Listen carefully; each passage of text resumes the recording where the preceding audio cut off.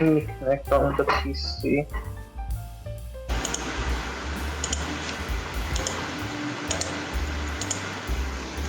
Fuck, you're just straight up streaming.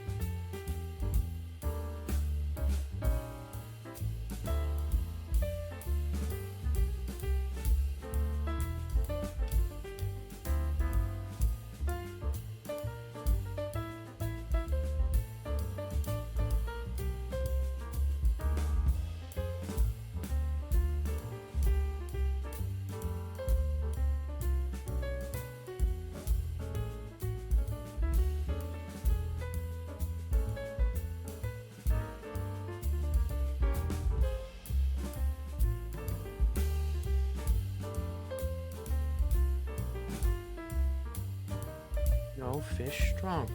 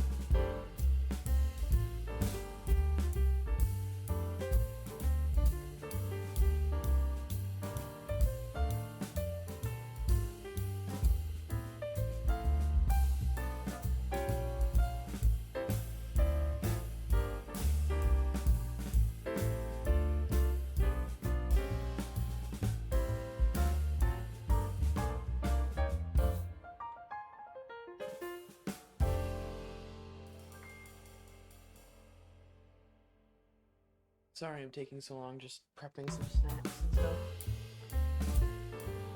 For those who may or may not be new, I streamed for a long time.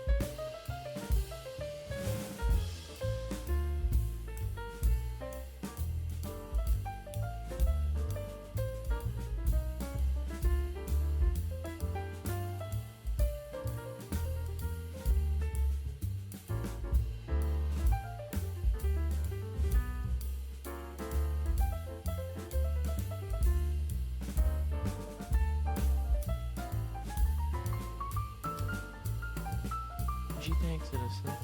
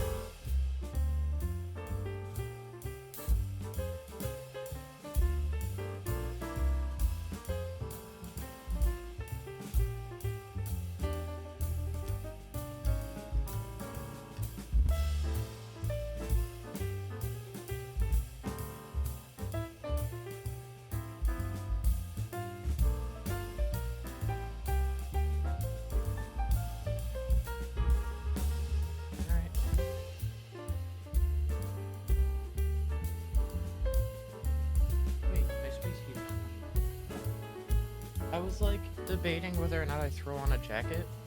Like, no. I'm using my space heater.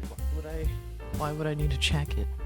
I'm in an enclosed room with my computer while I'm streaming. I don't really need anything else.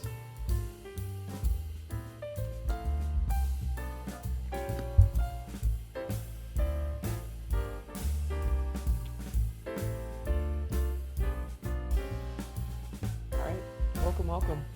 Hello, everyone.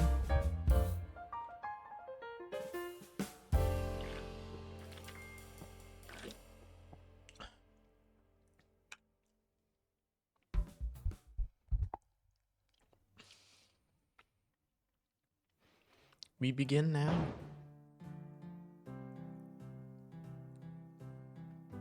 This character's still alive because it's still a redstone. So cool. I didn't end off last stream dead. I certainly started it off by dying in a stupid way, though. A fucking bovine incident, goddammit. Right, the skewer of power. To take the oat pill? Why are you bullying Tom into eating oats?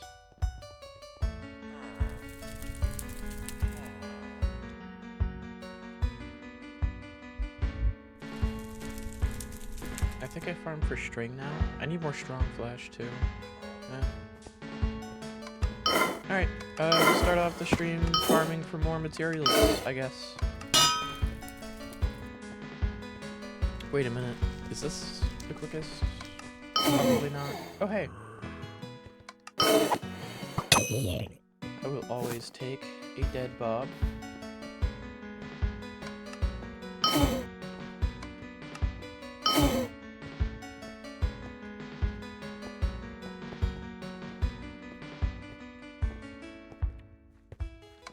Innocent, you know you're the native fish oil tycoon in Wynncraft, being the only supplier of salmon oil that actually reliably farms it.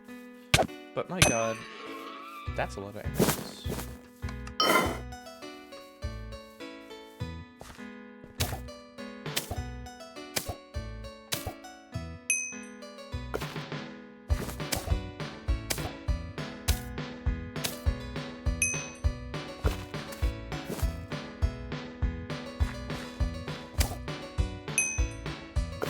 So much quicker.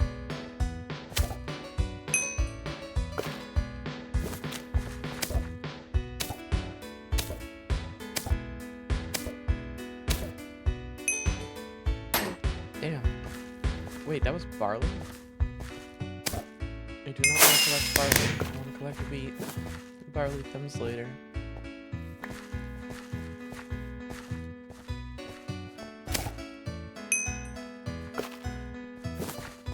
Farming with a spare tool? Oh, I picked it up.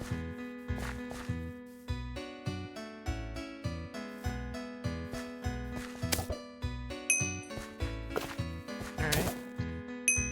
Welcome to the boring part of HUIC, and that is farming for materials. Ingredients are more interesting because at least I have to kill stuff for those, but material farming gets tedious, especially because most of it is just running around various areas, pressing left click here and there, and then waiting. This is kind of the downside of Craftsman, and also a downside of Iron Man, is that I can't trade for these, so I have to, no matter what, go through professions to get them, which both sucks, but also is not really the worst. Because as tedious as it can get, right, it's also reliable somewhat.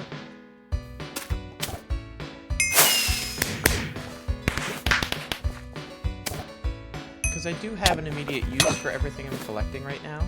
I don't have to like immediately sell all of it, which is good. I think potion-wise I'm pretty good. I'm making level like 50. Oh, you're a normal scarecrow. Yeah, I'm making like plus 50 health potions right now, which is fine for the earlier levels. That'll be like a third of my health probably once I have boots and leggings. I have enough wheat string. I have enough copper ingots as well for material level 2, so I think that'll be enough, honestly. I think now I go strong flesh farming. Now, of course, I need to find zombie archers for that.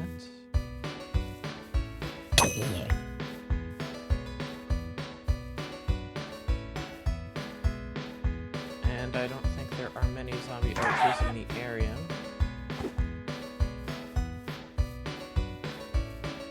So, oh, there's one over here.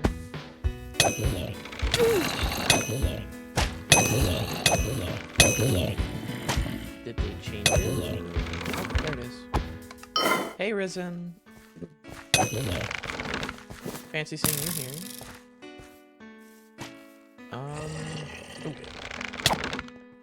Ooh. Second, that's fine. It's like, damn, that took more than one hit. The game sound is kind of loud. Can you turn it down a smidge? No, I'm just speaking kind of quiet.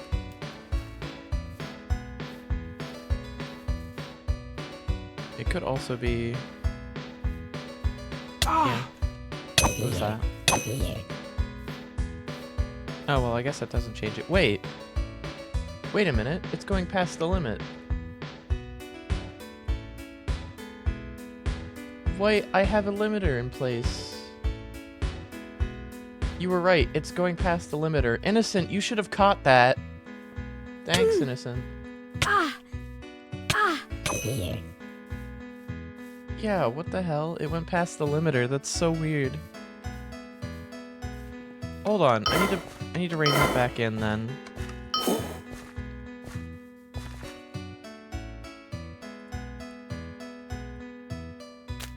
Hold on.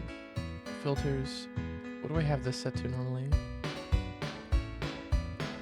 No, I don't want to duplicate it here. I want to copy the filter onto something else. Filters. It's gonna get louder for a second. Alright, there we are. That should be better. Jesus, Innocent, why didn't you catch that? How didn't you catch that?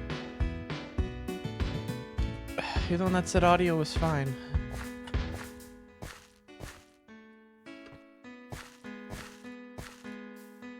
Anyways, thank you for putting that out, Risen. Otherwise, I wouldn't have realized that the limiter wasn't on that audio for some reason.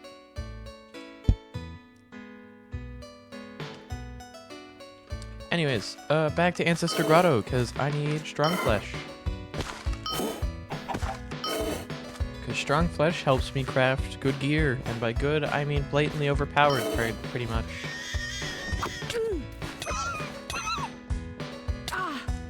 I swear, can I get like... How many foxes are there? Oh, they're spawning there. Okay, that makes sense. Over there, yeah. There it is. Yep, And then here's the Ancestor Grotto. It's a bit better. No, this should be way better.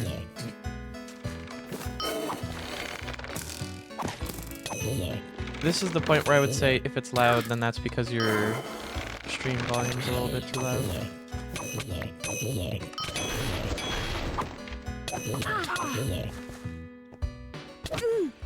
I do not want to face the infected gunk, but I'm going to anyways because it's funny.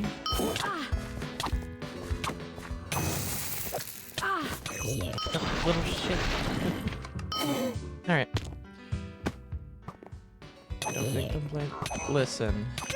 When people are complaining about audio, there's like two possibilities. Either they accidentally turned up the audio on their own system and they didn't think to check that, or there's an issue on my side.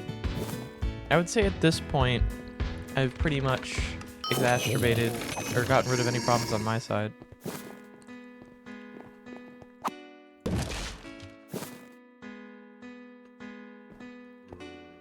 I can fairly safely exclude issues on my end at this point. Unless I forgot something else, but that part I a little bit doubt. Also, victim blame? You're complaining about audio. You aren't the victim of anything. The victim of the audio being too loud on a stream. It's so over. Well, at the time, yeah. Because at the time it was actually too loud. Now it's fixed. So now it should be fine.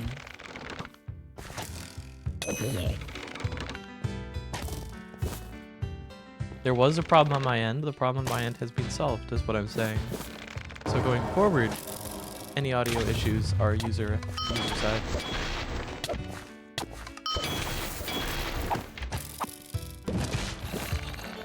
Because everything on my end seems to be working fine.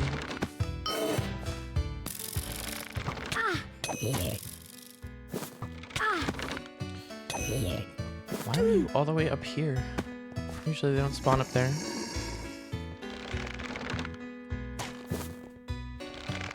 Yeah, I prefer my sound louder because most streaming platforms and video streaming platforms for that matter will apply their own limits on audio.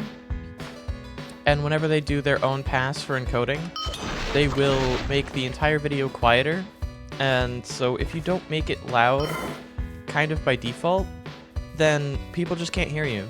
This is something that I think I've brought up to you about your streams, of like rewatching your VODs or even watching you live. It is hard to hear anything without turning your system volume all the way up, because a lot of the differences between when you're recording and when you're streaming is the streaming platform will lower the audio volume like to quote-unquote acceptable levels, but it does that across the board to like everything.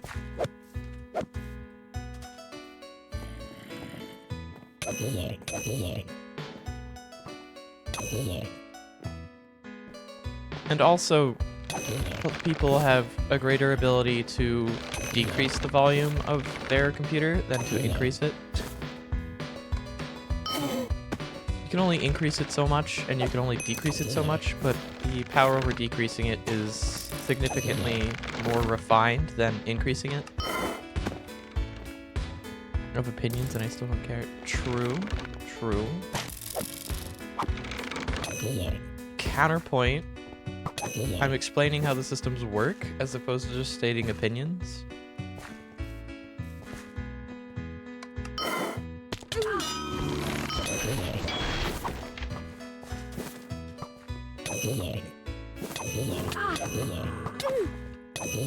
YouTube has another thing that I have to account for. YouTube... How you think they work? No, there's a difference between how I think they work and how they actually work. I will admit that. How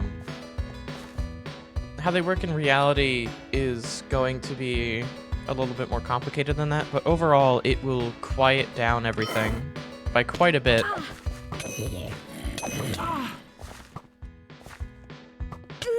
Ma'am, first of all, you should be getting this right.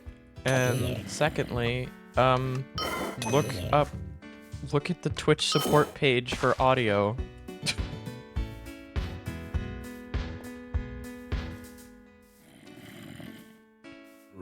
I don't think YouTube has the support page anymore for it, but the Twitch support page for audio.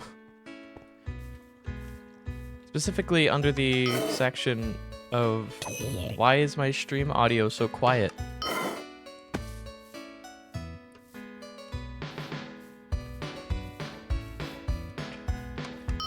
Well, yeah, I did exactly what I said I was going to do. I found a way to do transcoding locally, so I am now encoding all the way down to 160p. If you complain that you can't watch my stream from now on, I'm going to tell you it's an internet issue if you cannot watch a 160p 30 FPS video. Broadcast television was only ever as low as 360p. Broadcast television never went to 160p.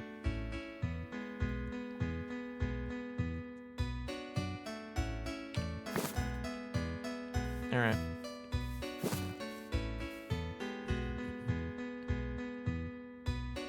Can't even take a compliment without whining. No, I'm just adding extra onto it.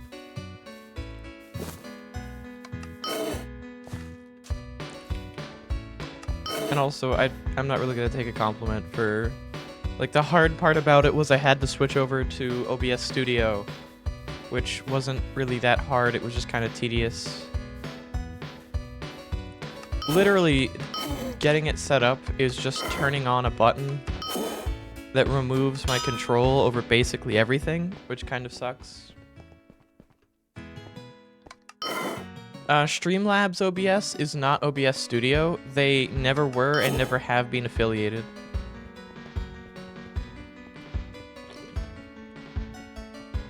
In fact, there was actually a massive controversy that led to Streamlabs removing OBS from their name because turns out that they had been not affiliated at all.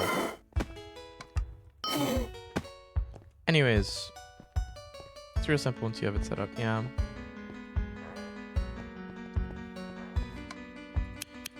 Well, not for me, because you know how I have everything set up. Overly complicated, because I have to have the fancy stuff.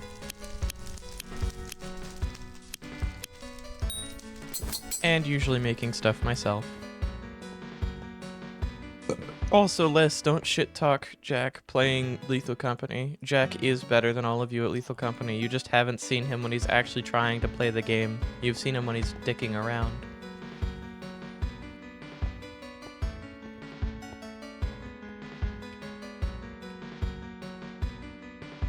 I do want to clarify. Wait, no, I'm doing tailoring. What am I doing? Wait, do I even have enough strong flesh? Oh, I have plenty. How the fuck did you know, huh? Because I was grabbing food and drinks and I heard it. Yeah, smoke signals. Honestly, smoke signals probably get a better internet quality than what you get wherever you are, Mom. I'm gonna be honest. Oh shit.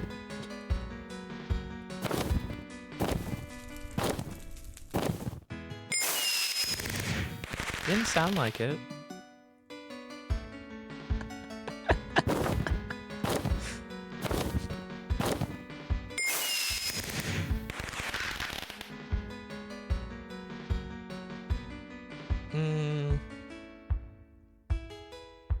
Oh, I don't have enough wheat string for boots anymore. Well, I could make one more set of leggings, hoping that I get something better. So right now I'm playing a Minecraft server called Wynncraft. It is basically an MMORPG that's been in the works for like a decade now. It is quite literally an MMO that they built inside of Minecraft. It works completely vanilla. I have mods to make it better, but those mods are all unofficial. Yeah, no, this is Minecraft. This is an MMORPG server that's been in development for like 10 years. They've had a lot of influences from Runescape all the way to World of Warcraft. Like, they have influences everywhere. They changed the first quest, but for a while, the first quest in the game was actually the same as Runescape's, which was amazing. Did you used to play that when you were 7? Jeez, yeah, I did actually. I think no, because it started in 2014, so I would have been a little bit older than that. I would have been 9 when I started playing. But yeah, no, it's been nothing but updated, because, like I said, it's still in active development. It's been updated... Like, the most recent update was, like, in January.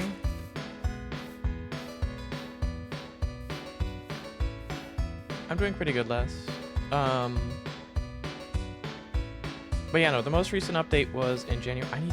I need a wheat string. What am I doing? So lame, pick a better game. Nah.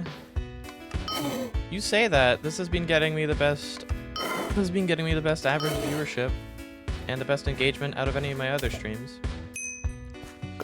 Anyways, the specific challenge that I'm doing is called HUIC, which is shorthand for Hardcore Ultimate Iron Man. It's basically, it's the most difficult challenge that they have to offer. It's barley. I do not want to farm barley right now. It is a set of 3 different game modes. It is hardcore, which means if I die, I have to restart. Ultimate Iron Man, which means I only have access to what's in my inventory and this pouch. I don't have access to my bank or my character bank, and I don't have access to player trading or the trade market as a whole. And when it comes to craftsman, that means I have to use only crafted items and weapons. Unless it's a quest item, like the breathing helmet.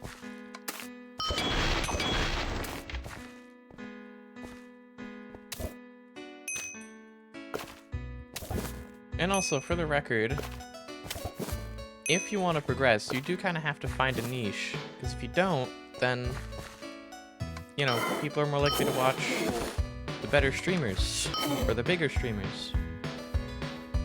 You want to be, ideally, one of the few people in a category, or at a thing.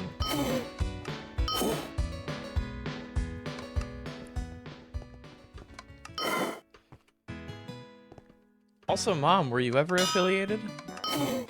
Was your Twitch channel ever affiliated? I don't remember. I genuinely don't remember if you ever got affiliated or not. I'm not yet. At this rate, I'm on set to or on pace to get it.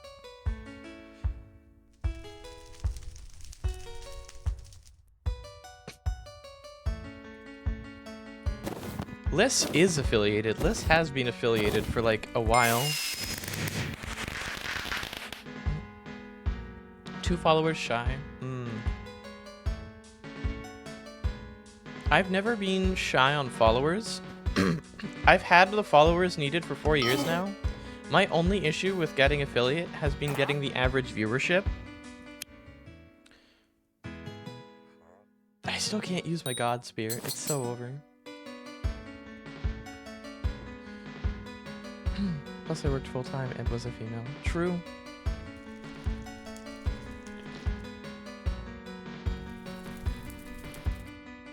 You can also just say woman. Like, you don't need to be so formal about it.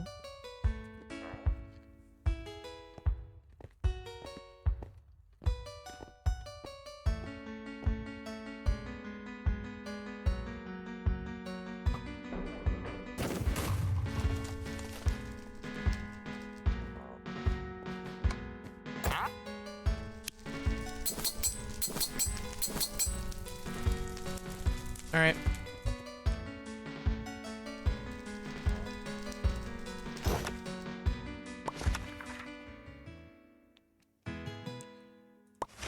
Now, I think it's time we grind out some quests. Oh, wow. I still haven't done the Ensign's Brother quest.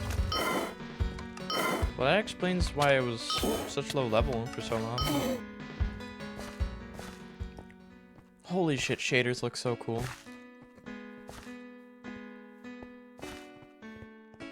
Especially with colored lighting, like, Alright.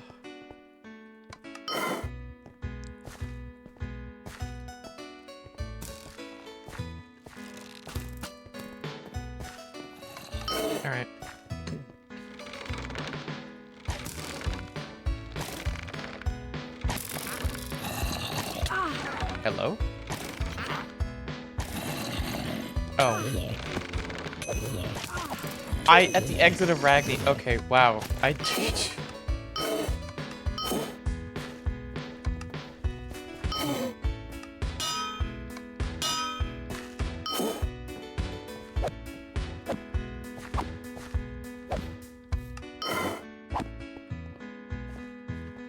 Okay, Mom, I'm gonna be honest. You have to... I did say crafted. I did explain that, Innocent. It was a little bit delayed, but I did explain that.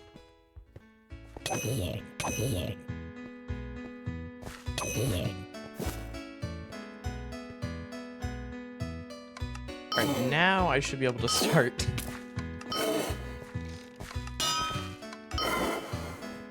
Now I should be able to start this. I would be surprised if it takes more than... good luck, Les, have fun. I'd be surprised if this takes more than like 3 hits. Hello? Yeah, it took exactly 3 hits. Open this up. Eh. Poison damage used to be good. It doesn't stack with strength anymore, I don't think. It doesn't seem to be stacking with strength, so... so over. Alright. Here's your fucking caffeine mushroom. Yeah.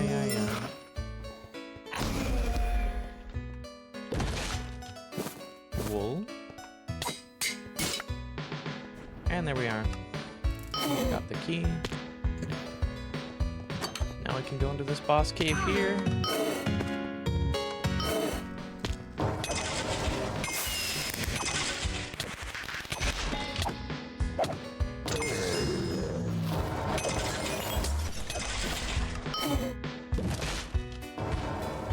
For 5 minutes I moved on in my life. Well, yeah, it's not your type of game. Not everybody's going to enjoy the same types of games. Doesn't necessarily mean they're bad games, it just means they're not your type.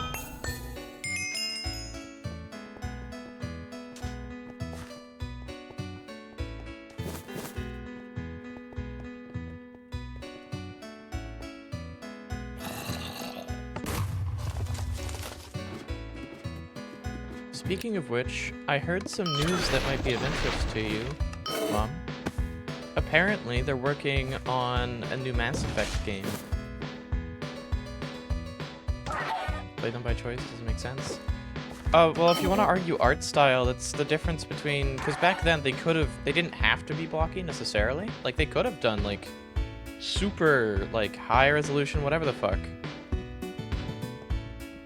Play an old game. That's the difference, though, is back then, it was mostly restriction, but nowadays, it's an art style choice.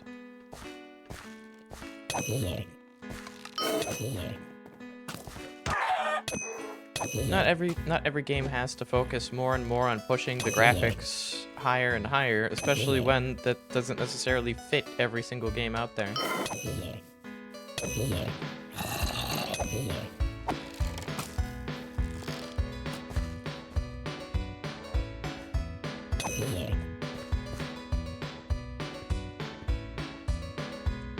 Right, I should probably identify and sell what I have, then. More questing, I guess. I think at this point, doing quests will get me through high enough levels so I can do the first dungeon. Also, wait, didn't you play EverQuest? Shitting on me for playing an MMORPG and calling it lame. Actual World of Warcraft and EverQuest player. Oh wait, I can use my God Spear now. Let's go. I should probably sell the probably sell this penetrating sickle of pandemonium.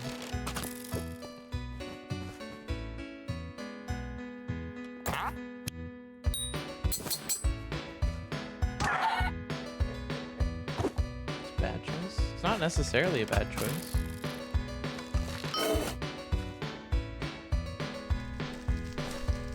That's one of those things where I'd say that's just not what you would look for in a game, art style-wise. Again, your opinion on it is like games are trying to come off entirely as retro, as opposed to like selecting their own art style and going with it. Just because there's a little bit less restrictions on graphics now doesn't mean that every game has to be pushing the graphical envelope as far as they possibly can.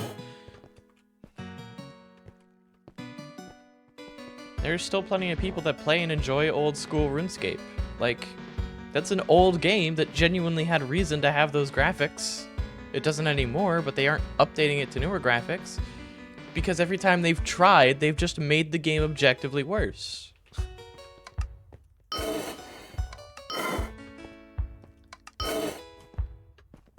The graphics of RuneScape have kind of become its identity to an extent, so whenever they get rid of it, you know, most of the time those games are terrible. And had reasons for why it was that way. Exactly. Now compare that to newer games like Celeste. Yeah, there are plenty of newer games that use pixelated or pixely art styles that are still good for a reason. Innocent, I will correct you. We are closer to 55 to 60 hours.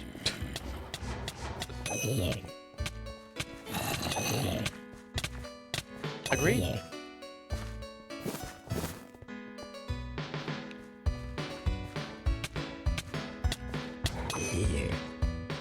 Right, because I was gonna do the Sewers of Ragni, I think.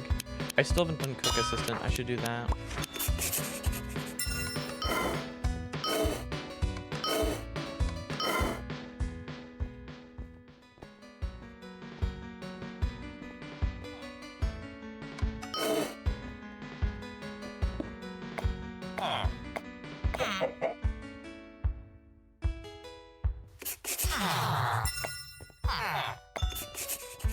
Maybe they'll get somewhere. Yeah, maybe. I've only made it 10% of the way through the game so far.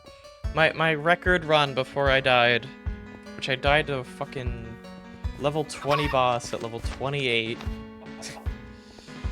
A lot of the issues with Wynncraft are like, again, it's been in development for about a decade, so there are some things that are like, why?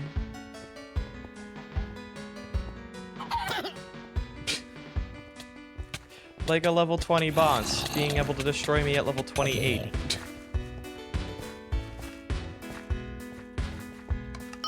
Granted, I probably still could have taken that boss if I had more health potions. Or better ones, for that matter. But still.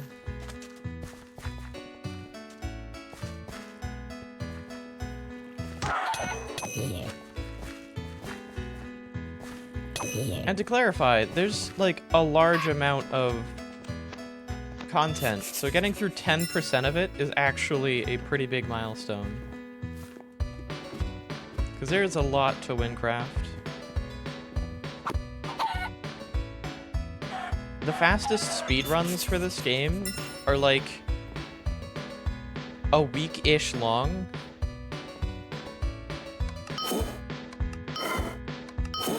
And that's not 100%, that's just completing the main story.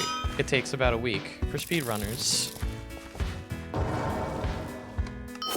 I don't even think anybody's done a successful 100% run in less than a month.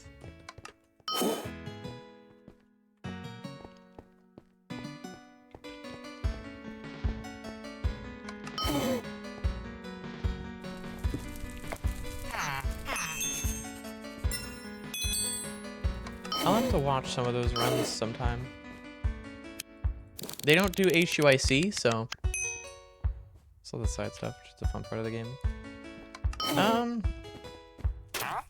That's an interesting opinion, but that sounds like you're just not watching 100% runs. Because there's multiple different types of speed runs. There's different categories for completing different things. It seems like you would enjoy 100% runs more than any percent. Because any percent is just beat the main story of the game as fast as possible, period. And 100% is 100% of the game. Some games have more than 100% based on certain things, like, I think there's a 150% category for one of the games that I remember. I can't remember the name of.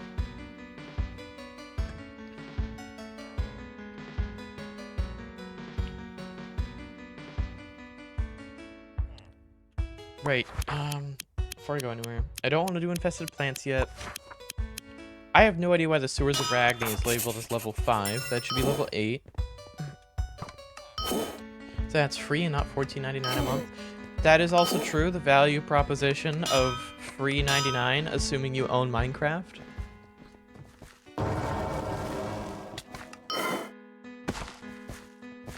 Beat one game in like 20 minutes by basically just hanging out at the start, joking. It's funny. Yeah, that was that was one of the... Oh, fuck. Now I can't remember the name of the game series. Far Cry. That was one of the Far Cry games. I don't remember which Far Cry game it was, specifically. Yeah. I don't remember which Far Cry game it was specifically, but it was one of the Far Cry games.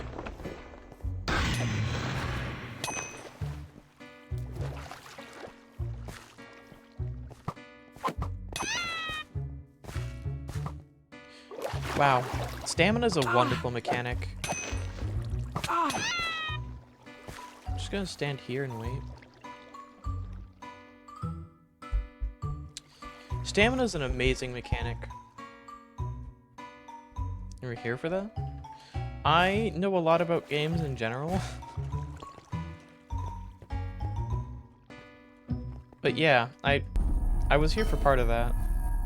I also just know that the Far Cry games had that. I think I experienced the ending myself over at your place.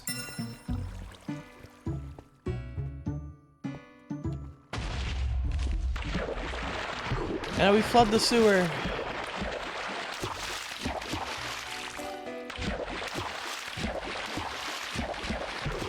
I wonder if the movement from that counts as durability damage. Playing in the trailer? No, I know I was. I'm saying I'm pretty sure I knew before that.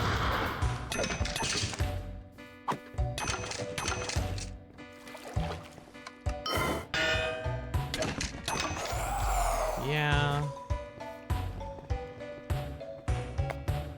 Everything here is labeled as level 8, but the quest is labeled as level 5.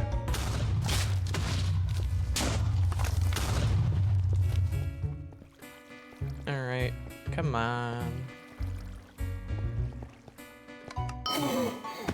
Wow. Here we are. This section, in my opinion, needs to be changed. This section's just way too easy. The only part that gets weird is this final part, because if you don't jump at the right spot, it considers you as having fallen, even though you hadn't, which is kind of weird. But anyways. This part also needs to be changed. I don't think they've updated this, because they probably just haven't thought to.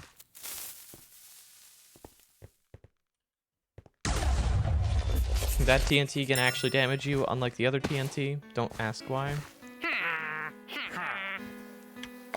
Yep. Shut up. I don't care. Were their heads ribbed? Literally useless for a craftsman run. And down we go into the dungeon. Yippee.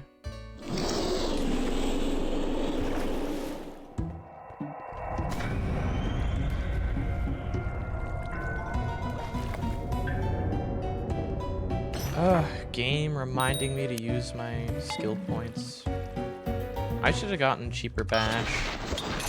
Well, I'll take War Scream. War Scream might actually save me here. I don't know if I can... Where's my weapon?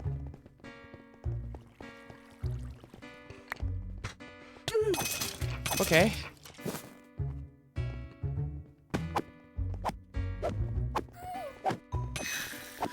Yeah. Let's make rice with me. Who? Brain no work.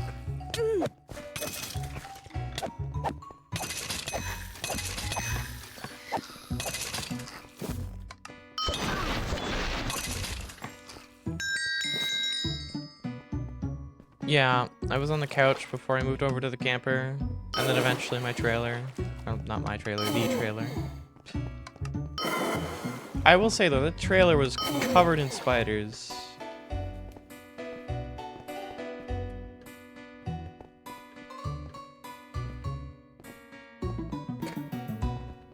One of them I tried to train because it was in like a seam that led outside, and I kind of wanted there to be a spider there so other bugs wouldn't come in, like ants and such. That spider did not take well to the training.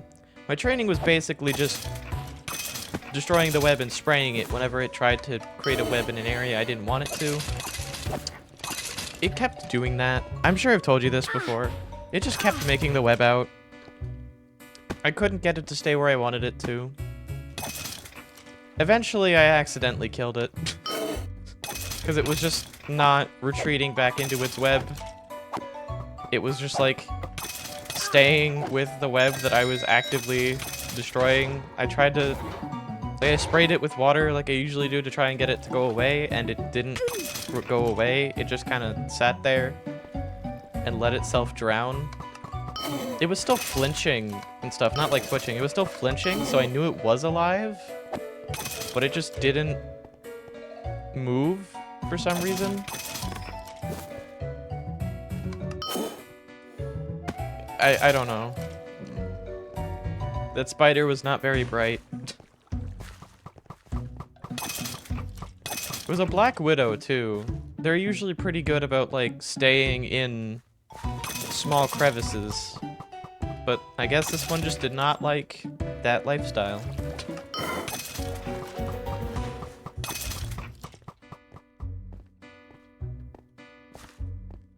And the only reason I didn't kill it was because like, it's not that it was like coming out of the web, it would still stay in its web, it would just expand the web out to like a corner of the floor. And I wanted it to stay in that crevice so that it would stick to killing the stuff that comes through there.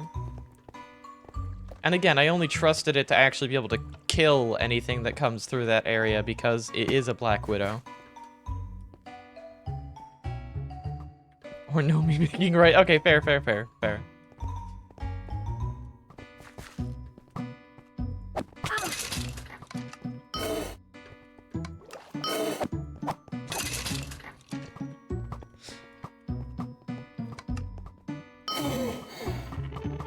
But you know, that trailer was interesting. It was freeing to be able to live in that though.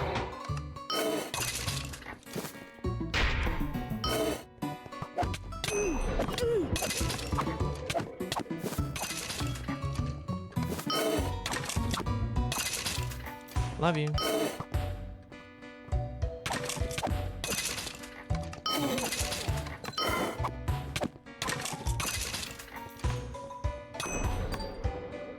I just had to stop myself.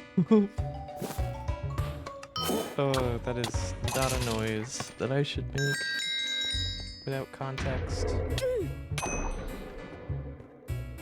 See, Mom, the issue with our entire family meowing to each other constantly is this. It's gone now, but what? Wait, what is? What's gone? Oh, the trailer? Did you guys get rid of it? Finally? I mean, it was literally leaking through the roof.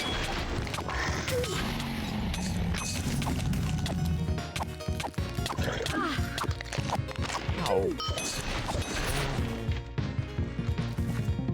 Arrows, bunch of mobs, and areas I can't step in. Now an unfair charge attack I can't dodge because you fucking somersaults at the end of it. And people bought it. They bought it willingly? Now that's a surprise. Wait. completed this quest, right? Why is it still pointing me here? You completed it, right? Yeah, why is the quest still pointing me here? Okay, whatever. I'm gonna hold off underwater as much as I can.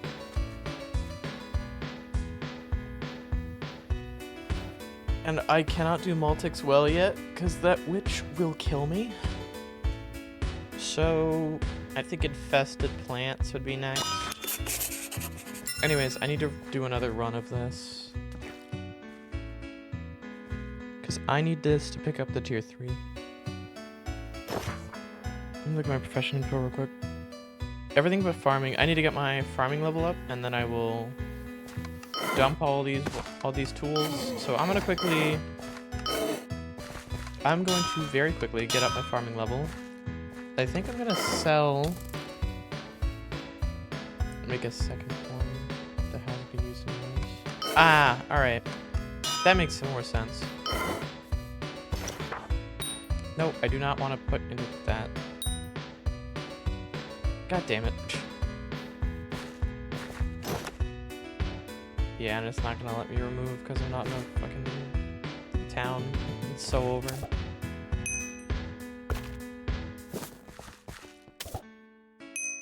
Are all of my crafting professions that I care about high enough? Alchemism. Ooh, alchemism not quite yet, so alchemism I want to work on. Weaponsmithing, tailoring, and armoring are all high enough. Jeweling I can worry about later, and scribing I can worry about later. Okay, so I need to collect the grains from this then, because I do need to power level my alchemy. Not that I really need any more health potions, because I've been doing pretty fine, honestly, health-wise, but... Increasing the level couldn't hurt. Also, I think I'm level 14 now, so I need... Oh, this is barley. Well... One tap the skirmisher. See, the thing about crafted runs is crafted in Wynncraft. Crafted items are so powerful if you craft them correctly. Like, if you know what ingredients to use, you're just kind of overpowered. The only hard part is you have to manage durability.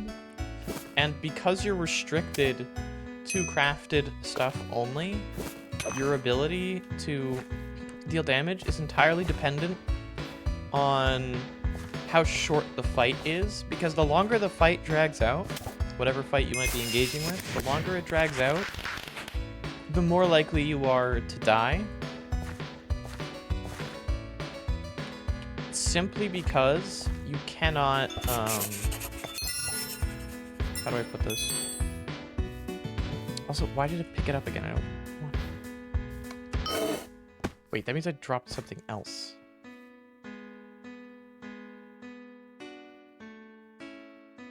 It doesn't seem important.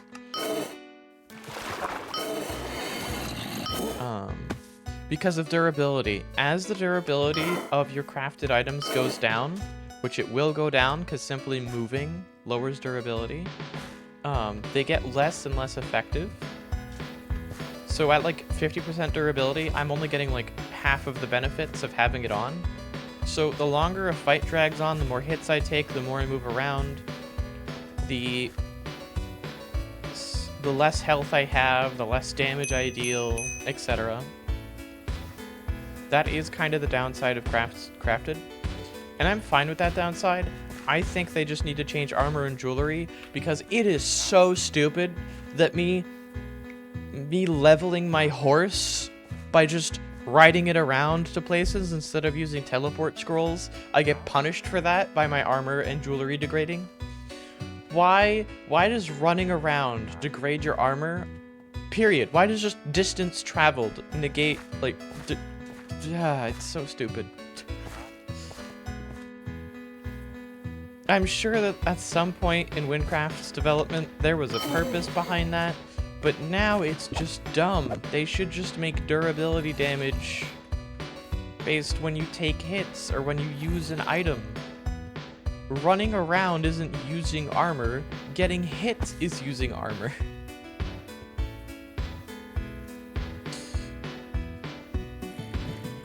Even if we want to talk realistically, armor that's being worn won't degrade nearly enough to matter. Especially if it's being well upkept.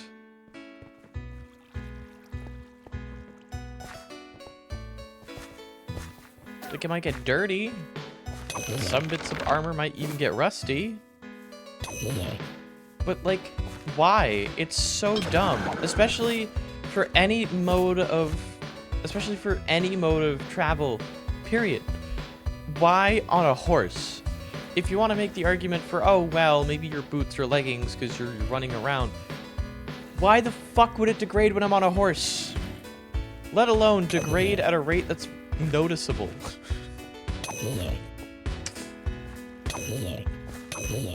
To the point where it affects the ability for it to be armor next time it gets struck. Armor doesn't spoil. It's armor. It's not food. And for that matter, food and potions don't spoil. There's no time limit before you have to use them.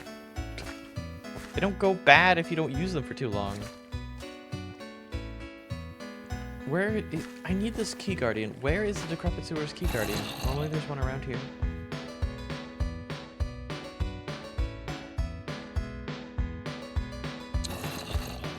Man, the one time I actually want one. I need to do another run because I need more fragments to get the final tier 3 gathering tool.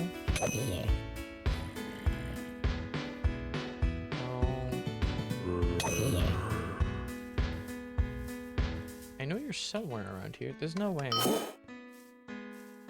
I guess I go searching. Oh, it's becoming daytime. That's good. Nope, I do not want to be in that.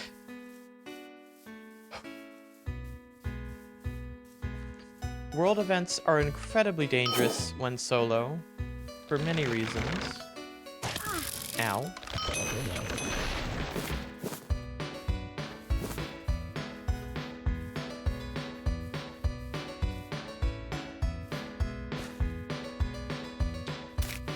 Why did you follow me all the way over here?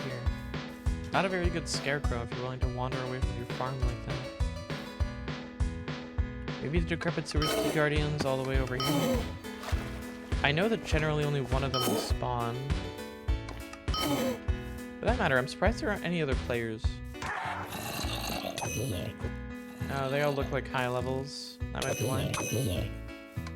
If I go to Deathless, I'm sure I'll see more.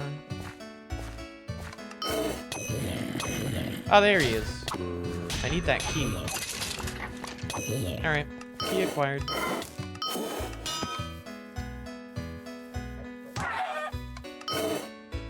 Don't hit my head. Man. I have no idea why I chose this class. I might have been better off going Shaman or Mage. Maybe not Mage. Mage would have sucked. Shaman will suck for late game though. I don't know why I chose Warrior. Warrior is just lame. I guess Archer is lame too. I guess under the right circumstances, they're all just kind of lame.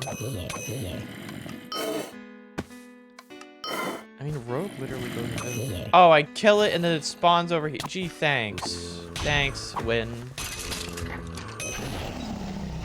Thanks, Wynncraft. That has been my luck on these runs. I don't want a padded leather tunic. One time only.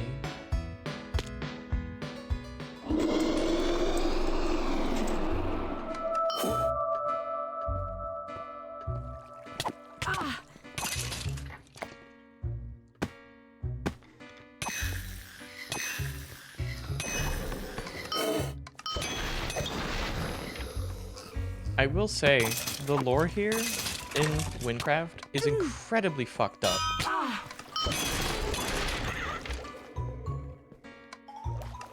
Like, considering children are most likely to be playing this, I am surprised they were willing to make the lore as fucking dark as it is. Like, it's not the darkest thing out there, it's just a surprising level of dark. Like, the guard golems that guard every town are literally made of thousands upon thousands of dead villagers, so they silently abducted and killed a bunch of the population to collect their souls and stuff their souls and their bodies into the magical constructs that become town golems. Now, might I add, these golems can be purchased for about a couple thousand emeralds, which, I mean, we don't really have a good know of how expensive a couple thousand emeralds really is, but we have to kill one of the golems at one point, and a farmer had one. Not even a particularly well-off farmer. A relatively low-tier farmer was able to have one of those guards for only a couple thousand emeralds. So that implies that these guards that house the bodies of several thousand townsfolk were just not that expensive for people who could afford them. Which also implies that they were manufactured relatively en masse. We're still talking about Wynncraft, by the way. I have no fucking clue how that level of fucked up even makes it in. Like, don't get me wrong, it's interesting and kind of makes sense considering the setting. The town's literally, like Deathless especially, the suburban area of Deathless is just crawling with the undead, and they just don't have any protection. The lower class literally just has no protection at all. And surprisingly, Wynncraft has a lot of messaging about how the upper class abuses the fuck out of the lower class, and even shows that from a capitalistic point of view with the fact that the trade market exists.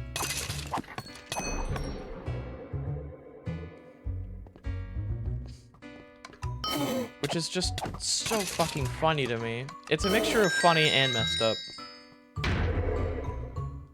I guess it comes down to an understanding that not everybody who plays the server is going to be a child, but still. I can't think of the last piece of children's media I've watched that was willing to say, oh yeah, no, these really powerful magical constructs. Yeah, no, that's just literally thousands upon thousands of dead people per golem.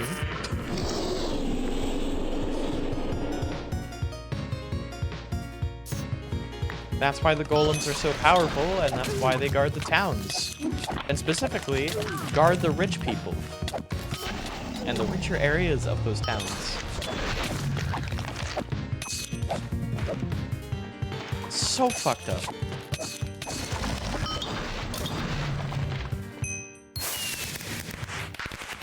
Alright, anyways. I don't need the Wither's Rib. Honestly, I don't really need to sell much.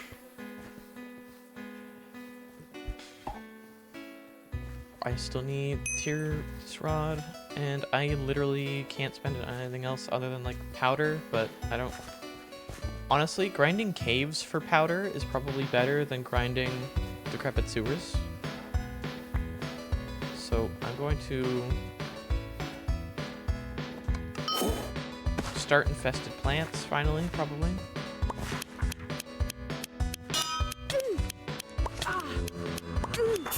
There we are. Took you long enough, book. Jesus. These golems, at the entrance of every town, at the entrances of every town, several thousand villagers died to make those.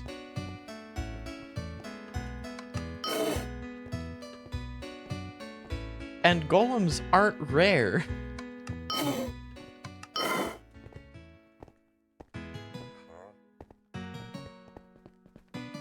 They also aren't very intelligent either.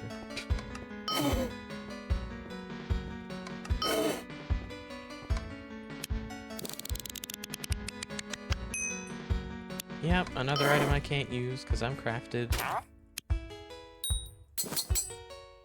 Alright, test that there. I don't need another Decrepit Sewers key, so I'll get rid of that. I don't even know why I had to. Oh, right, because I encountered it on the way back, too. Oh, hey, another low-level player. But they don't seem to know what they're doing. Are they trying to follow the compass? That's kind of funny. Right, I should go in here real quick. This should be enough in. Yep. I can put both those into defense, so I get fire damage increase, which I can't really use right now. I'm going to get rid of these Decrepit Sewers fragments. Kill the zombie archer for strong flash for the next time. I already completed that cave. There's another cave over here I can do.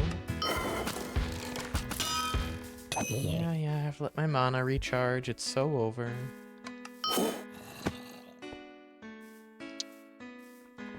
It's at the base of this tree. I think it might be the other side.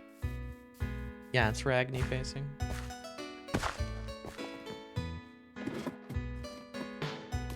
Alright.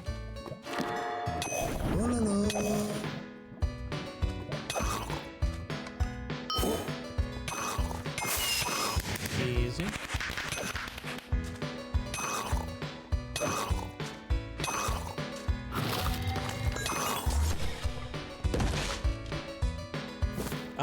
I don't think I'm gonna take another tier 1 emerald pouch. If it was tier 2, I would have taken it, but...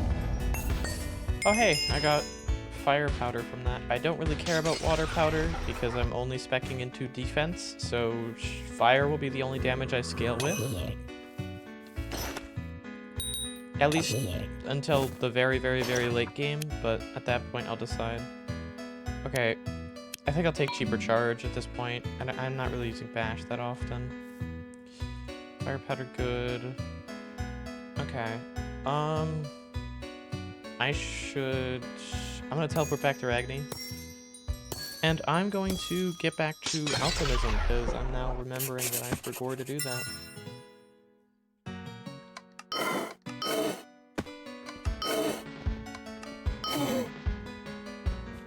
Alright. Gudgeon oil and 2 wheat grains. I can't use barley grains yet, because I'm not at that level. I should also tell it highest level I can craft. There we are.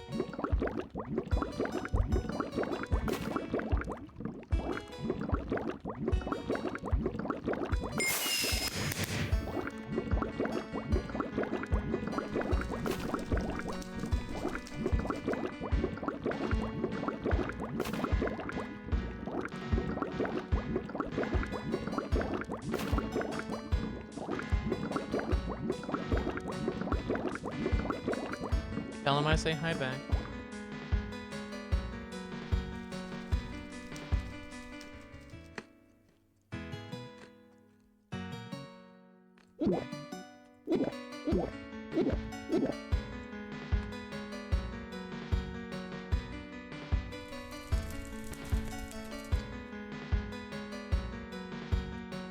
Assuming he didn't hear me say it.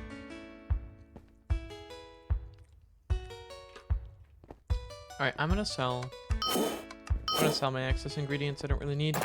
These. I'll keep the barley grains, I guess. Hello? Game?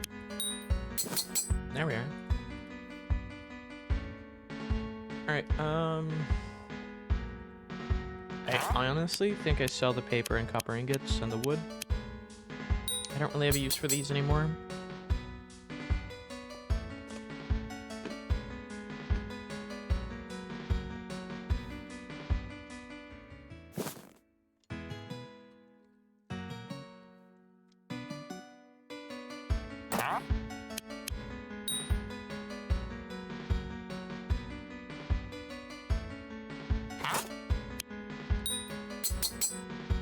I will keep some gudgeon oil because I need it for jewelry later on.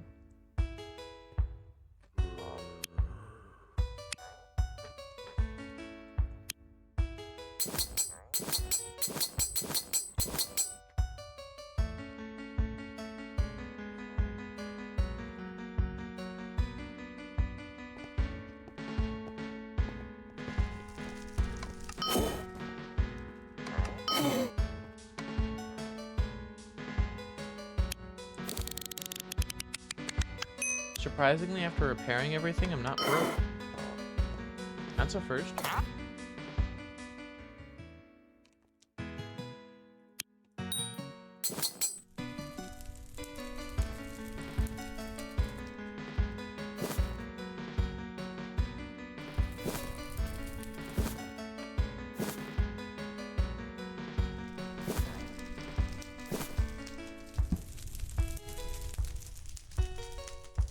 Well.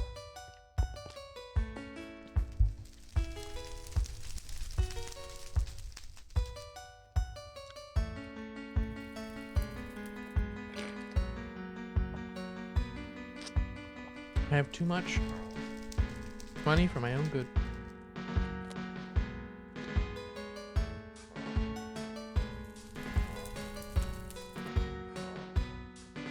$1.6k emeralds? Not bad. Not bad at all.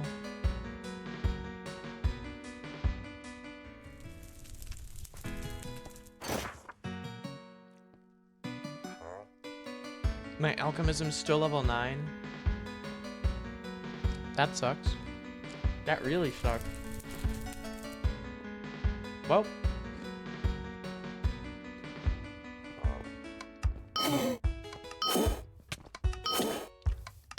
Back to the farms I go.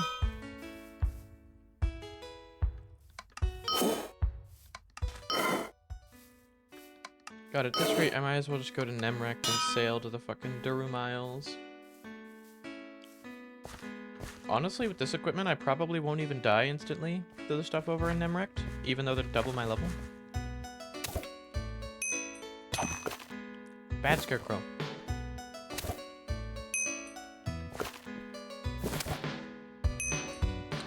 You know, I wonder what the lore explanation for why the Scarecrows are aggressive. Like, I'm just trying to mine, dude. I'm allowed to be here. Are they just like an occupational hazard for the farmers? Like, they're just like fake scarecrows. They're just like aggressive. They're useful to have because they keep stuff out of your farm. But they're also a detriment to have because they keep everything out of your farm, including yourself. Anything special for Super Bowl? No, because I don't like the Super Bowl. I just don't really like, I don't really like American football.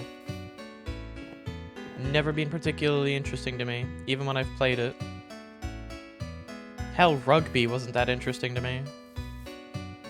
It's pretty much whoever is either the fastest or can push the hardest. And that's not really interesting because that seems particularly vulnerable to people using steroids. Like, at least baseball, there's a little bit more to it. You still have to have the hand-eye coordination to hit the ball. The same with actual football, you know, soccer, that's, as Americans call it for some fucking reason, because for some reason, I guess everything's just relative to Americans, according to only Americans. But anyways. At least those take coordination and, like, you're just running with a ball. There's some level of actual skill other than just basic strategic anything. Like, I guess there's a little bit of extra skill involved because you have to not fumble, etc., but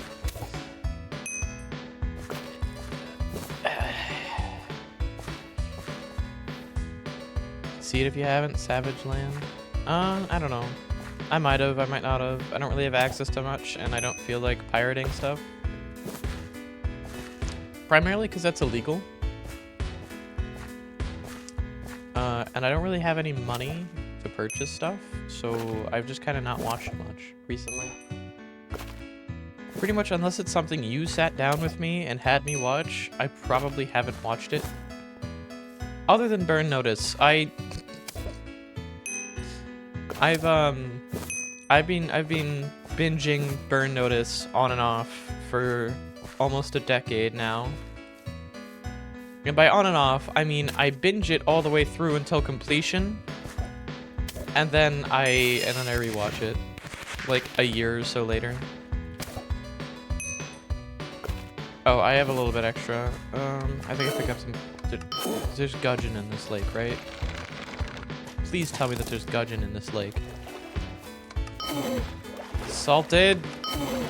Why is there only one fishing spot in this whole lake? Or pond, I guess. Salted. God damn it. Oh, there's... Why is there trout?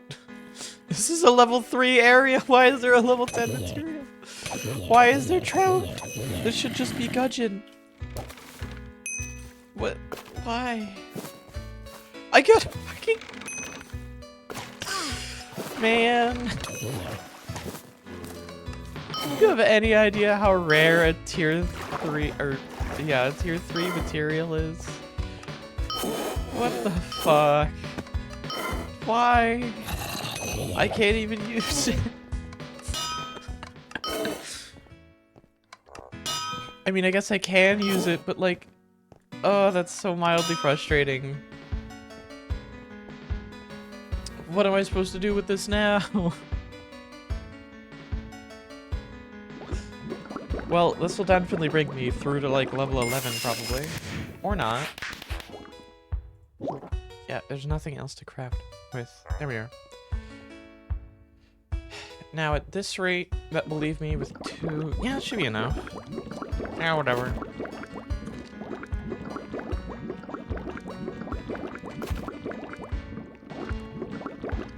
I watch it on Hulu. I don't have access to your Voodoo.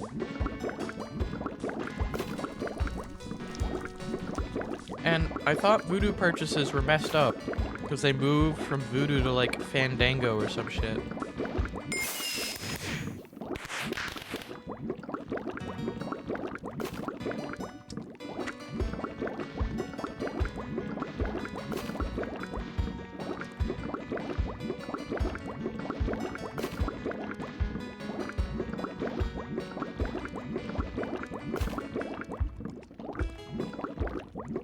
Afraid you'll buy something? No. I don't have anything worth buying.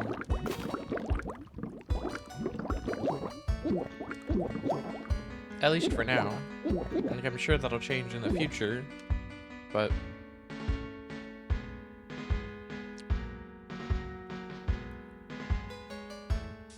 Oh, you meant buying something on your account? No. What?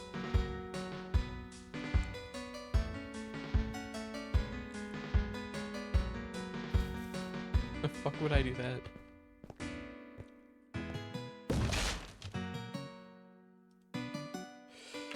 Yeah, game. Gudgeon oil.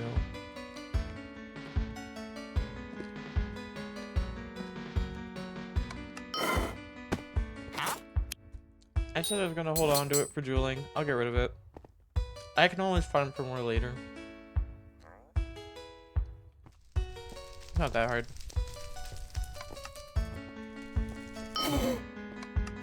We'll try it later.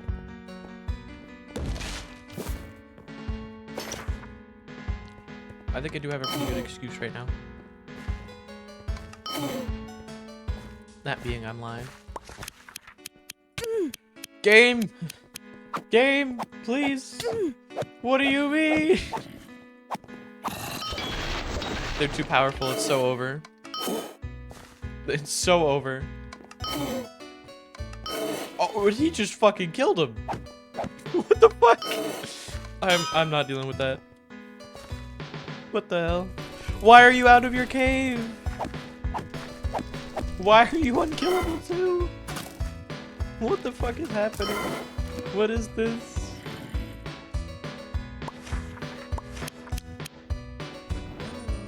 Alright, am I still glitched out? Alright, I'm fixed.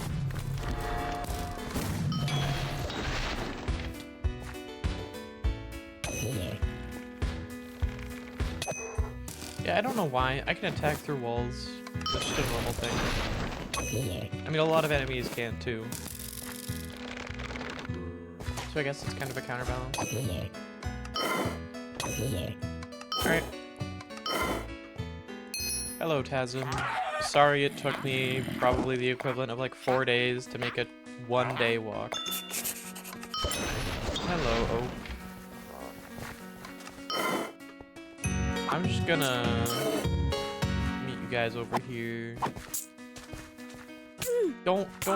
Hey, shithead. Nobody likes you. Also, you're standing way too close. Over there. I told you to go the other way, but you know what? You probably struggle with your lefts from your rights. You're a spider.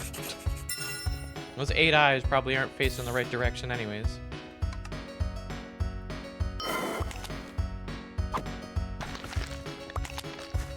Also, don't look at the stream right now. I'm fighting arachnids.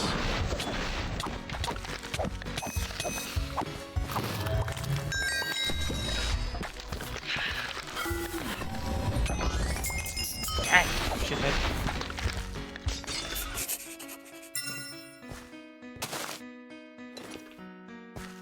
Alright. Yep, take your plant. Your totally medicinal herb that's totally not just weed. Or this world's equivalent. I'm gonna do the slaying post because I hate spiders. That is a lot of them.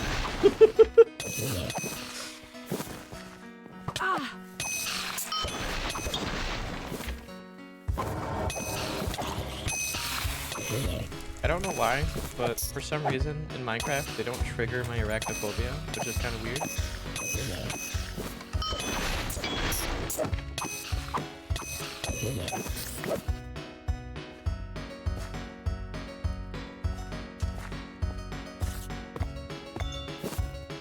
Yeah, I've completed it. Alright. Slayer post done. Way over leveled for half of this stuff, but that will change soon, and I'm playing hardcore, so that is just the safe way to play. Okay, next on the list would be probably Mushroom Man? Yeah. Also, remember what I said, golems are fucking stupid? Dude, you just let him walk right past you, what the fuck? You guys are useless. There's a guard right here, too. You're fucking useless. You know that? Ain't nothing behind those eyes. That's why they're glazed over. Fucking hell.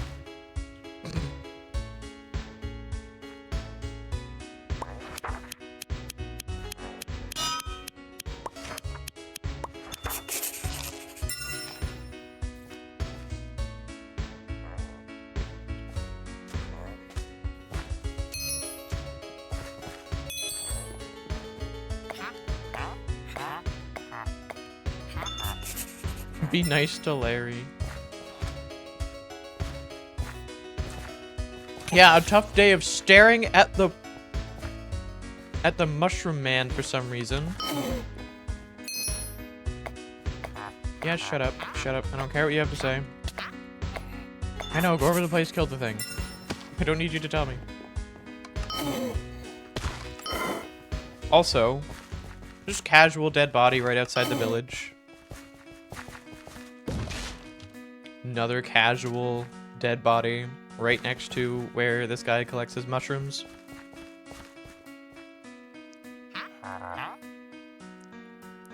Here, where I get the mushrooms. Spiders, no good. Kill them, please. Sure. This is the only world event I'm willing to participate in solo because this is supposed to be like an introductory world event. So it's part of the quest.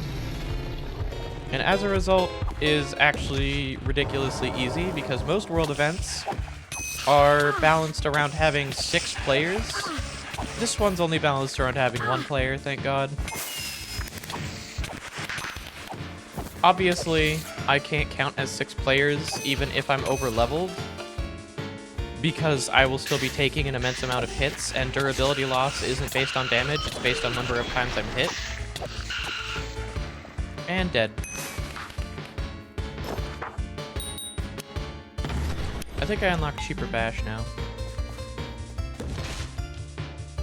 Oh, yippee, a feather of grace. That's... Why is this objectively worse than Forest Web? This is so much... This is objectively worse than Forest Web. It has a greater durability toll for a lesser walk speed increase. Wow. Like, forest web is plus 2%. Sorry, it's plus 2%. So it's half, but like for less than half the durability decrease. And you can only stack walk speed so high anyways. Anyways. Look, I killed all the spiders. Ignore all the spiders that are still here. But those aren't canon. These ones on the tree, however, are.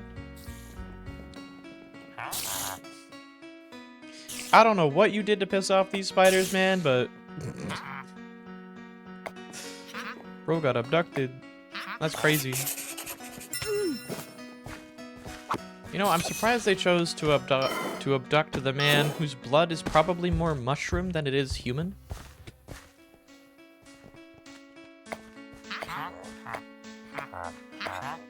Yeah, I'm not crouching for you, shithead. I'm crouching because I'm standing in front of an NPC.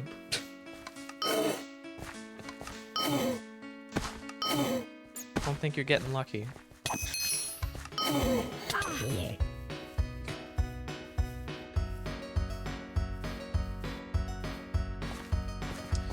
You know what? Normally I dodge the boss. I'm probably just gonna face it. Unless the infested pit key guardian's there. You know what? I could probably take the infested pit key guardian. It'd be an interesting fight, probably, if I had both of them there. So we'll see. I don't know. If the infested pit key guardian shows, then I'll probably keep the fight going. Anyways. Oh yeah, I have TASM here for this. I never have TASM here for this. I've actually never seen that encounter before.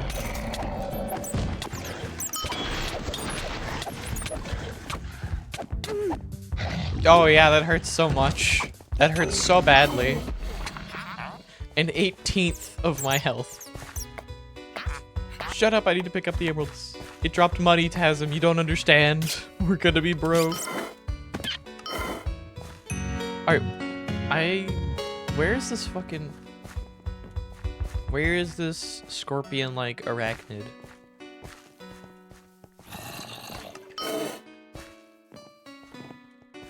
It's just not here.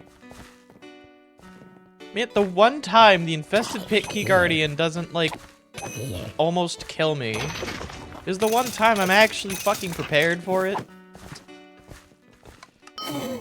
So fucking over. Alright, well. Made it to Deathless, the main city of Wynncraft. Yippee. Yeah. I don't care. Don't mind me. Thank you. Alright.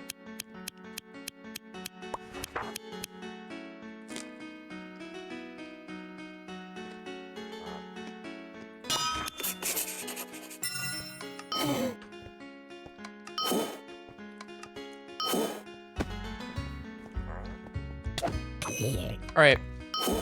This is quite possibly the funniest quest in the game. Which I really, really find aggressively funny.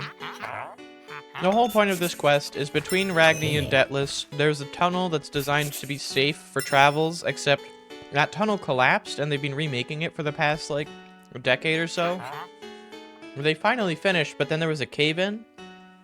So we are here to protect the miner, while the miner finishes dealing with the cave-in. Like, we're just here to assist the miner that was hired.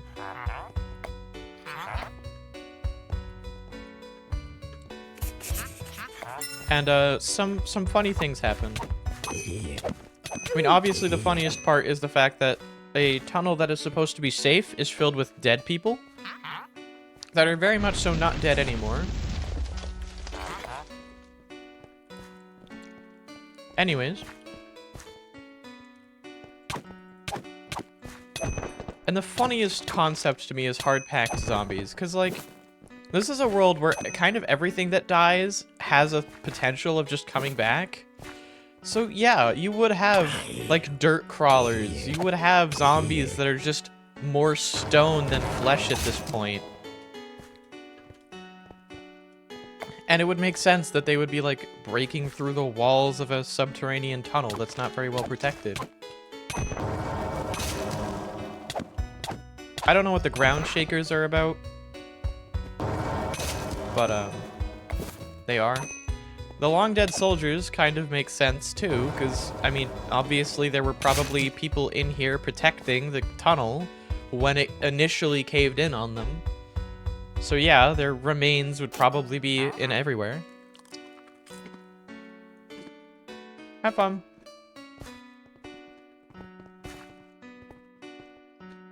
But anyways, this part is the funniest part of the quest to me. We reach a point where it's like, damn, we tried our best, but we ain't getting through this without explosives.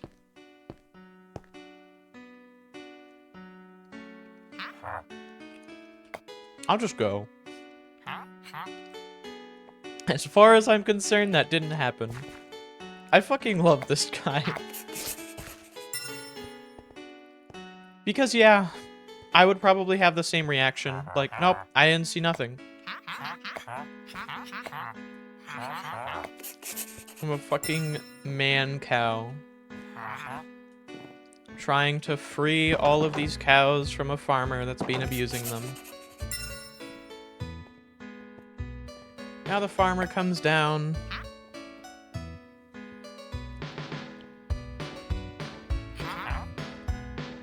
Guard golem, attack! This is a pretty weak golem, so there's probably... That cost me thousands of emeralds. That's a pretty weak golem, so I'm assuming the thousands of emeralds only get you like a weaker grade golem. But the implication is that there were various grades of golems still being made.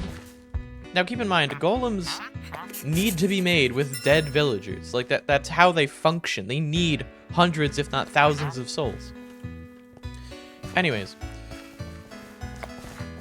It's still so funny to me that this turns into a, well, I guess we're freeing a bunch of cows from enslavement. Yep. That's it. We just free a bunch of cows from enslavement because of a man cow who showed up. And now that we've done that little side part of the quest, we're just gonna go back to the tunnel. This guy's like, damn, what were you even doing for that long?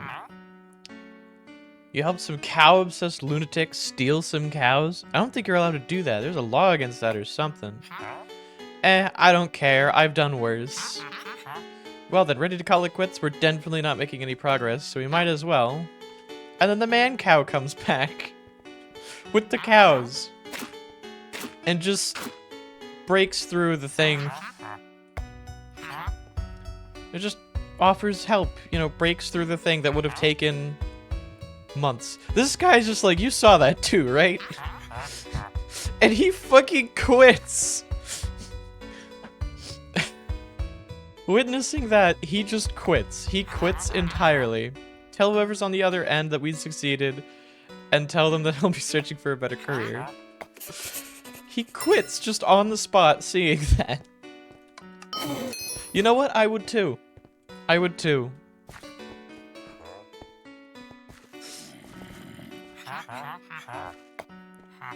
Seeing something that would have taken, like, weeks upon weeks of mining to make progress through be done by, like, 2 horses in a couple of minutes. Yeah. No, I would probably quit on the spot, too. Because how the fuck am I supposed to explain that to anyone?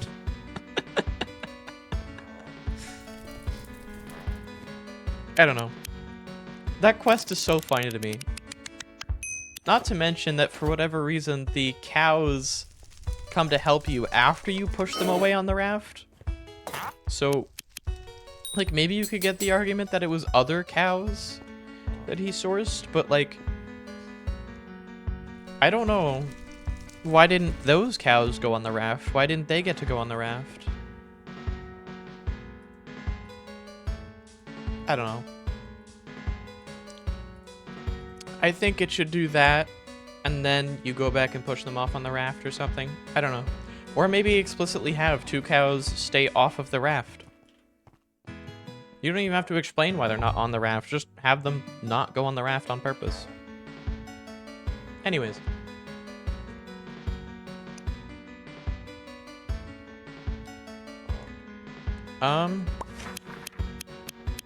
What next do I have? Taking the tower could be funny. Underwater, I'm not gonna do yet. Multic spell, can't do. Potion making, can't do. Stable story, I will die. Taking the tower, I guess. I mean, I do have potions. That could be the difference. Get tap is so me over.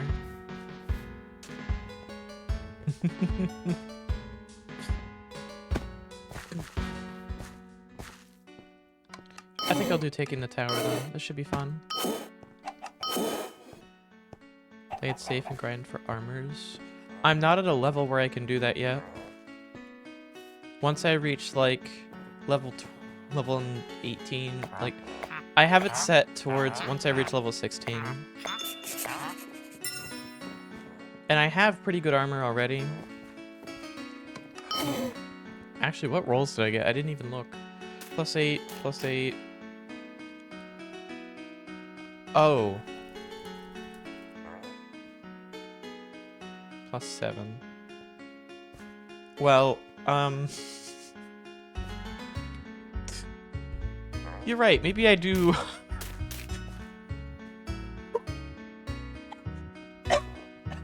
Yeah. Thanks for saying that. Maybe I do. Maybe I should get armor.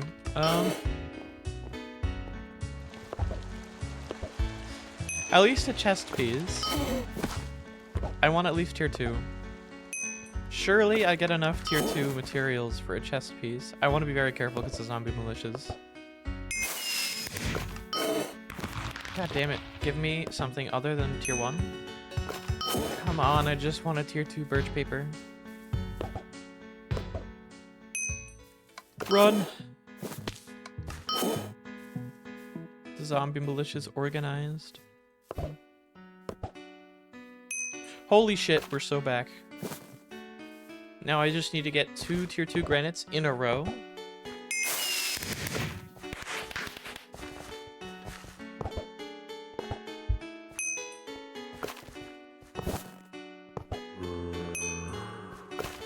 Say again? The higher you level, the better percent the higher tier of wood. Yes. The higher I level in the professions. Excuse me. You know that only goes to a point though, right, Innocent? Like, there's a point where that doesn't apply anymore. You only get higher refining success until you unlock the next one. Once I unlock gold... what? No, here is perfectly safe, Innocent. The enemies available here are like level 8. The zombie militias aren't going to wander over here, and the infested pit key guardian I want.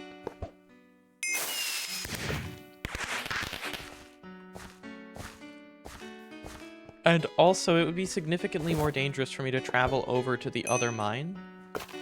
This is just the best spot I have for granite right now. Because everywhere else I go is more dangerous. Either when I get there or on the way there.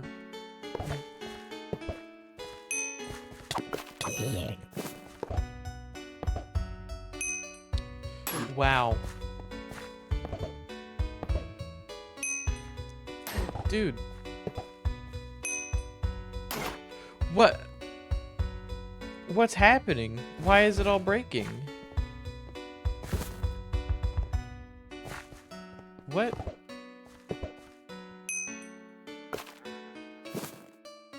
Jesus. Was that just unlucky or what? I'm level 29 in mining. It's not looking that low in mining.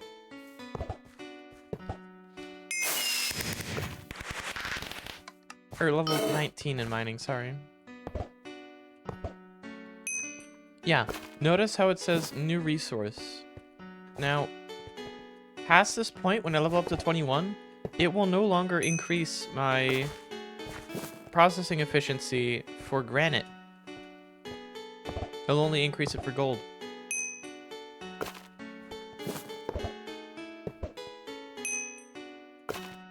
Oh my god, I just need tier 2. I'm also using a tier 3 pickaxe. I don't get tier 4 until we go to Nessac, which is way further down the line. Nessac is tier 4, right? Yeah. Also, zombified sheep are neutral. Like, they're friendly until you attack them. Oh, this isn't. Runescape.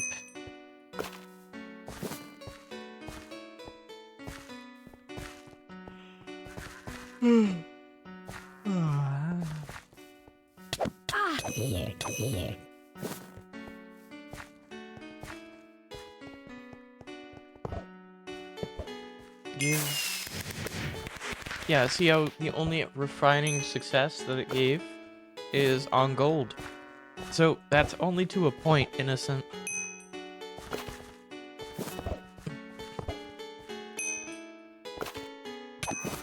The same thing applies to every one of them. Also, that undead soldier normally would be a run killer.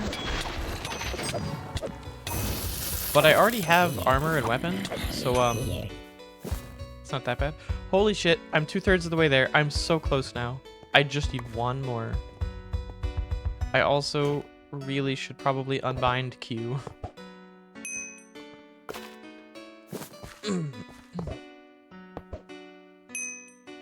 Damn it. I should put this on my main bar so I can see when I get it. Nope. Why does it say I can't mine gold? I'm level 20 mining. I'm level 21 in mining. Man, this shit busted. Holy shit, we're so back. We're so back, chat. Alright. Now I go to Ragni. Or not Ragni, that was.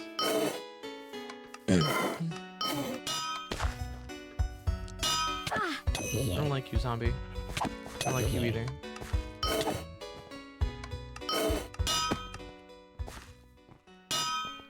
Alright, I need a strong flesh out. 1, 2, 3, 4, 5, 6.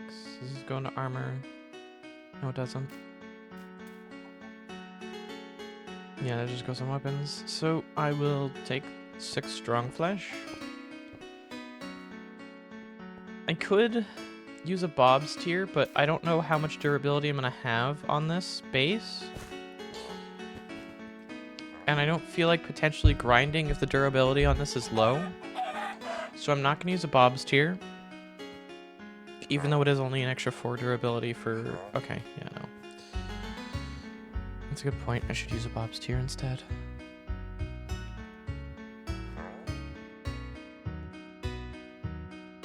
I'm also making...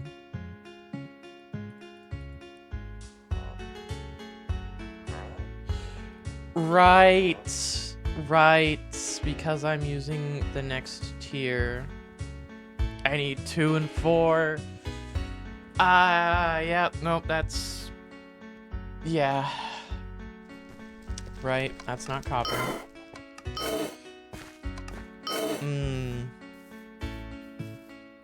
Well, I'm halfway there. God damn it.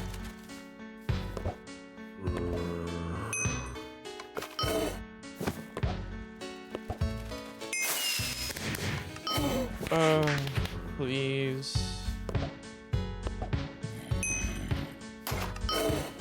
Why does shit keep breaking? I don't have extra tools or anything.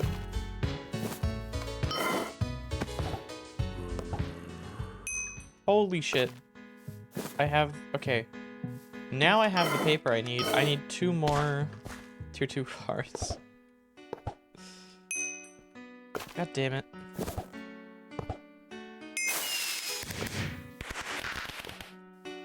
I'm gonna be like mining level 25. Oh, there we are, that's progress. Alright, 1 more. I just need 1 more.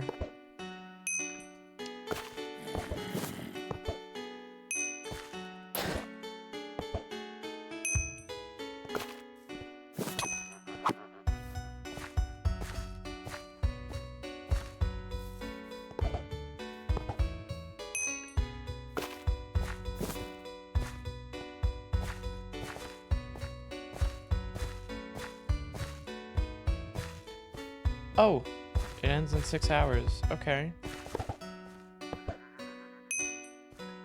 I don't know why I checked my inventory there. I have them on my hotbar. Ow.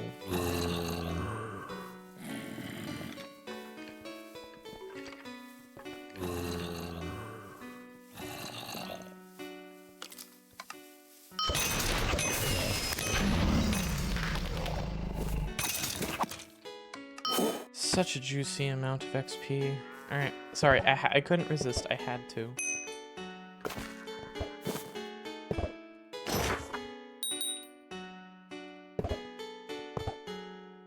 Damn it.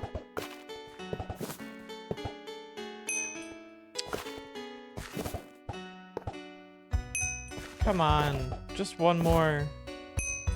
Please, game. Oh my god. I'm actually gonna make it to like level 25 before I get what I need. It's so over.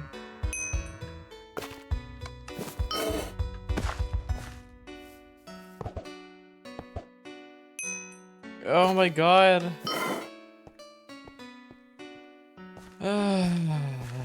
Okay. Well, I guess I'm gonna go back to kiting. I'm gonna go back to kiting, I guess.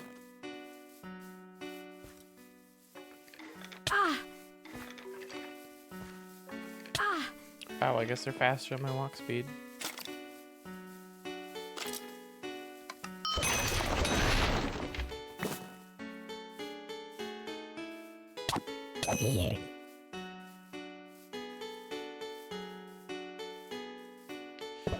Alright. Come on, please. Oh my god. Oh, it's also finally recognizing I can mine the gold.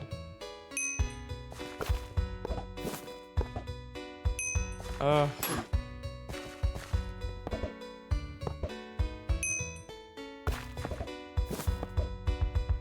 Holy shit, finally.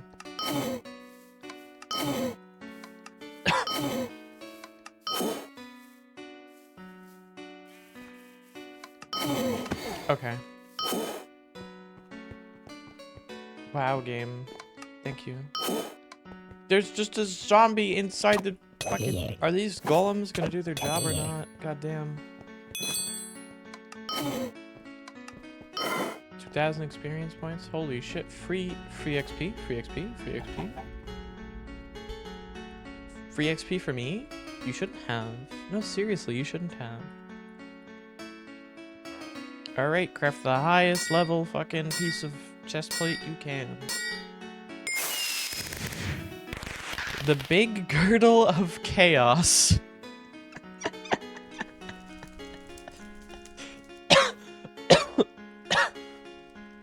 I mean, I can't use it yet, but it'll be good when I turn level 18.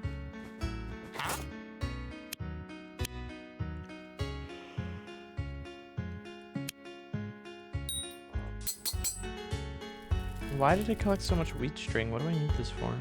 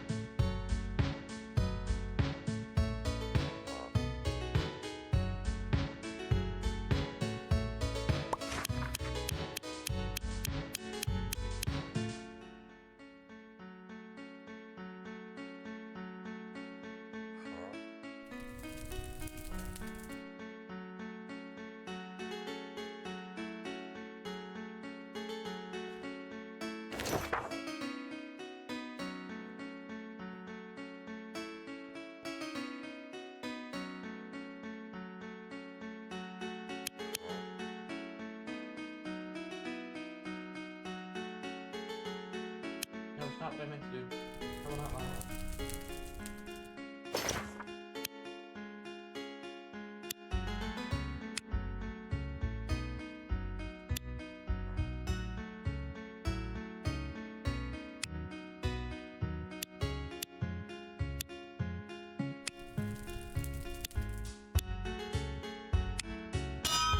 I don't have any horse cosmetics, it's so over. I'm not gonna use pets, I will use attack effects, I guess.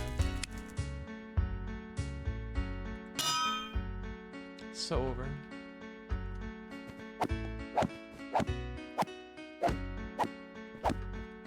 Alright, that should be good. Does not match at all, but you know what? It's still funny. And that's all that matters to me. I should repair everything that needs to be repaired.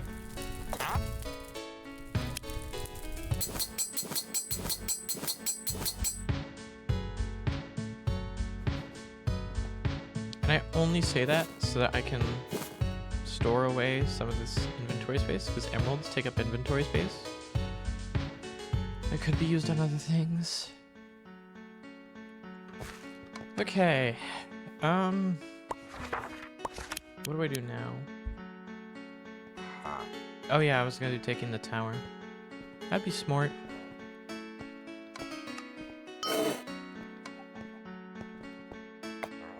Shut up, I don't care, I don't care, I don't care, I don't care. Alright, let's go. I don't care about your stupid powder.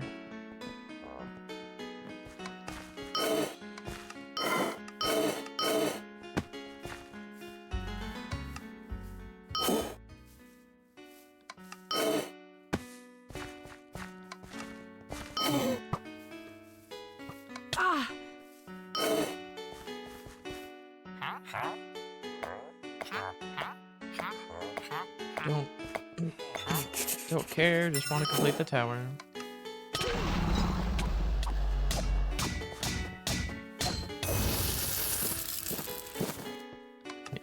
Easy kill.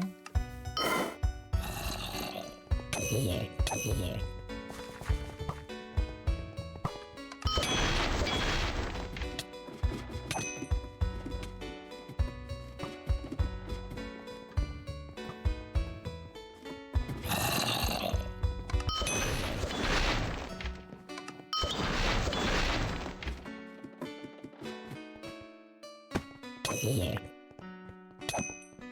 This is kind of easy. Oh, you take 2 hits. Oh, I'm 1 damage off. Hi.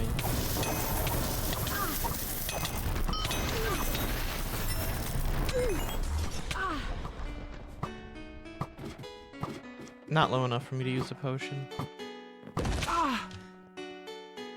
2 tier 1 emerald pouches for me. Coagulated clot, not bad.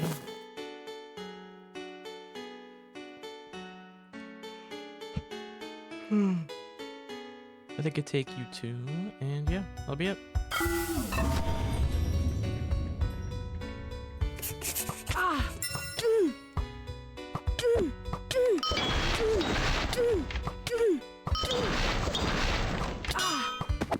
Why are you still alive anyway?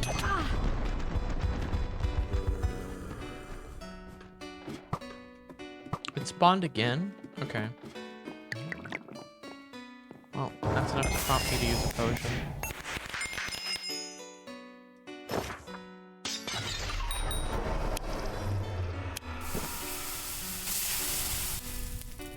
You think I get uppercut?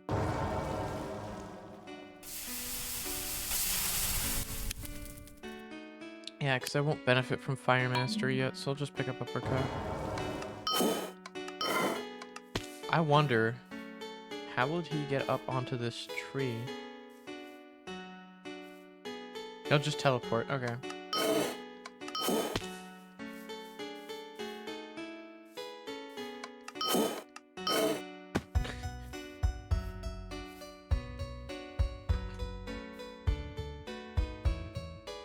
Wow.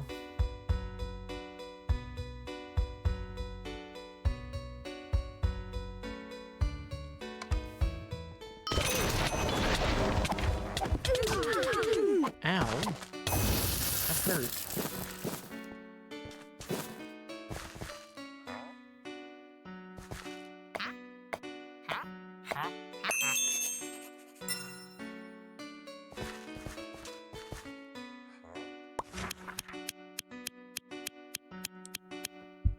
Alright, that should be enough.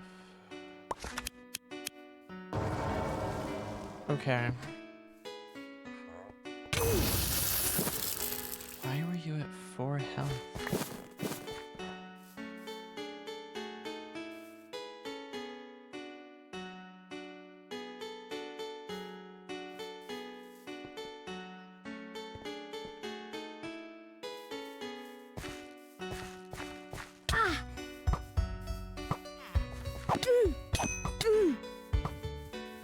I don't see the projectile.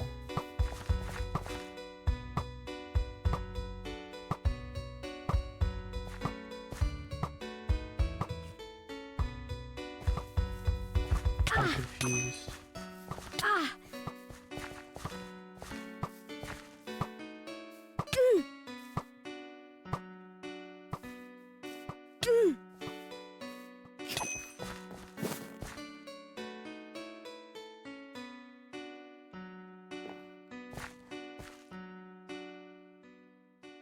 What happens if I kill him? I've never killed this guy before.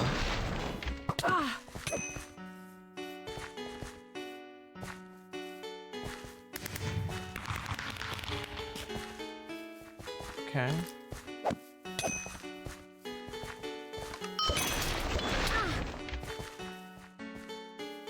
There's a cave here? It's called a cave complex.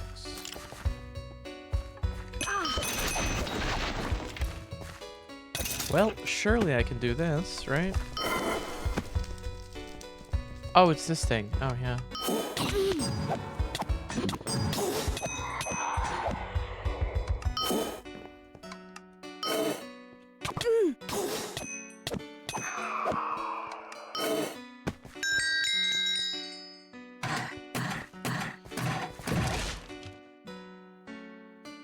Yeah, this one isn't that bad. I don't know why it's called a cave complex. It's just a cave. Like a lot of the other caves that are just called caves that are man-made structures.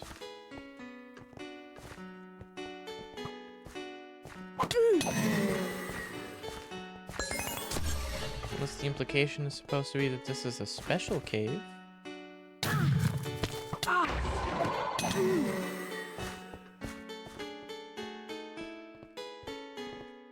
I find that redundant.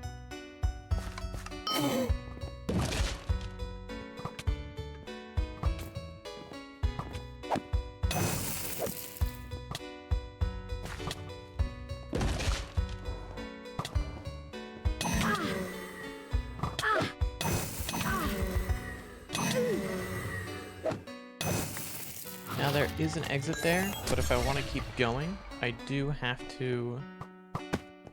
If I want to actually complete the cave, I have to go in here. Maybe that's why it's called a cave complex, because there's multiple exits.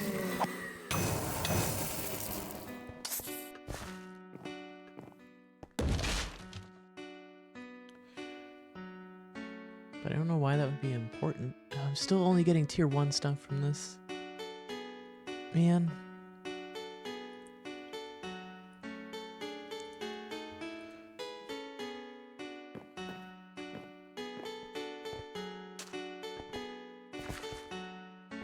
There are a lot of these Hex Master rocks.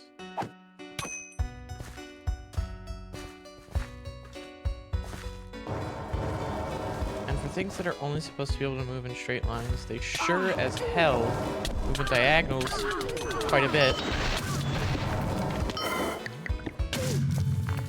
Okay.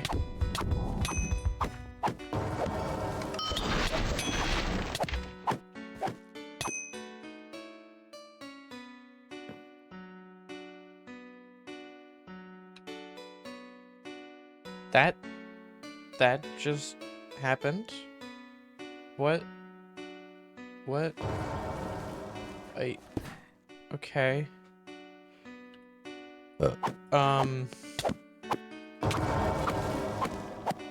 That's fine, I guess.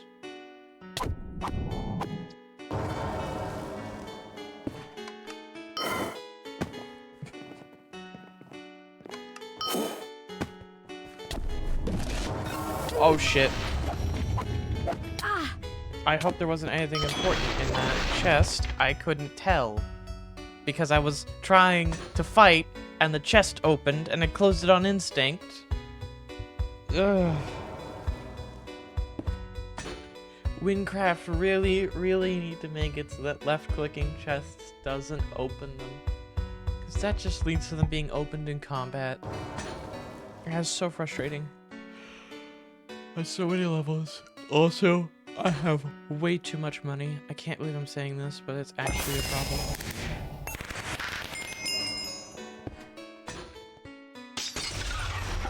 Oh.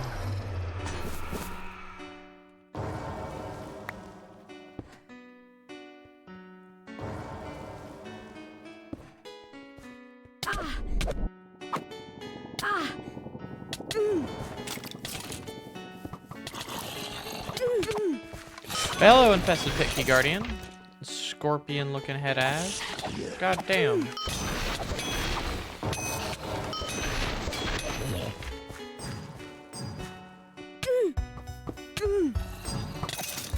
Alright, I think I dipped. That cave was fun to complete, but...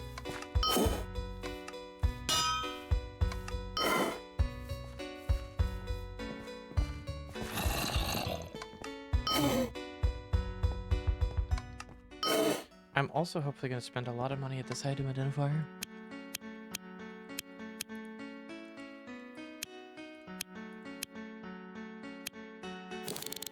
Of course, I'm going to make a lot of money from this too, but ignore that.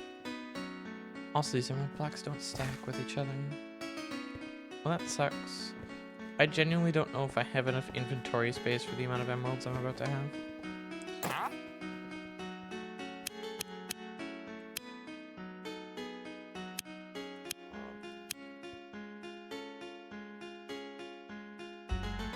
These high roll morph topazes, man. It's cute that you think they're valuable to an Iron Man. To an HUIC player.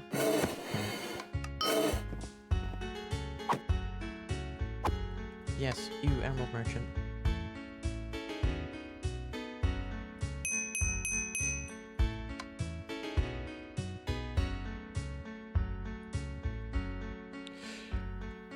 Hello?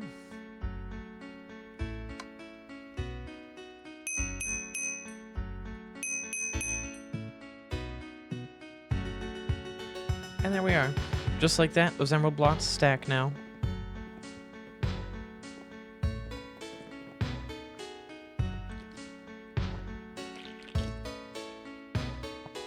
It must sound insane, like walking up to the bank teller going, hey, these items don't stack. What? Yeah, I'd like to trade these in for other ones, like for other emerald blocks that stack. Huh?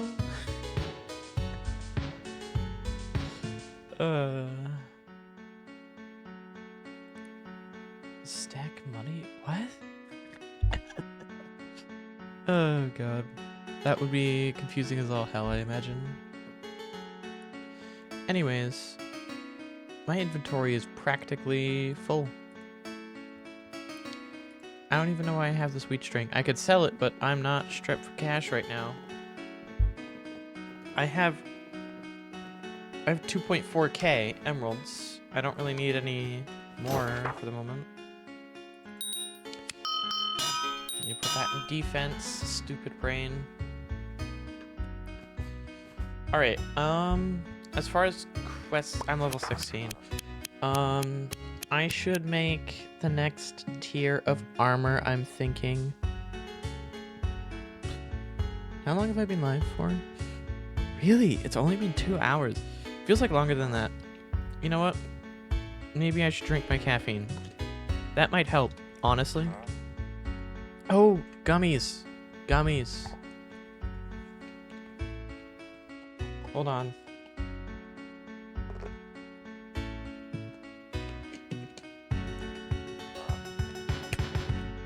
Almost forgot to take my vitamins.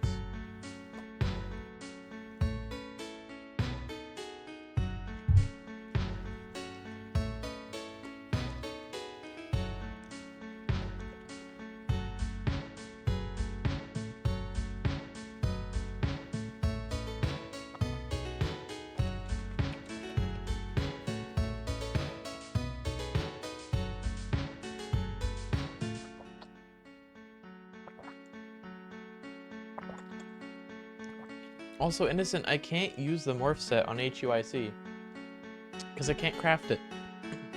I can only use crafted items. Morph set would be funny though, don't you think?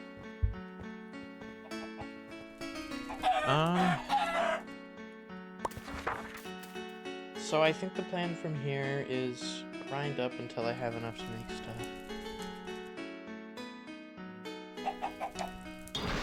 It's gonna take so long. I don't even have a guarantee of progress. Like, I have almost a stack of tier 1 granite ingots that I virtually cannot use, because if I want to make usable armor, I have to just farm until I get at least tier 2. That way I have enough durability to actually not die. Anyways, I'm going to go east. I'm gonna go east and then southeast. I'm gonna go over to the mine.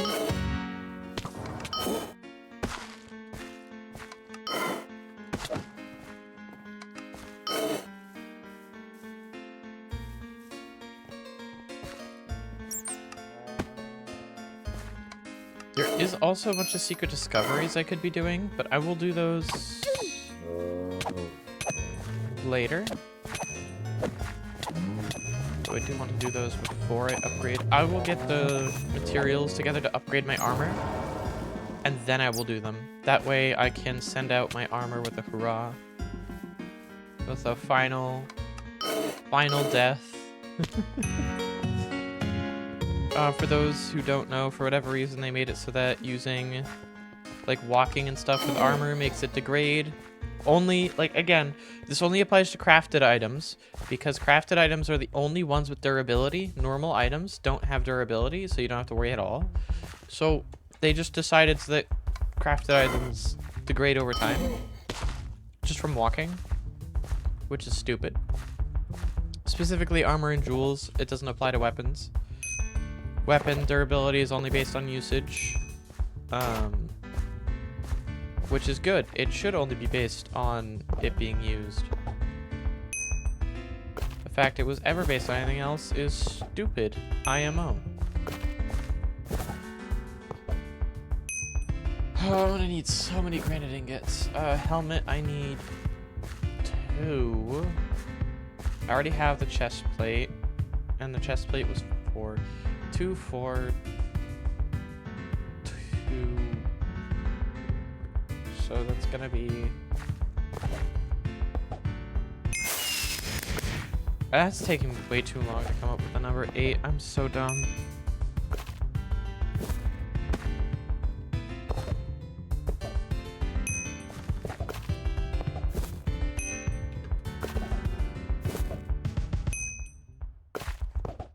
That took me way too long to do.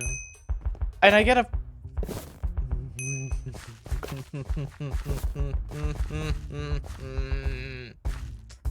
I can't use that. I can't use it. There's no way I get another one, right? Level like 24 in mining or some shit. Okay.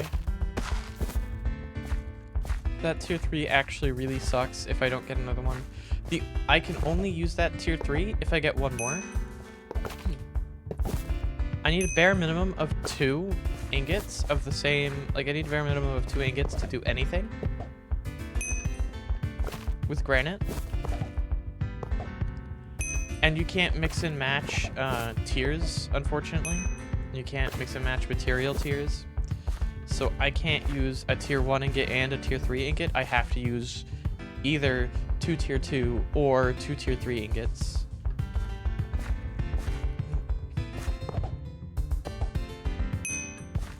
Tier 3s are incredibly rare, which is why I generally don't go for them. And this one's probably just gonna end up being sold unless I find another one, which is incredibly unlikely because they're rare and impossible to guarantee.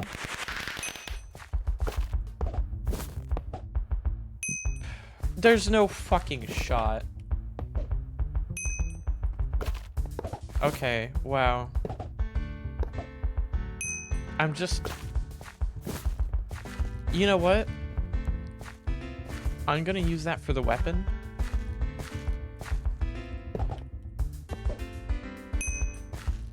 That means I need 6 more. I need 6 more still. I need 6 more tier 2.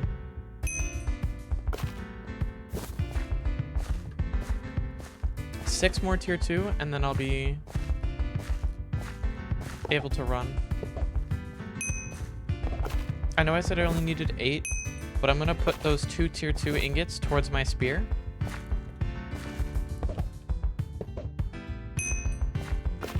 You know what's mining music?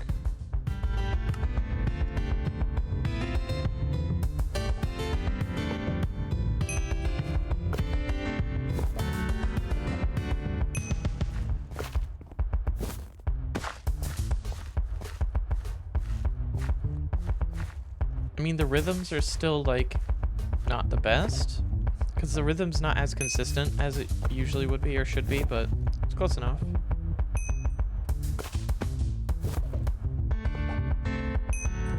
Two more tier 2 ingots to go.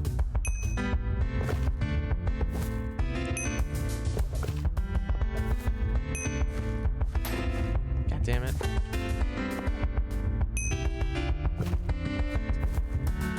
This luck is making up for last time, where I literally had, like, 3 stacks of tier 1 granite bars and, like, 2 tier 2s to show for it, or some ridiculously low number. Innocent, you probably remember the exact number of tier 2s I had, but I had, like, basically nothing to show for almost 2 stacks of ingots. Spent like an hour in the mines and literally got basically jack squat from it. The luck I'm getting here is making up for that.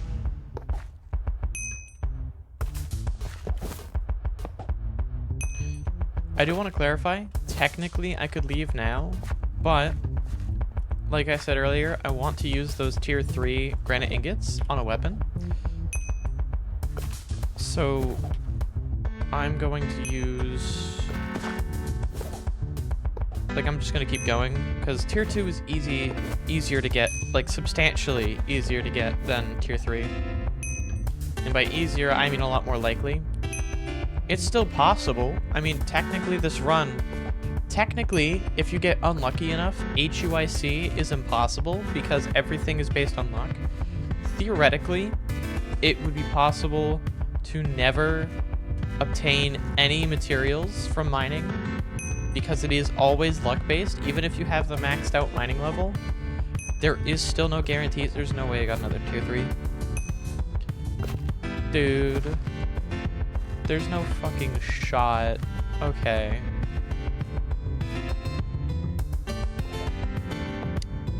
It is still possible for there to be, like, 0... I'm gonna keep going. I'm gonna go for another tier 3, because there's no fucking way.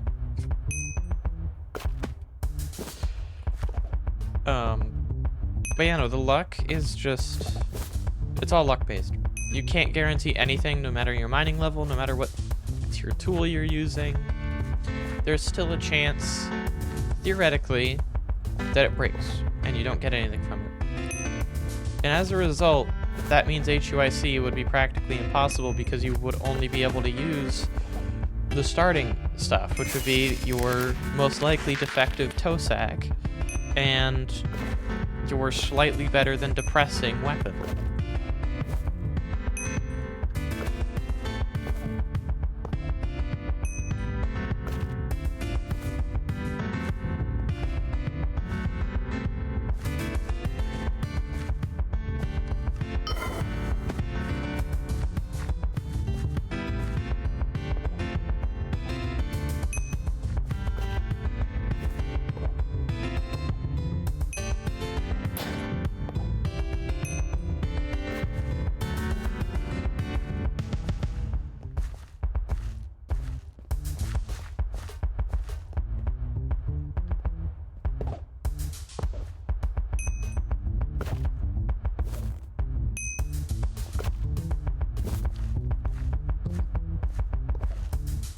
One of these days, I'll be able to just like look back at this stream and say, damn, I never understood what was about to happen.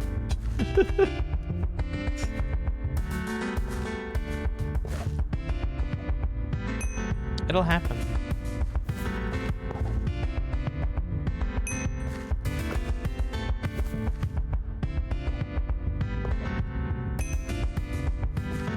Your tool has 0 durability left.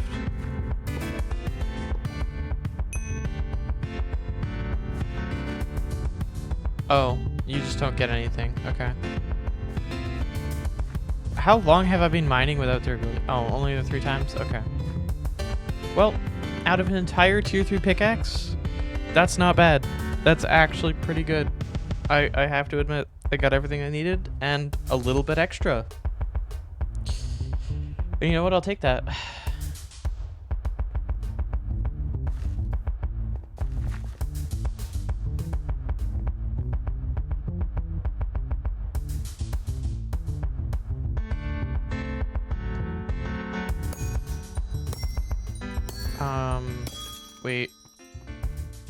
Wait, no, yeah.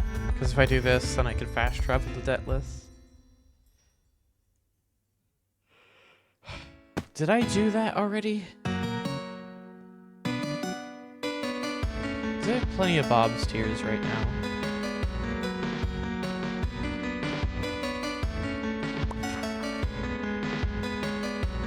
I think it's time I start doing some secret discoveries.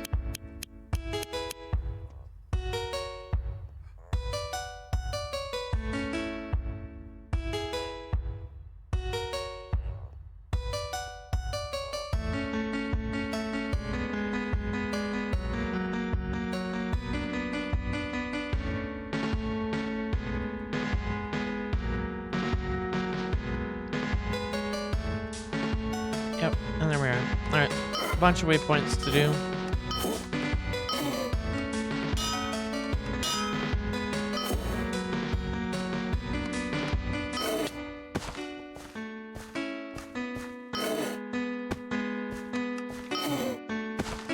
Anyways, I think I turned down the Wynncraft music again. Because it does get a little bit grating listening to it over and over and over again. It's good music, kind of. Don't get me wrong. It's just restricted.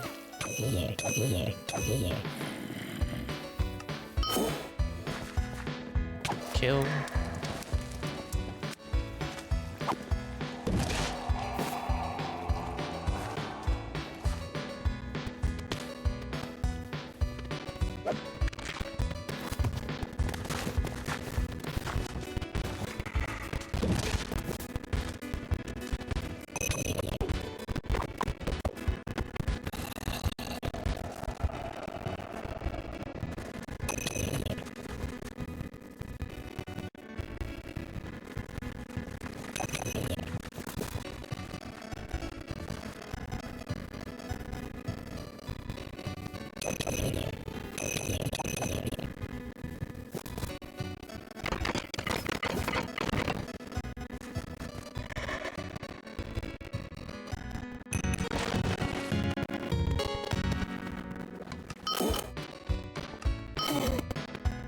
And here we are.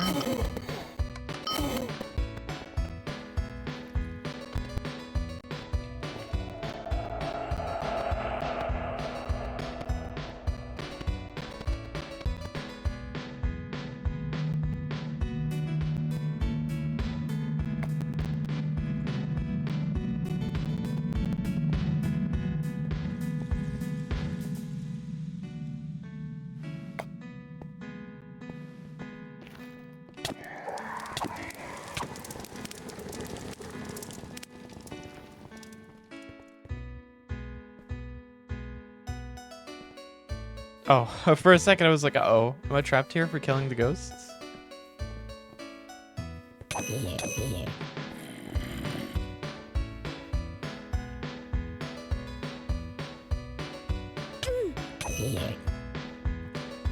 Says he's going on a diet. then purchases 3 18 packs of Coke. Were they Diet Coke at the very least? Still dumb, but a lot of discoveries. Watchmen, I don't really do. Like Hal's Destruction, I'll mark those. Boulder Breaker, I'll mark. Historical Maltic. Surprised I haven't done that already. Ancient Waterworks, I'll mark. Jagged Foothills, Melted Coast. Time Valley, Ruins Deathless. I don't think I should mark Tempo Town. I think I'll die going there, but...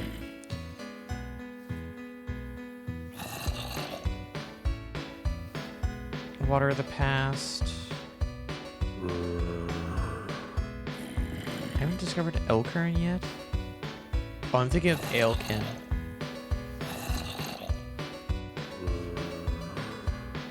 Ragni South entrance? I still haven't discovered that? Okay. Okay, I'm going to go... Like, a lot of those discoveries are, like, later on. I'm going to go quickly to the south entrance of Ragni. So I guess I just haven't been.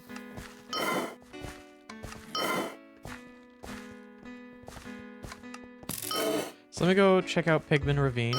Actually, wait. Should I farm for Pigman Ivory, Innocent? Innocent, do you think Pigman Ivory would be good to farm for? Because if I do that, then I can use that instead of Strong Flesh.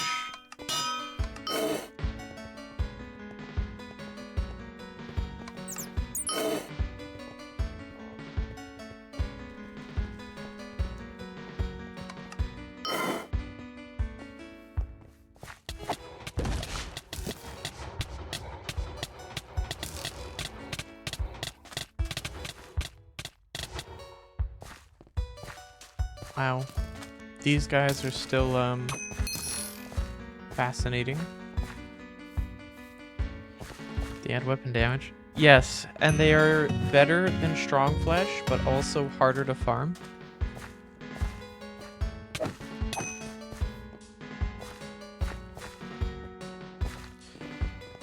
They also add, if I put them on the weapon, they add...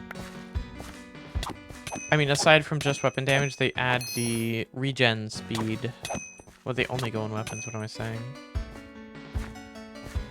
They add sprint regen. God, I have so many waypoints. I've discovered Pigman Ravine and the Ragni South entrance.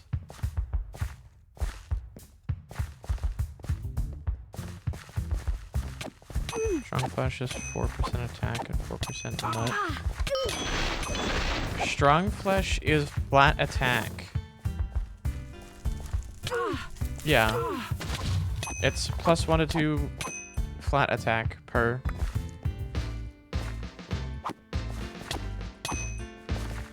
Pigman Ivory is +5 to 9, 6 to 8%. Yeah. Pigman Ivory is better. It's just harder to farm. And it only applies to weapon. It won't be applying to, Ooh, Fire Powder. That's actually really good.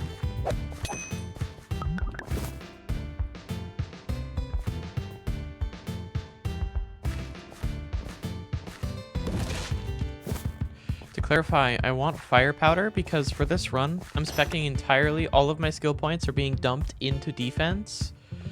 And as a result of that, I'm boosting fire damage because each one of these skill categories is labeled with a specific element as well. And there's 6 elements. There's neutral, earth, dexterity, earth, thunder, water, fire, and air.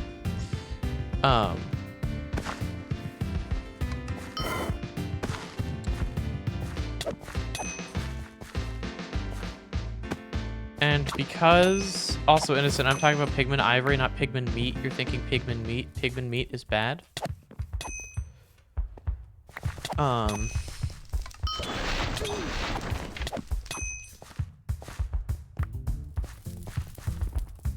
What was I saying? Oh, right. Because I'm leveling defense, which means I take less damage per hit, which is good, because if I die, I die. No ivory? Yeah, ivory. Look, pigment ivory. Added sprint, I meant. Skishu? Skishu? Type better forehead?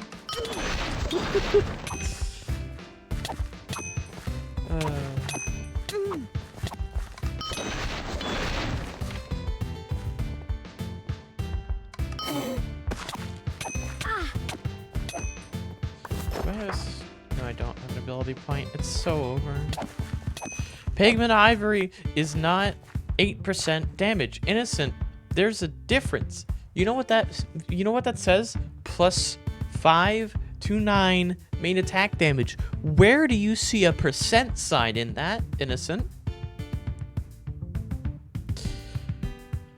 Flat damage is better than percentage. I've gone on this rant on this stream in front of you so many times. How have you missed it? I've done that. I've gone on that rant like 5 times.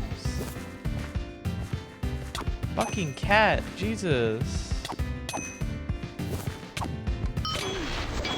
How do you remember the exact date I've uploaded random videos from literally 5 years ago? But you can't remember rants that you were there to witness about a thing that you're enthusiastic about. The videos you apparently didn't even particularly like.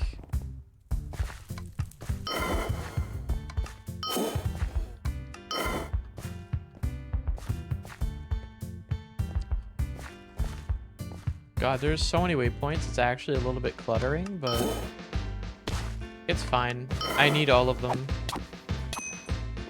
I'll be getting rid of them as I use them.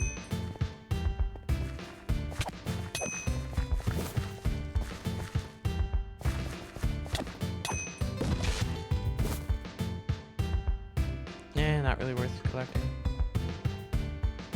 Worth selling, I guess. What am I at pigment ivory wise?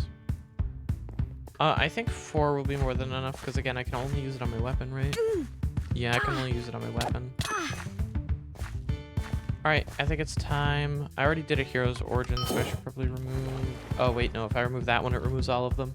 Haha, I forgot. Yeah, that's kind of a bad system in my opinion.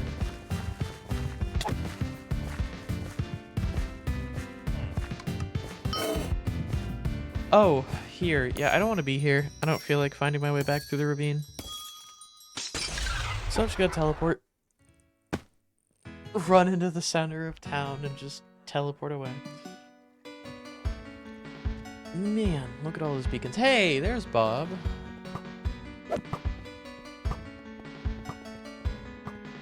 Remember when I said Bob can spawn anywhere in Ragni, including inside buildings?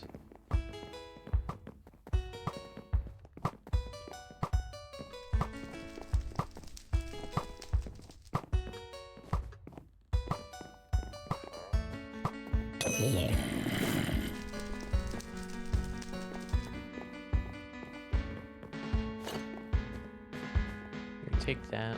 Probably sell it for some money.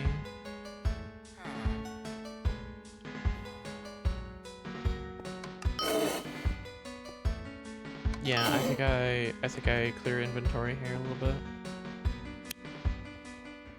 Identify. What do I need for that? Level 18? Yeah. Alright. So I'm going to sell these. Honestly, a lot of the rest of this I'm just gonna trash because it's not worth bothering to try and sell.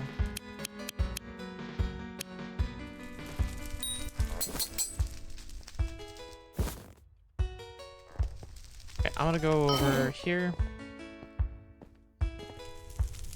Fire is still so useful for so many reasons in this server. In Wynncraft, specifically. Because if you don't need something,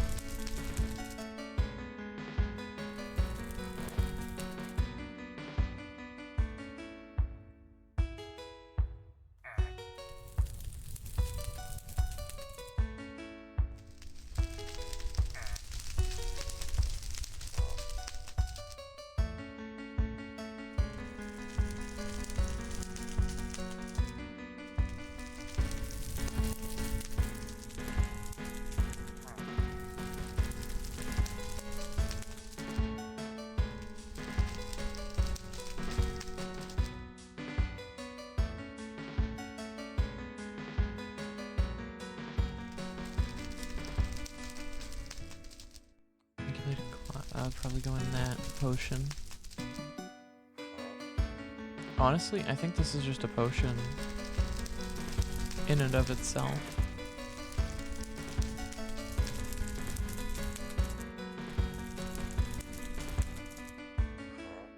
It's just missing one ingredient.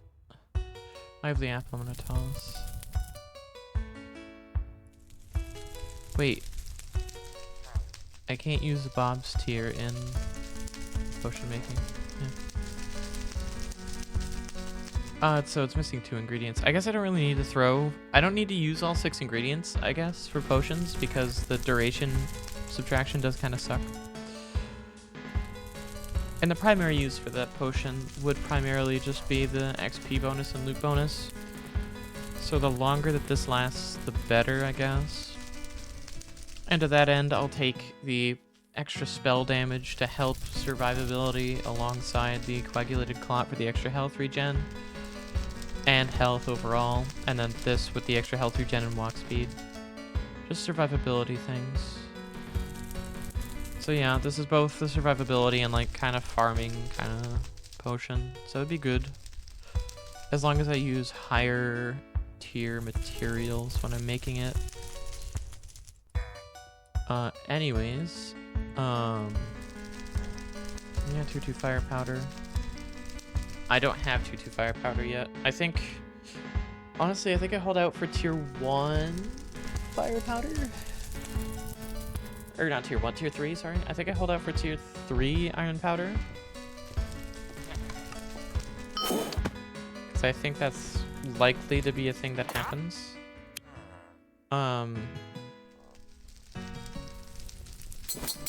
I know I said I was gonna let this armor and weapon break down a little bit, but I don't want it to break on me outright because I don't want to die during doing these. So I think if I go... I obviously get rid of that one. If I go north, I can go to Bakal's Destruction 3. I don't have to do them in order. And then I could just go east. Okay. I'm just gonna go north. Look at the challenge. I'm gonna go to sleep soon. Have a good stream. Oh, thank you, JJ. It's been a while since I've seen you here. Anyways, thank you. Have fun. Sleep well. I will try. I will say this is probably the smoothest run that we've done yet. It hasn't gotten that far yet, but it's certainly doing well. I have a significantly better understanding of the early game. That was a farmer, not an enemy.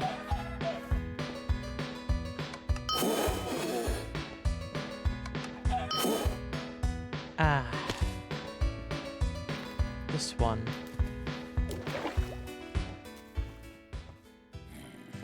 More of that deep Wynn lore.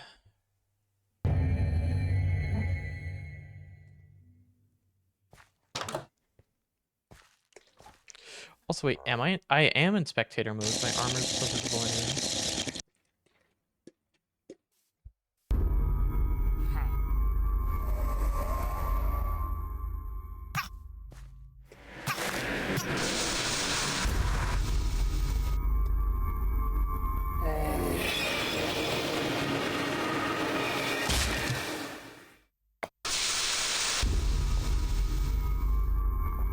I love how he fakes out the house. How he like does a quick turnaround and then instantly turns back like the house is gonna try and run.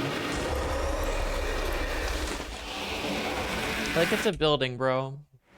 You don't gotta fake out a building. You ain't gonna break its ankles. It don't got no ankles.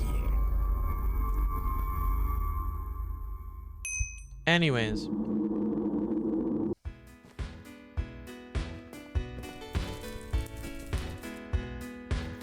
And that's Bakal's Destruction 3. Now I move over there. There are so many waypoints on my screen that are conflicting. Some of these waypoints, by the way, aren't two special locations. Some of them are literally just, like, walk up to an area and discover it. Like I suspect this one. Oh, wait, no, this is History of Maltic. Yeah, this one's another secret discovery. This one's kind of interesting. At least getting to it is interesting. The actual story that it tells... I mean, it's still interesting. It's just not meaningful, really. It's not as meaningful as some of the others. And my god, the parkour requirement for this one is horrible.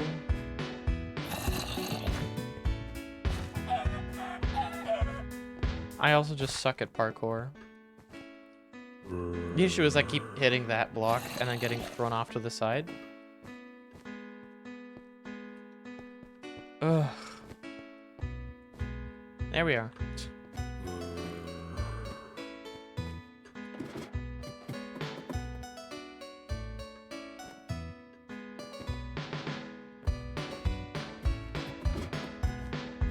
Anyways, it's just interesting because, like, you actually have to jump on that, and then that sends it down. And then welcome to Historic Maltic.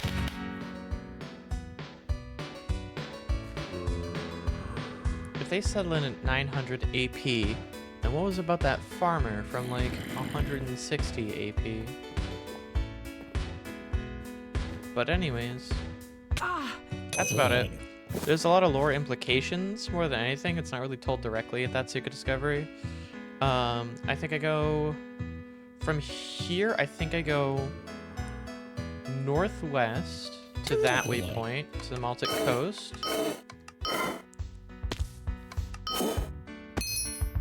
Alright, area discovered. Now I can go this direction. Towards Ancient Water.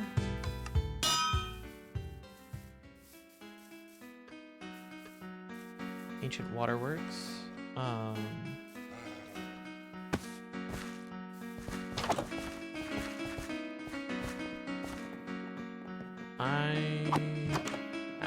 bugged. I've never been in here before.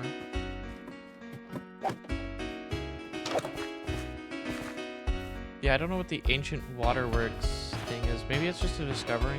I don't know. But either way, there's the Water of the Past right here, which I now know how to do. It's a little bit complicated, but it's a water puzzle. It's as close as you're gonna get to a valve puzzle in this game. So I come here, I need a repair kit to repair the water area, but I also need something to fix. I want to break that down so the water can flow down. And now I'm going to go over here and collect some rubble. Now with this rubble plus the repair kit, I can actually fix this over here. I can walk up to this, it'll automatically take it and fix it. This has the water go down here, then the water will flow down there and through the little hole I made that had gotten plugged up. And then this comes over here to this water mill. Water wheel, sorry, not mill. It's a wheel, technically. Spins it, and then this door opens. The door doesn't stay open, though. It closes actually quite quickly after, so yeah, like it's already closed. So if you weren't waiting there for that door to open, you'd have missed it.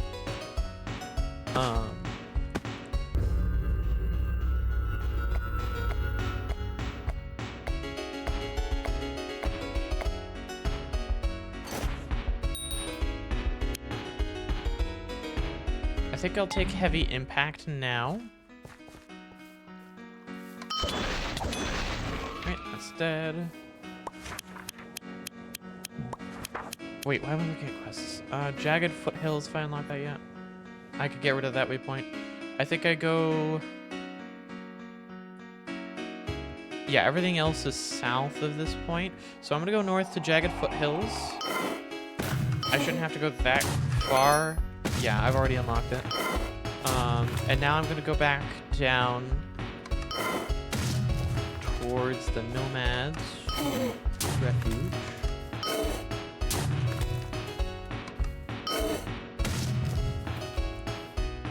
Which is very close by. How much side content it is. Yeah, well, and a lot of what I'm doing here is I'm... Is this a secret discovery? Hello? Maybe it's a secret discovery? I thought I did all the secret discoveries. I don't remember this one. Why is there a chest in here?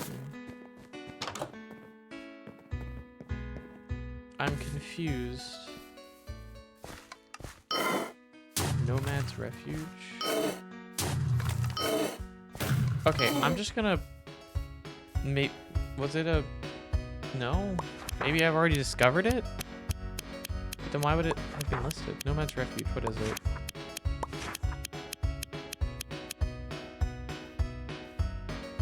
Yeah. Oh, I have it. Okay. I must have gotten it and not noticed. Whatever. I'm going to go... I could do the Niebla Woods Towers right now. For those who don't know, their locations are the first one's here in the Emerald Trail. The second one is like just inside on the right. I think it's here. There's also here and here. So it's 1, 2, 3, 4, I believe. This... Oh wait, no, it's 1, 2, 3, 4. Because I think... Yeah, Roots of Infestation. This is the Wynn Monument that you need to complete all the discoveries in Wynn Plains. So you need to complete all the discoveries in the province of Wynn to open. On the map, it looks confusing because it looks like that's it. No, this is the other tower you're looking for. This is just... it's just right next to Roots of Infestation. It's just the monument.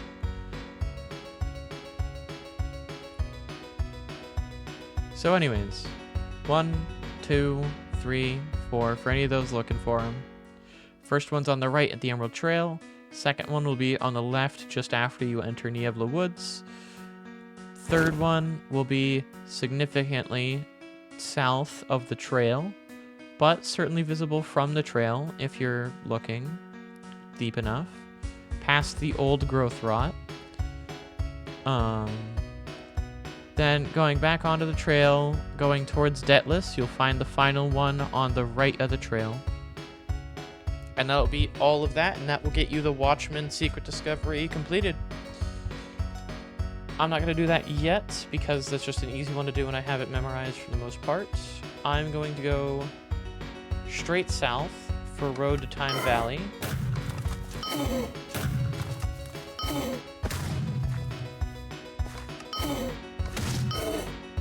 But yeah, no, there's a lot of side content that a lot of people on their first playthroughs miss, especially because not all of it's shown. The secret discoveries especially, you get, like, you know that they exist, but you don't really know anything. I do not want to be in that event. Alright, Road to Time Valley done. And I accidentally just got rid of everything because I middle-clicked. Because there's so many different map programs that I use middle click and drag because left click would be to drop.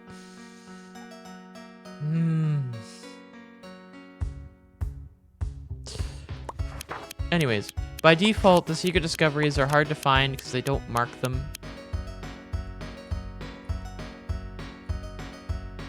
Boulder Breaker, Ruins of Deathless. You know what, I'll mark... all of these as well.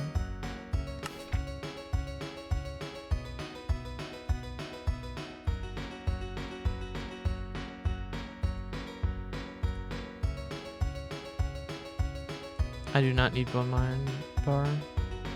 Bovine barn.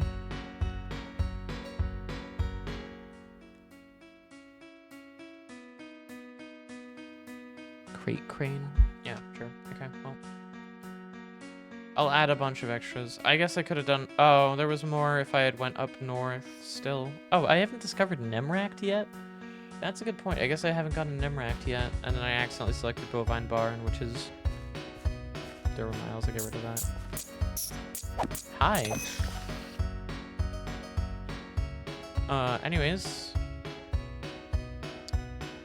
I guess I continue going south. I'm already over here, so I might as well. That cave. I could do that cave while I'm here, but on the other hand, I'll be feeling it. Because that cave could be dangerous. I'll go to Timeless Ruin.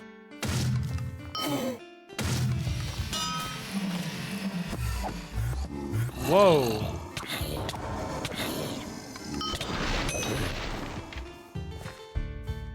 Yep, this is certainly a fairly high level area. Don't know why this is labeled as like a level 15 place. I'm gonna get rid of it. I assume it's not a secret discovery. Because for my own safety, I don't really know how much I want to be here. I will go up here and hope that nothing with a projectile sees me, and I will check.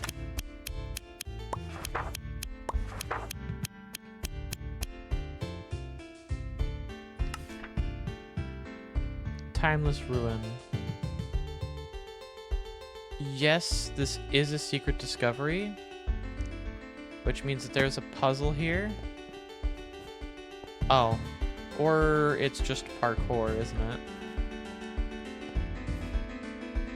Yeah, just parkour from the looks of it. Okay. A lot of secret discoveries are different.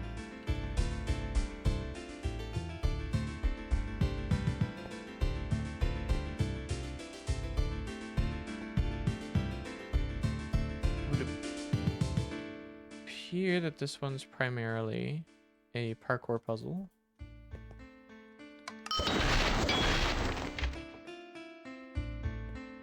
I don't really know what the play is from here. I don't see any more carpets. Wait, what? So want me to jump into the water there? Wait, this lamp's not on. Wait a minute. Hold on. That's something. The rest of these are on. This one isn't. And this leads towards water down below. So I need to find something. There's something in these ruins I haven't found yet.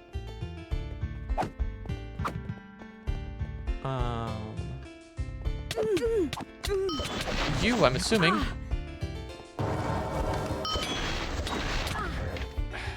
Jesus. He didn't drop anything, though.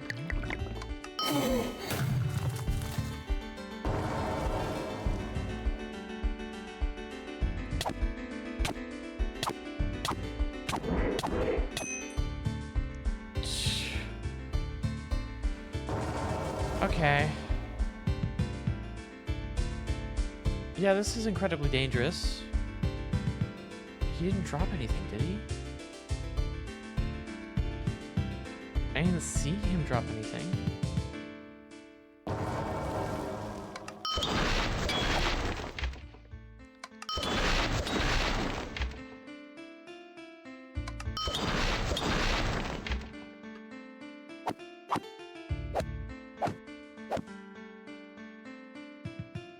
Oh shit.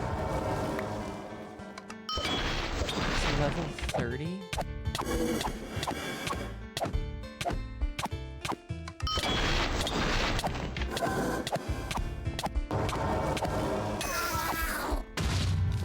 Drop something. looking. There has to be something on the ground that I bring up there. Ah! Okay, I'm out. That horse is gonna be a problem.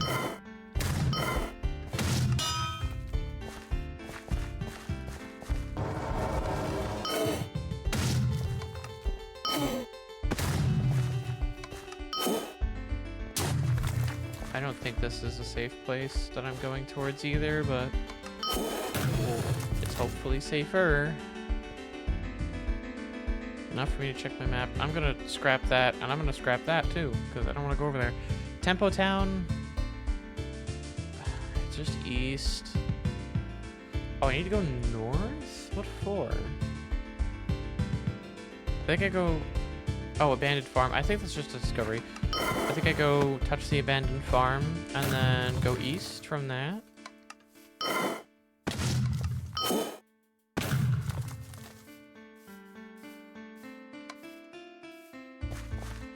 The abandoned farm is up top, isn't it? Also, why is the infested Picky Guardian over here? You're supposed to be over in Debtless. You are literally on the other side of the map from where you're supposed to be. How does the infested Picky Guardian end up in these places? It's in a cave on the other side of the map from where it's supposed to be. Why? How? It always happens, too. Without fail. Alright. Abandoned farm. There we go. Discovered. I can not be here anymore. I go east. I'm gonna go up. A little bit of safety so I know where I'm going and so I can get that crossed off. If I go straight east, Blooming Boulders, Road to Elkhorn, and Corrupted Road. I think Blooming Boulders. I mean, Tempo Town's right there. Okay. Well, that happened.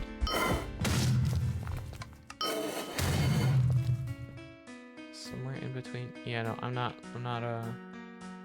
going over there. That'll kill me. Oh, Tempo Town. I think I'll go to... Yeah, I'll go to Tempo Town first. Area discovered. I don't have to be here anymore. We're to Tempo Town. Go straight east. Bacall's Destruction. Blooming Boulders over there. I'll do Bacall's Destruction one first.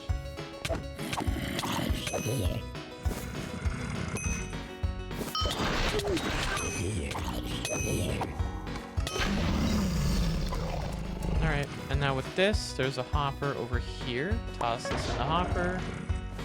And this opens up, and I can go in here now. And here we are. 464 AP.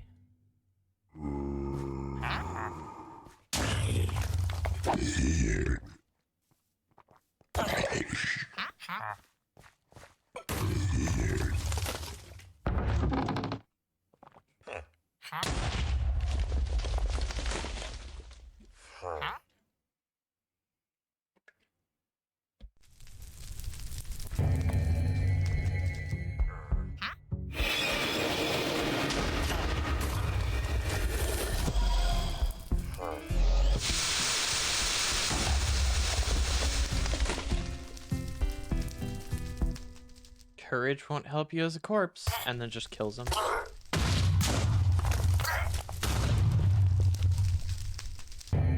Anyways, so that's what happened to this area.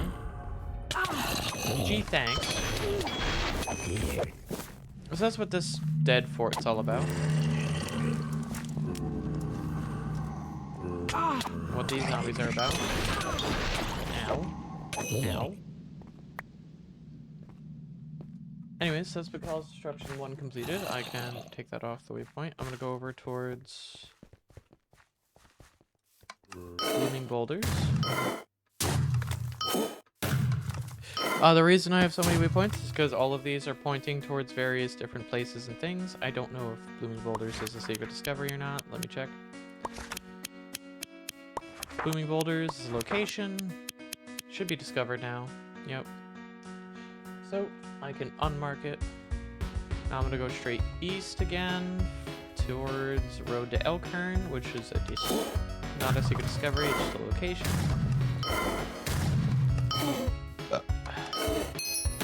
Road to Elkhorn, there's that prompted, so I can go to that. I'm gonna go south to Elkhorn itself, and then wrap around back up north.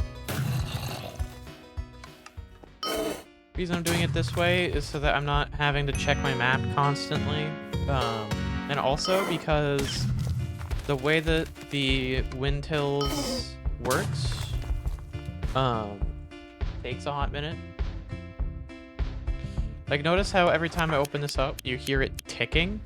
And then if I hit discoveries, it's loading secret discoveries, loading world content, and territory discoveries. Like, that takes time, and in some of these places, I'm in active danger. So to avoid that, I just have it all already selected, and then all I have to do is go into my map, left click on the waypoint to get rid of it, determine which direction I'm going to go next, and then go that direction. It's a lot quicker than having to wait for the book every single time. Beneath the roots. Ooh, that was a lot of health. 27. He's immune to being cold. In these higher level areas, I'm a massive glass cannon. I cannot take that many hits without resistance proccing. But anyways, I'm assuming this is a secret discovery because it's named Beneath the Roots, and the discovery for walking the area was Corrupted Road. These, like, ghosts are a very good sign that is the secret discovery.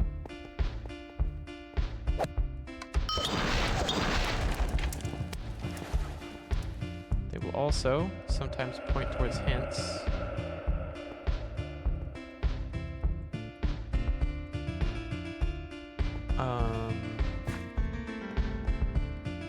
This looks like a parkour puzzle, maybe?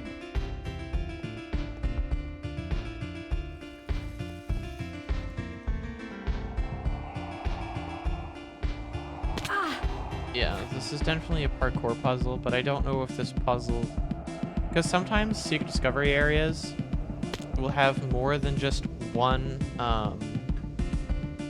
like, they'll have loot chests, and sometimes the loot chests are their own, like, side things. So sometimes you'll see parkour in a secret discovery area that is not actually related to the secret discovery itself, so much so as a loot chest in the area. Okay.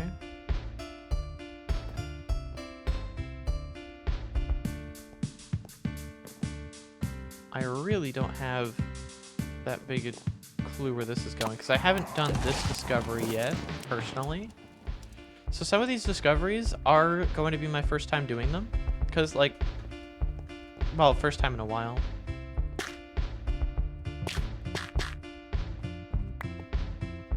Old key.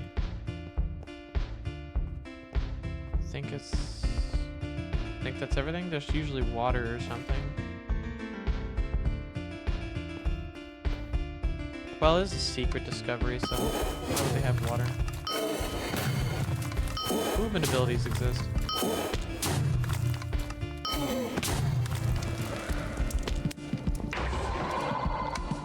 And then this automatically takes the key, opens up for me. Don't always trust that secret discoveries on Great Falls will have water or slime blocks at the bottom.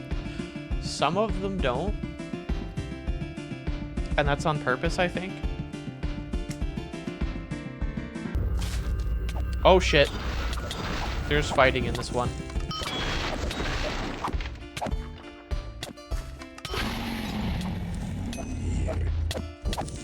Okay. I was not anticipating fighting in this one. So I don't think I've procced it yet. I'm gonna get rid of the waypoint.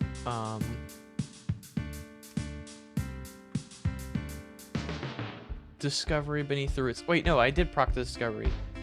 Now I just need to figure out how the fuck to get out of here. I mean, I could teleport, obviously, but that's lame.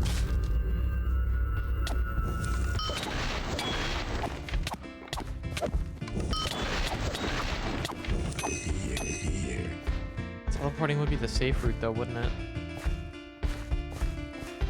Yeah, I think I teleport. Explore this later.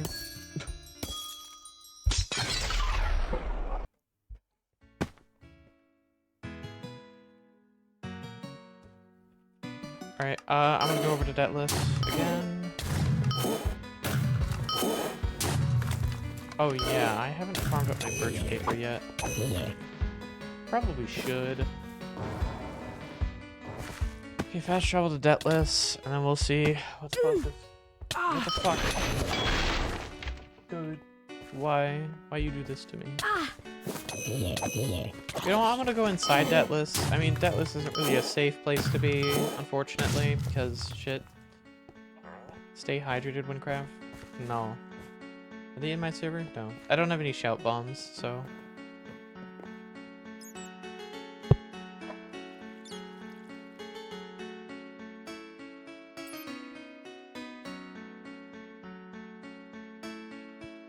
I was tempted to reply, it can't afford the hydration DLC.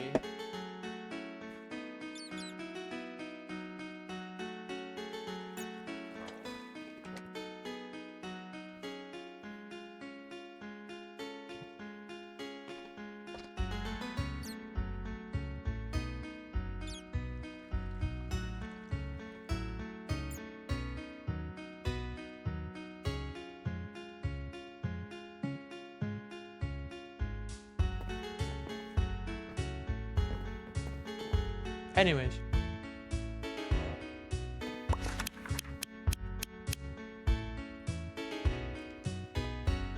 I don't have any. I'm out. That's why I didn't respond. Oh yeah, there is the discovery here in Deathless.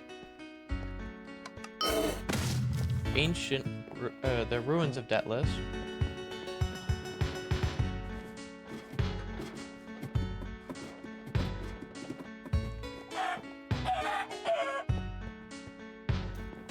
I will quickly do these.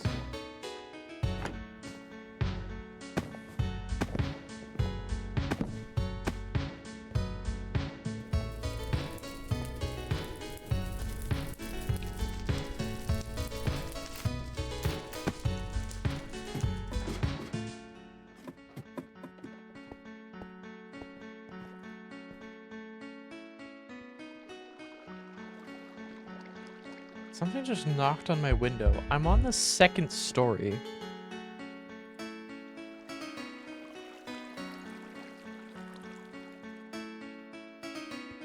Fucking weirdos, probably.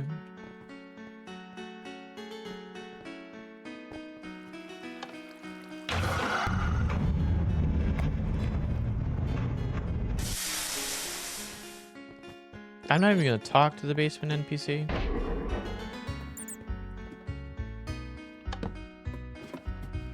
I gotta rush over real quick.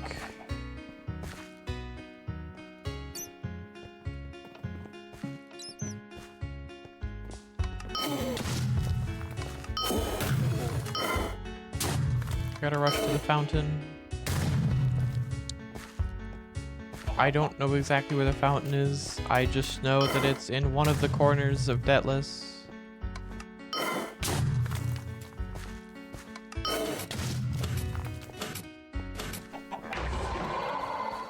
Anyways, now we go down here.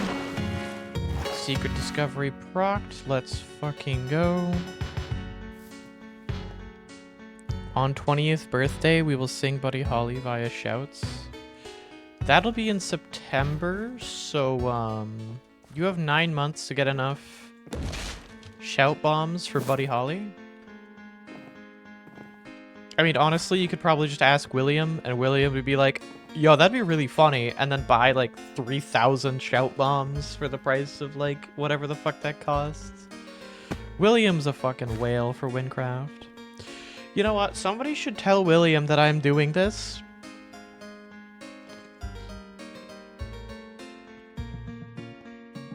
Because I think he would really enjoy it.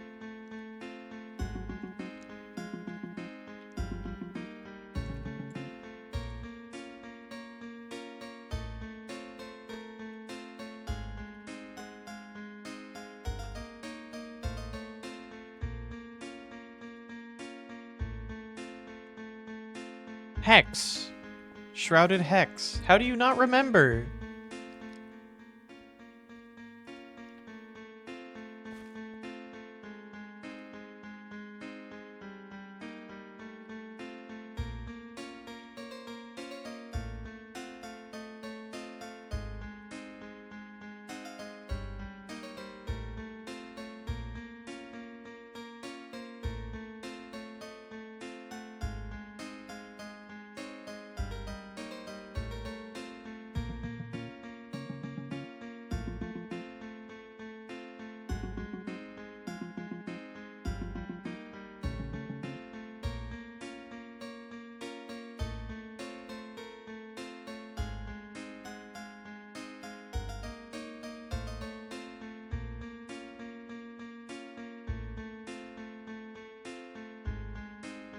Also, again, Innocent, the moment you look away, like... How many times do I have to report these guys? How many times do I have to report them before they stop losing accounts to me?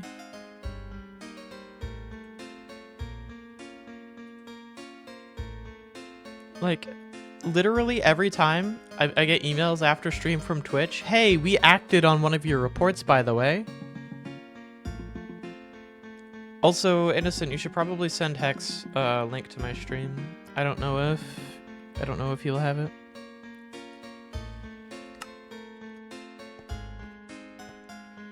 Okay, I want to find the way out of here other than teleporting. Because I know that there is one.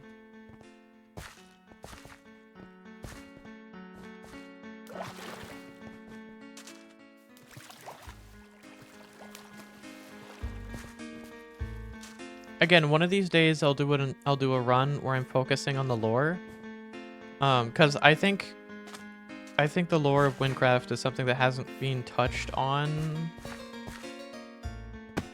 much, at least from what I've seen. I could look more into it, see if other creators have done stuff on it, and see if they've done anything particularly exhausting or good, like high quality. And if not, then I might make my own on my main channel, just discussing it.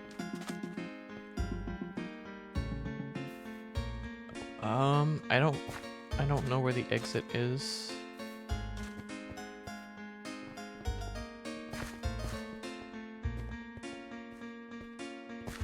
Is it this? Oh. I guess so. Oh, hi.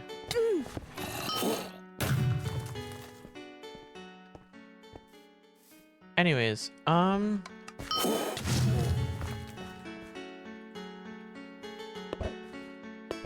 this is probably dangerous to cut down, but you know what? I'm doing it anyways, out of spite.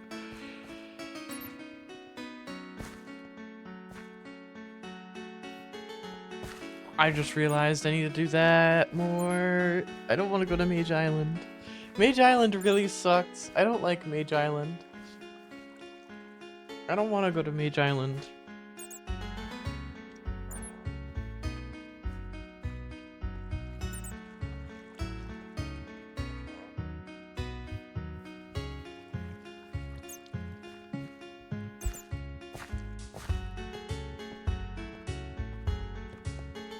Oh shit, I should probably kill something.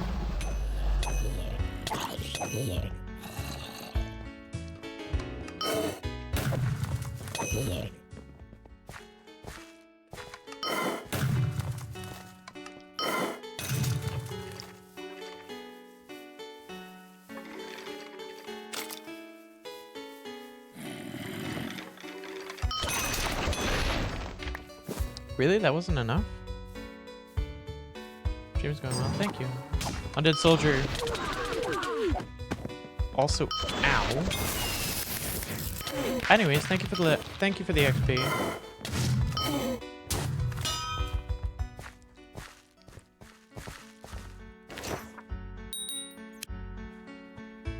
Alright, now I'm leveled up. I have that. Yeah, so this is just down to... I'm gonna take Fire Mastery. And then I'm level 18, so now I can wear my big girdle of chaos.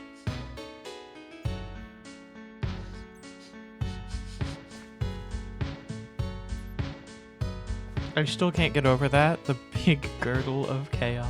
It's so fucking over.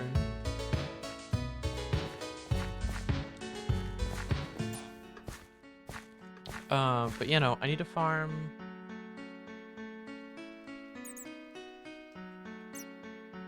I need to farm wood, so I need a lot of birch wood. I need birch paper. Ideally, I'm gonna get enough birch wood for tier 3. So I'm probably gonna have to farm around Debtless, which could pose danger because the area around Debtless has a large level variation.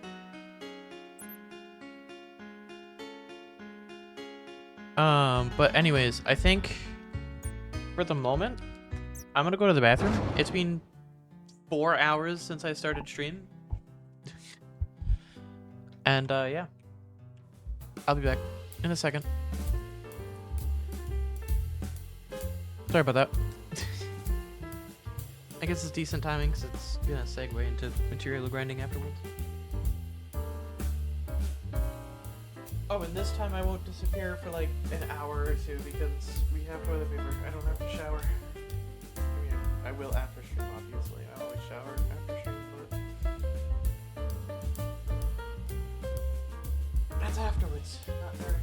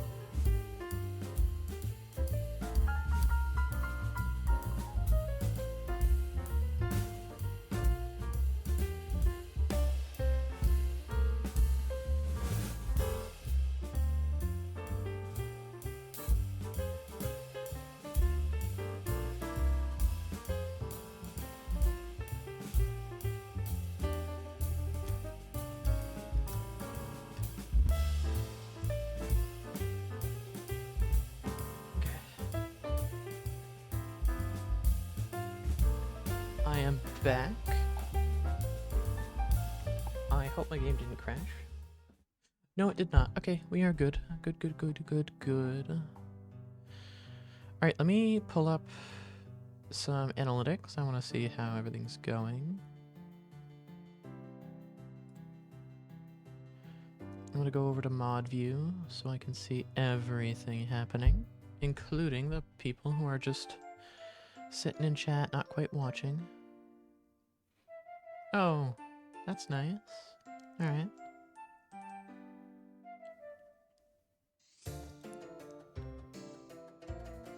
You know what I can do? I can also turn on music. And you know what the great thing about moving to OBS Studio is, right guys? I can turn on music and then nobody can hear it except for me. It's great. It's amazing actually.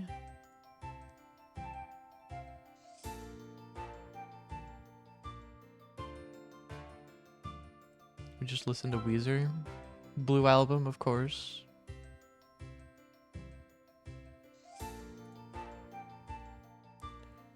Brother, may I have some oats? Heresy. These oats were for me, brother.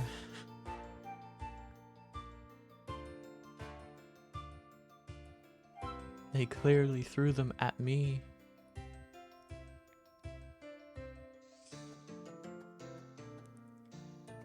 Innocent, why would you post it in CIA? Hex isn't part of CIA. I'm so confused. Anyways.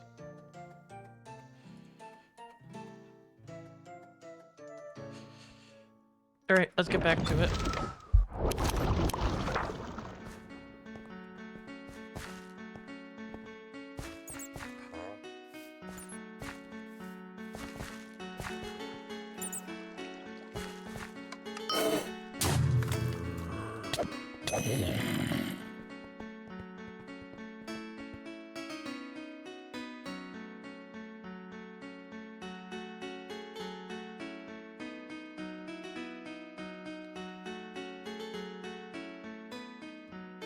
Yeah, it's just the game capture and that. Okay, cool.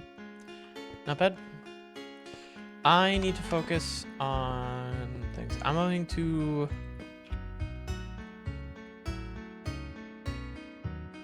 I'm going to clear the waypoints. And we are back to grinding. You know what? I think I'll make my weapons first.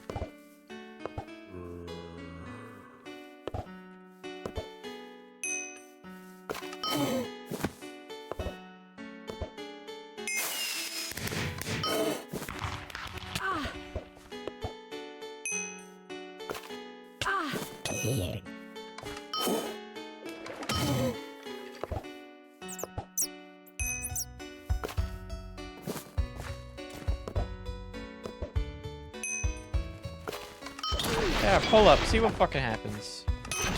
See what happens. See what fucking happens.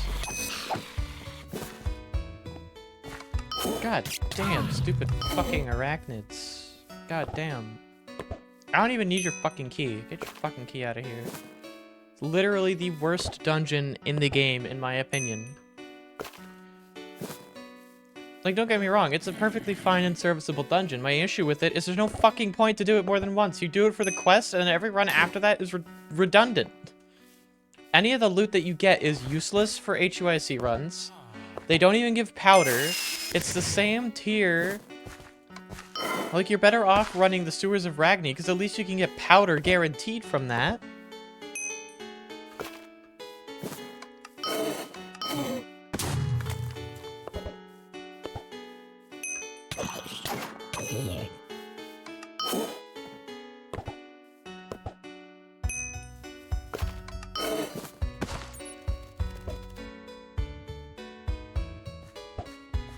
Hello?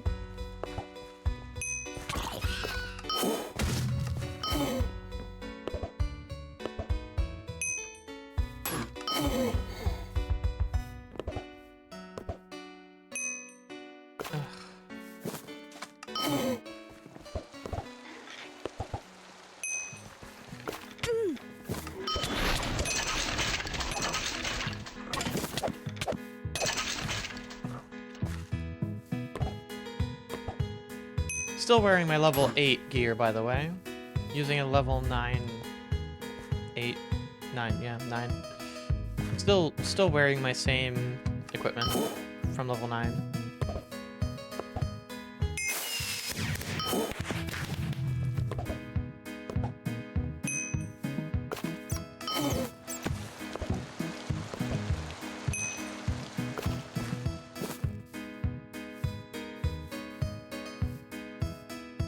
I am confused.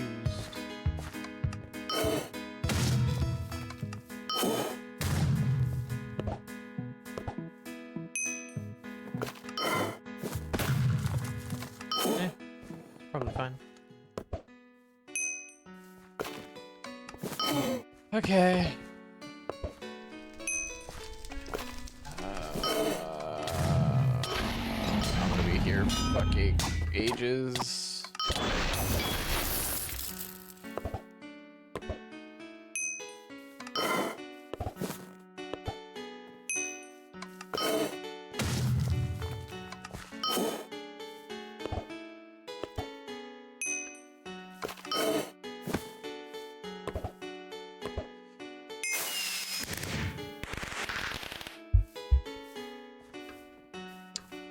And now I'm focused on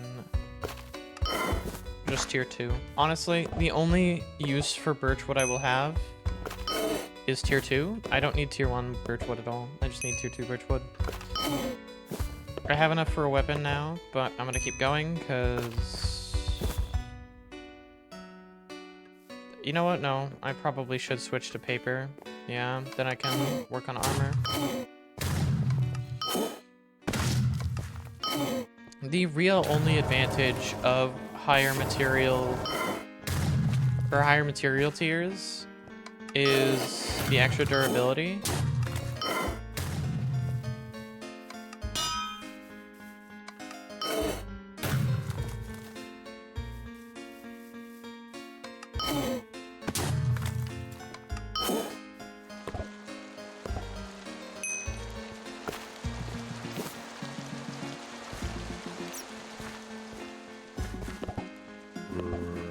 I need 6 paper, I think. Yeah, I need 6 tier 2 paper, so...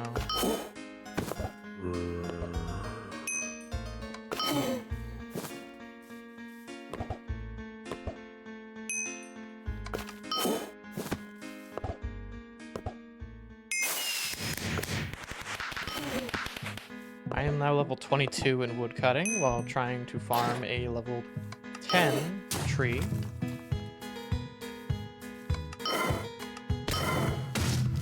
Okay, I guess I should clarify. There are more advantages to using higher material tiers. You get better equipment out of it. Like, you get better equipment rolls for the base stats as well. But the primary use is the extra durability because most of crafted stuff is reliant on the ingredients you stack it with anyways. Because without the extra ingredients, it just becomes literally boring. Combat XP bomb, I'm not going to use it. I will thank them, but I'm not going to use it. Not because I can't, but because I want to make this run as approachable as possible, even for free-to-plays. So I'm going out of my way to avoid utilizing things that are paid only. Because I do want to just prove that it's possible, because I see a lot of these runs where they use, like, mob totems and stuff, and it's like, you don't need to use a mob totem. You don't need stuff that powerful. At all. Mob totems are completely optional. Just because they help speed things up sometimes doesn't mean that they need to be used. My opinion on this used to be different. Because, again, it was also a double-edged sword because you could just die. But, you know, now that they're kind of just useless in the sense of farming for experience, like their primary use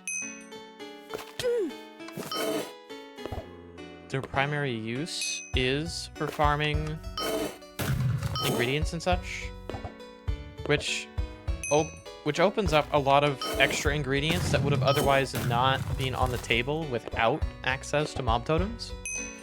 Because either they would be too unruly to farm for outside of usage of mob totems, too difficult to farm for outside of the usage of mob totems, impractical outside of the context of mob totems, or otherwise just incredibly rare, and therefore you would have no reason to even believe you would get one, let alone enough for one to be potentially useful without the use of mob totems. So yes, if I come across those ingredients, I'm still going to use them, because I'm getting them without external assistance, so it is still, like, luck-based, but it's more of an intended luck.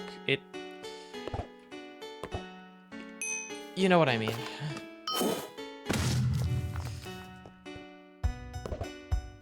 Okay, wow. I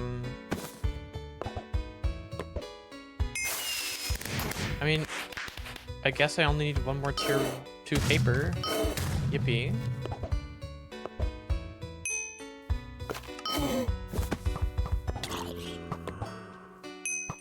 But anyways, my point is I don't want to abuse anything that I could get from ranks or for paying, because it's kind of unfair. Not everybody has access to those. And in some cases, like even combat bombs, etc., I'm not going to utilize them. If I see them thrown, I'm going to go out of my way to try to avoid using or benefiting from them. Obviously, there are circumstances where I can't avoid it, because if I'm killing something and somebody drops a bomb as I'm hitting the final blow, like, I can't prevent that from happening. I don't have the media role, because that requires an insane whatever, an insane amount of followers and stuff, and views. So I don't have access to the private server, so I can't avoid using bombs. Like, I just can't avoid the usage of bombs sometimes. I can't permanently avoid them.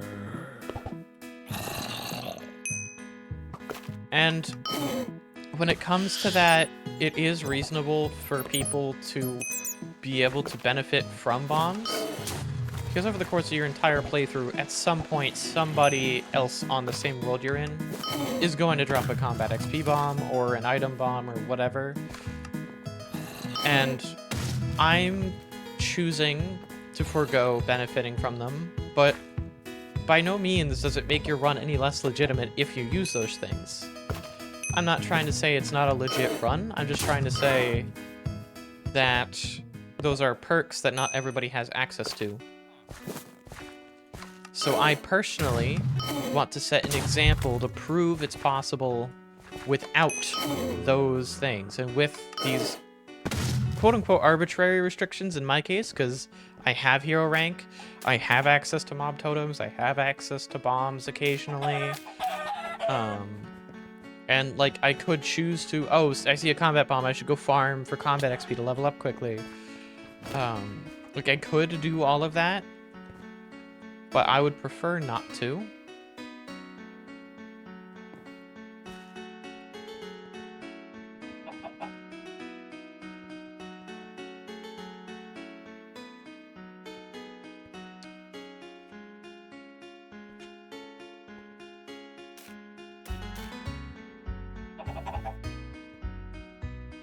Again, I just want to prove an example. I just want to prove it's possible, because there are so many people that are like, oh, you have to use these.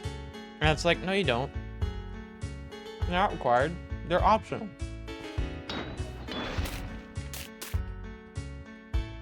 Plenty of free-to-plays have beaten Wynncraft. And I know, because I was one of them when I first beat it. Back in fucking 2016.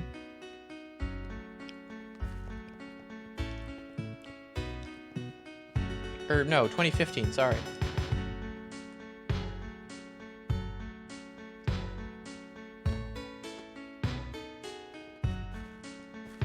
It fucking sucked, don't get me wrong, but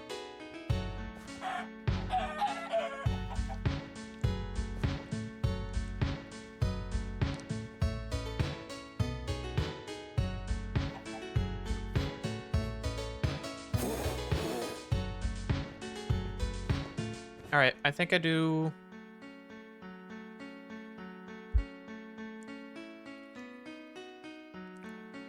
Oh, I threw away all my strong flesh, didn't I? I don't have any ingredients for armor.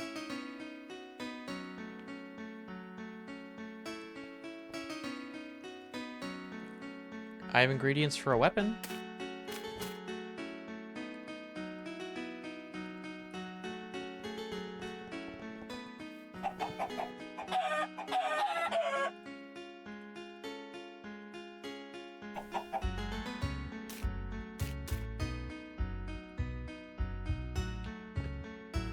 Alright, I think it's time to craft it.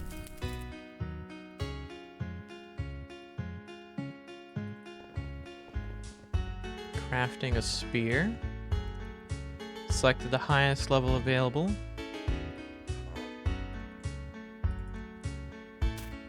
Now the durability on this isn't going to be the best because these Defender's Stones take a lot of durability. These Pigment Ivories are negative 34. These Defender Stones are almost double that. It's actually the least valuable thing here durability-wise is the Bob's Tier. The Bob's Tier is going to be amazing because it's just going to amplify all of these other ingredients for significantly less durability, which is good. And hopefully the Tier 3 material makes up for it. 45 fucking durability. That was with Tier 2 wood and a Tier 3 materials. Okay. That's really bad.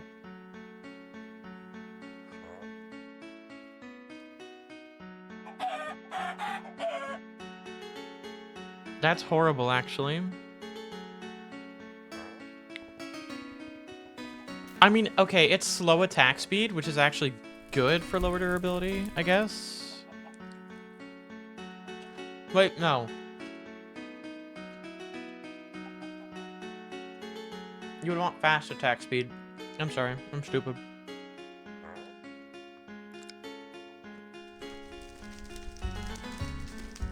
Oh no.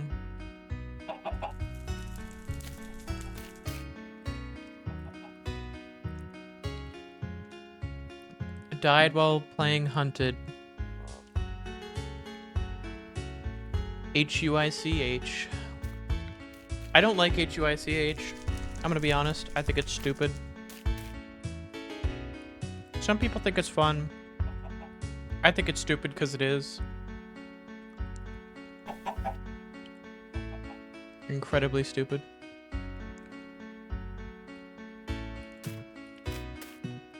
I mean, honestly, I just have to repair it often.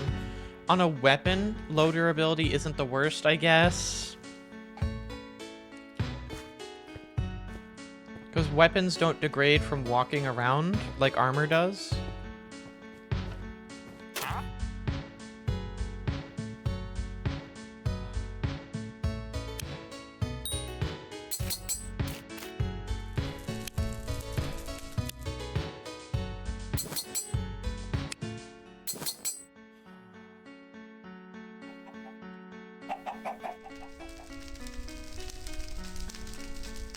Alright.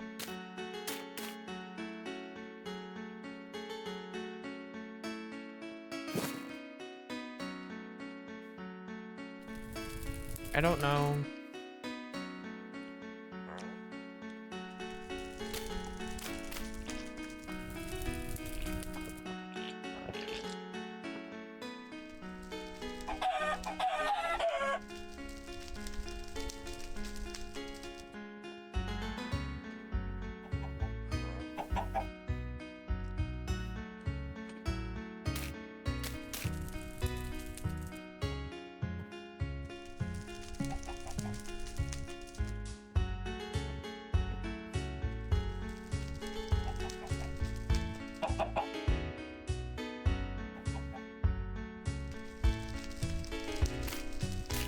Did you go AFK and die?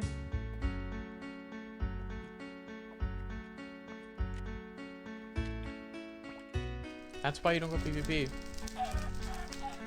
That's why Hunted is stupid. Never play Hunted. IMO? Never play hunted.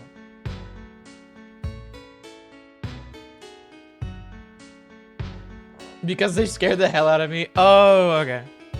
Well, you were level 27. All it takes is one guy misclicking and you're dead. That's my issue with hunted, is it doesn't do any level scaling. So if somebody's like level 105 and walking past and they happen to have PvP on and they accidentally left click, you just die instantly. Which is why I don't consider hunted actually a challenge so much as it was a game mode. It's not as challenging HUICH as HUIC, in my opinion. Just because there's so much luck involved.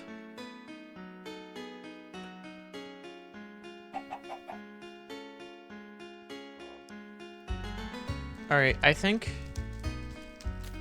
my brain catched an idea here.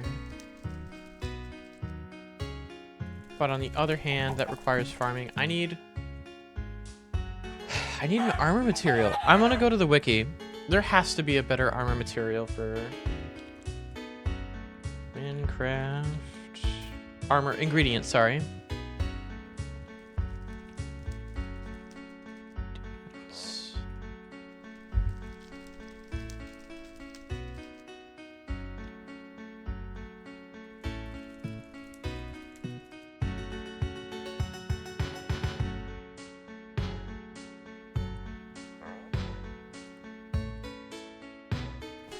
Okay,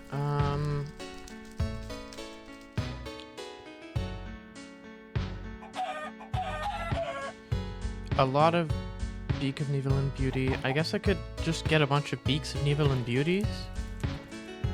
But that would be a pain to farm. Blood of the Nevelin Beauty. Obviously Bob's tier.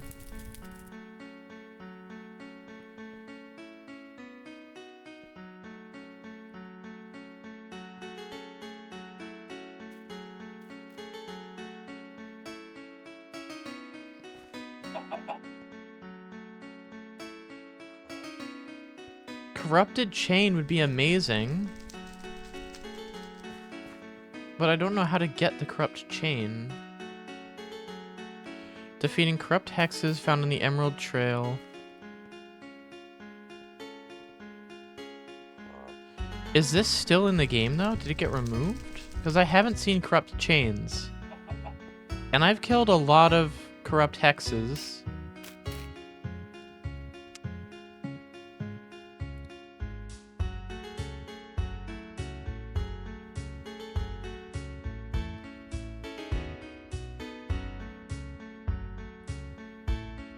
I mean, the corrupt chain's not really the best, I guess, because it's such a low health increase. The Beak of Nevelin Beauty is such a low health increase as well, though.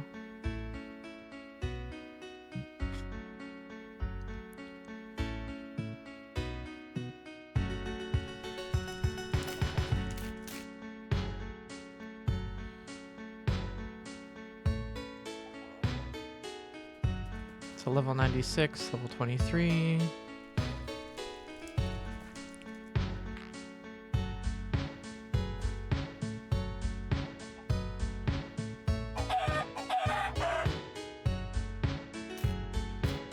$65, $72, but that's bad. I mean, level 53, 27, 37, 26, 80, 56, 76, 27, 25, 20. Wow, all of these are just bad. I don't even want to... The Platinum Grook Egg is so bad. Look at the durability subtraction. Premium Hay Bale, Psionic Quill. All of this is like high level stuff though. Rat Hair, useless. Practically. Yo, it's playing Buddy Holly, let's go.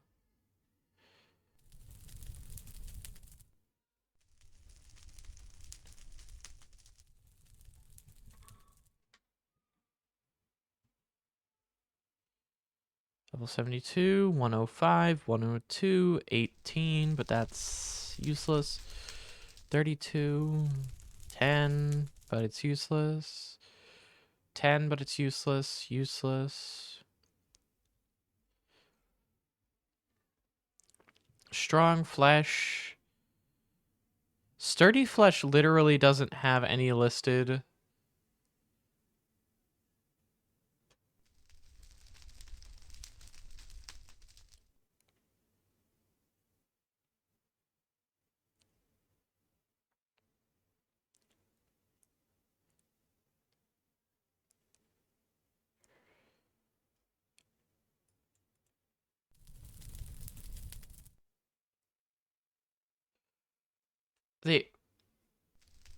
Okay. Sturdy flesh doesn't have any listed updates. How do I obtain it? It's just killing zombies?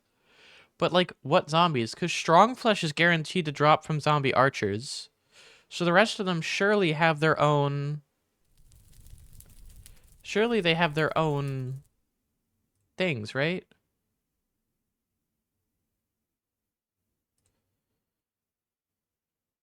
I'm so confused. Also, I probably shouldn't have gone AFK like that, even though I'm in a fucking... Even though I'm in a town. That was incredibly risky.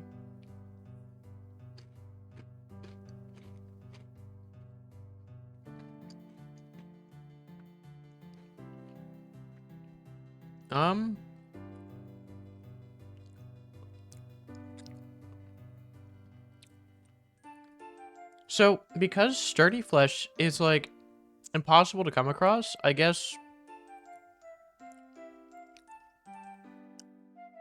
Strong flesh it is.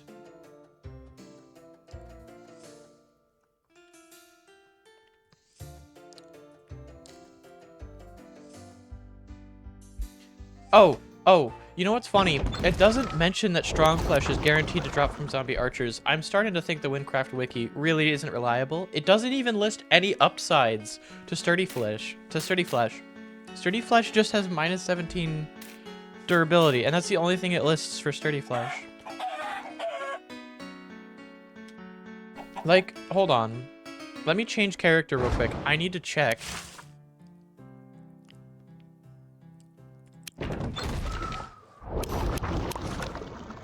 I don't know if I have sturdy flesh on me.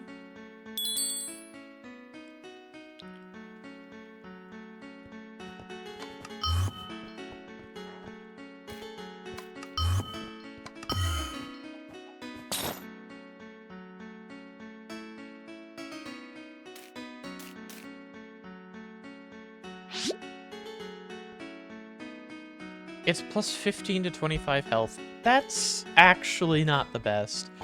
Also worth like 3 emerald blocks. It's that rare.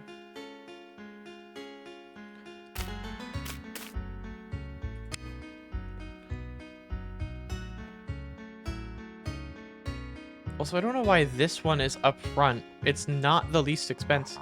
Oh, least recent. Never mind. Here we are. Yeah, that's how expensive it is. So few people sell it. How do you even get it, though? It just says, like, killing zombies, but I've never gotten sturdy flesh for just killing zombies on Emerald Trail. There has to be a consistent way to get sturdy flesh. There has to be something that guaranteed drops it. Or at least has a higher chance than the rest.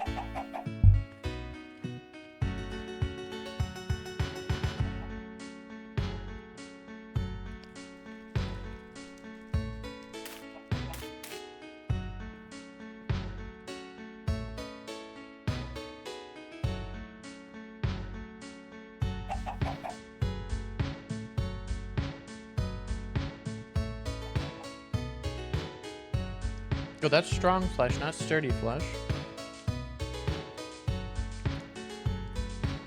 The official Wynncraft wiki does not mention... It just says rare... Yeah, there's this one... There is this one fucking forum post from 6 years ago that just marks it as rare drop from low-level zombies. 6 years ago. It lists the royal cake slice as a cook assistant quest drop. It's not. You don't get it from the cook assistant quest. It's a rare drop from fucking Bob. There's actually just no information on this. Wow, okay. That's great. I love this.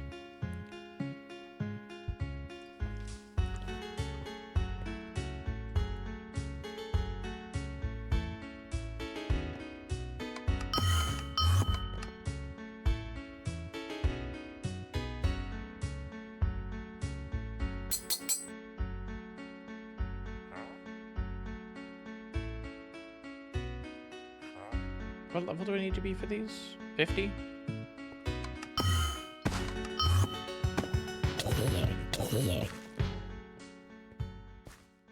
Hold on. I want to look at what my build is for this real quick. For this character.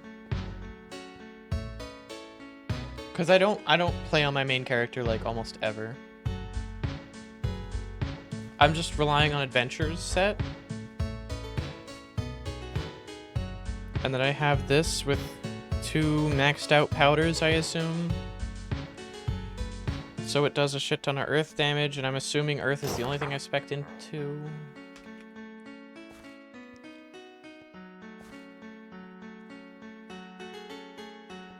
I'm not wearing anything with requirements. Why am I not... Hold on. Why didn't I just... Hold on. What did I do with this character, dude? Why did I evenly spread out my points? Like it's gonna matter.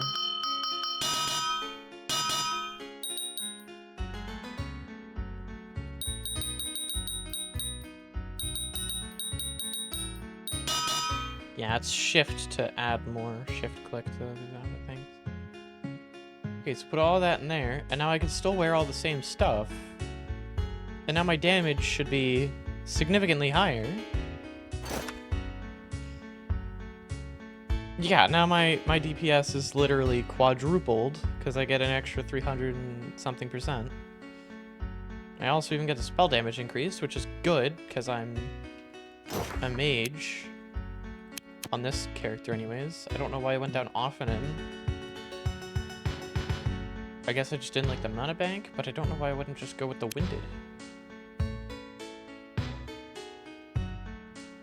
I don't know why I'm going Lightbender instead of Riftwalker.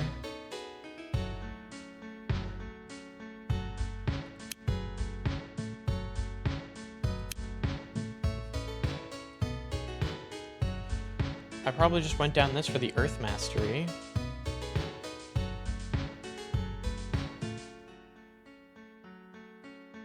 Also, this increases the damage of Meteor. Meteor is replaced with Ophanim. I literally don't benefit from this.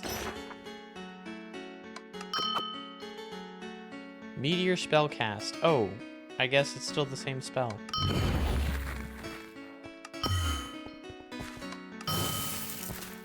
Okay.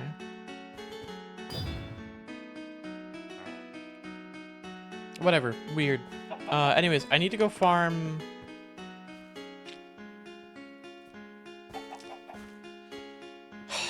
No, I'll do it on my hardcore character. I'll do it on the actual.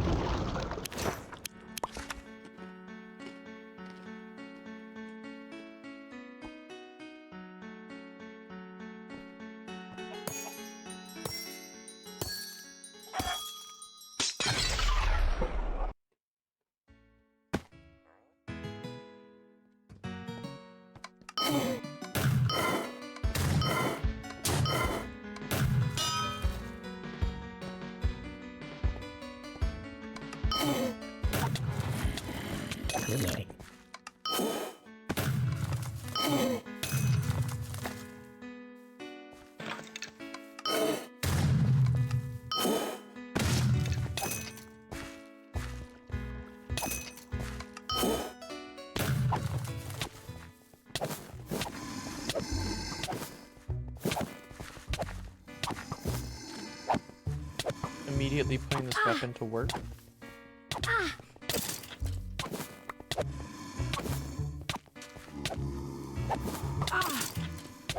146 neutral damage.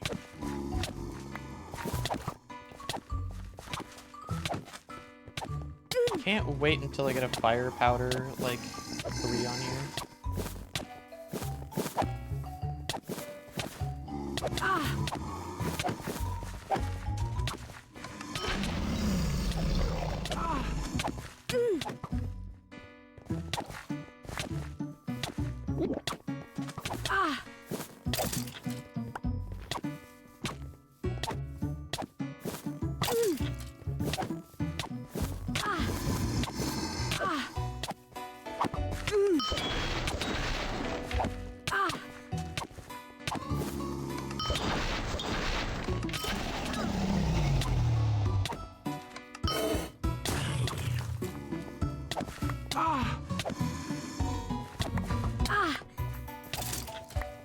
Pretty good show for my weapon so far.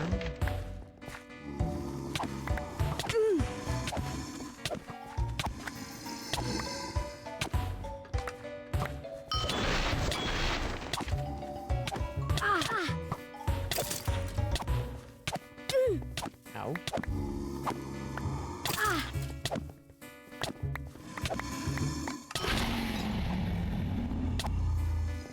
Yeah, I hate to say it. I don't think these are dropping anything.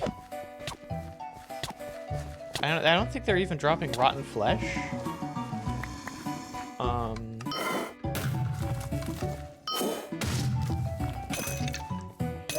I think strong flesh is just gonna have to be my only, because literally everything else is just bad. But I also can't, like, trust that, because I can't know that that's everything. That's actually so frustrating.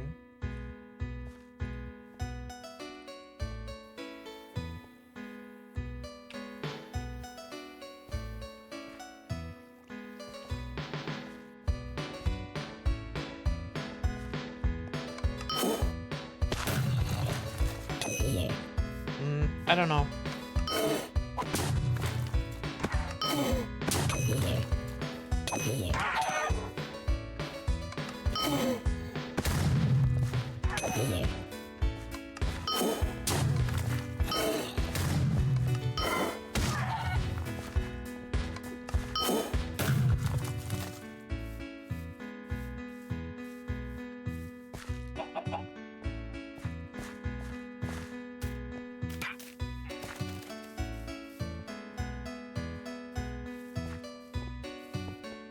I completely agree, Innocent. That is basically what I'm experiencing, because that just means I don't have armor scaling, basically. My armor just does not get better. Aside from, like, extra health, I guess, which in that case, I mean, yippee.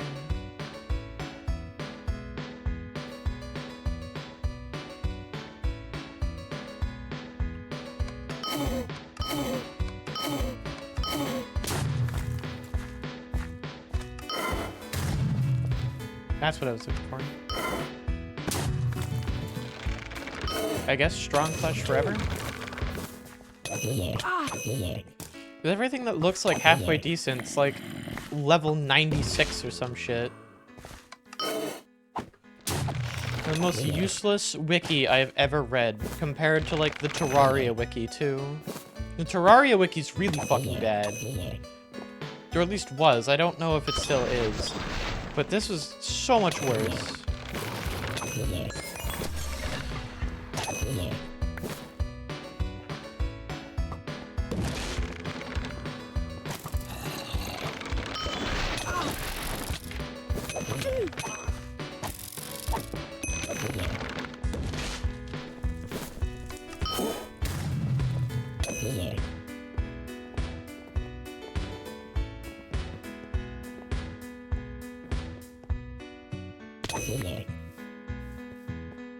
Hey, Innocent, I just realized something.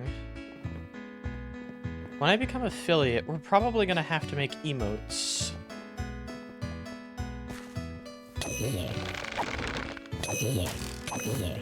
Man, my ass broke.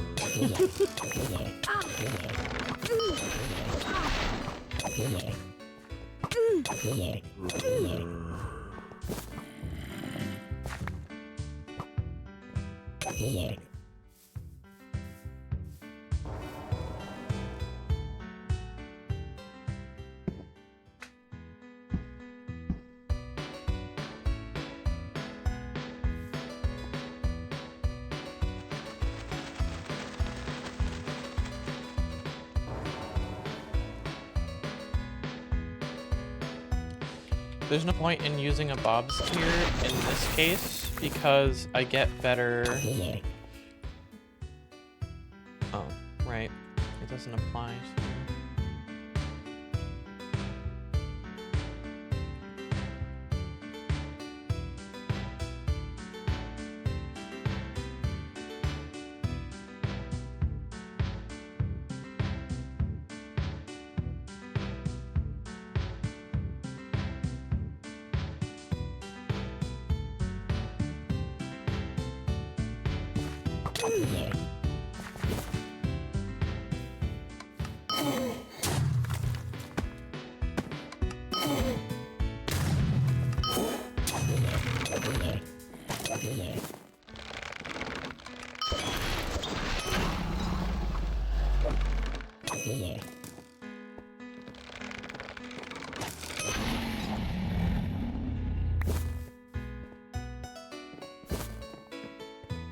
Give me everything. Wow, this is taking a lot longer for these to respond. Oh, ow. That almost made me hurt. Virtual insanity? Okay, now YouTube's not playing Weezer anymore, it's so over.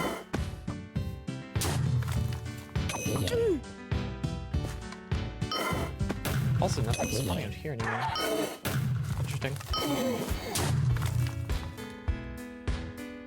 I'm one off. Let's go. I'm leaving. 6, 12, 18. Yep, that's enough.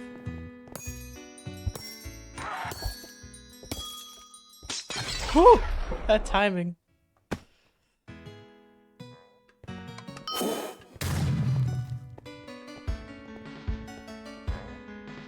Wait, you know what? Hold on. I just thought of something. Man, I got a crazy unusual effect on this crown. If I had like, oh, if I had like burning flames, that'd be great. I'm sorry, I have to make any TF2 reference the moment I get the opportunity, alright? I have to. It's my copium because the game's dead and has been for the better part of like almost 8 years.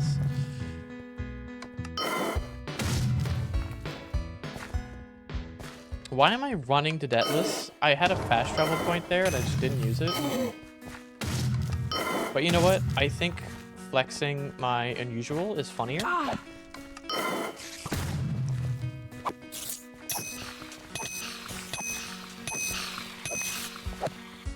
Wait, I can attack behind me? Holy shit. The tech. I don't even have to look at you, motherfuckers. That's actually really funny.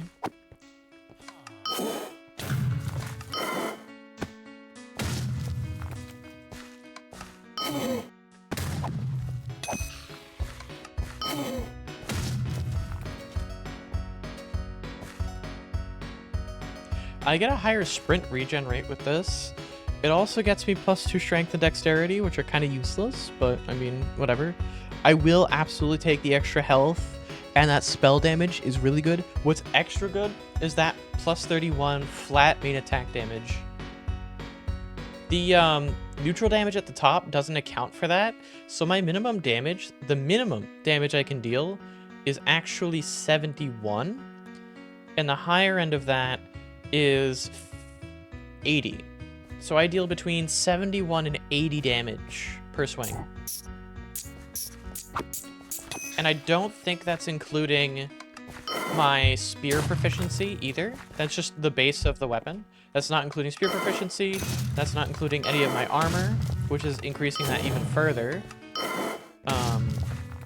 What's funny is this number that's supposed to count for everything doesn't actually account for everything. Because it says 82 to 92, but like, I have more than plus 10. Oh, well, I'm at a very low amount from these, so I guess that makes sense.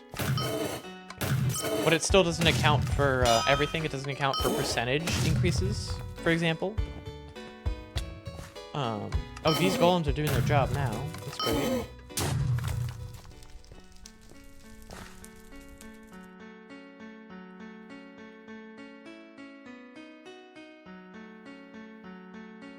Alright, I have enough strong flesh to make my new set of armor. I don't have enough string, though. God fucking damn it.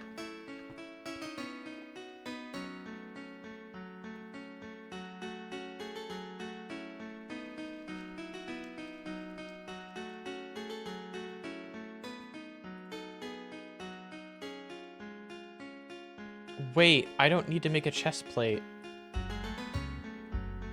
Oh, this birch paper is gonna go to waste. Because I only need a helmet. Because I already made the big girdle of chaos. Yeah, and that's why I only got 18 strong flesh instead of 24. Okay, so...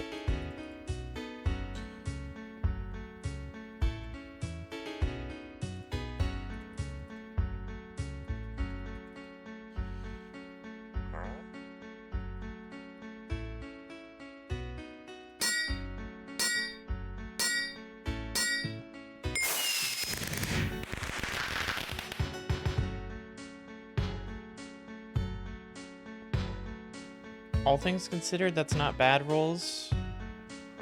151 durability is actually insane. Alright, now I need to farm something else. I could try and remake it, honestly. I don't think it's worth it, just because, like, I don't have better ingredients that I can use anyways.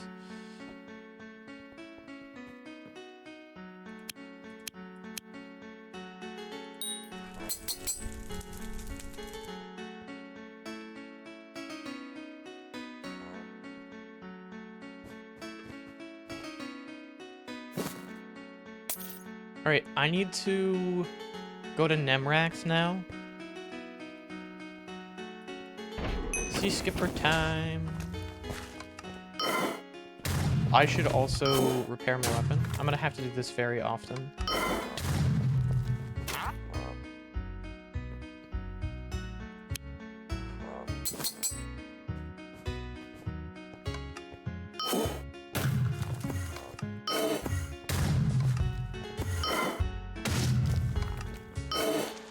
$75 emeralds? Considering I have 2,000 emeralds to work with, that's not bad.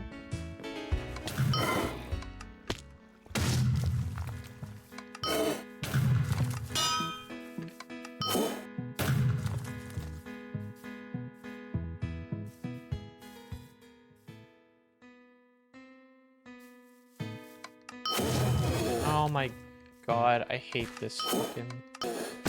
I'm not even...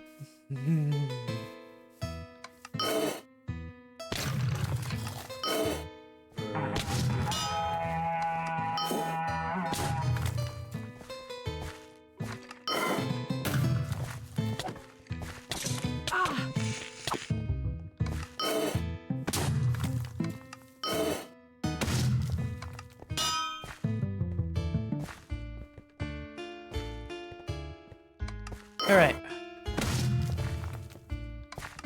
Sea skipper we go.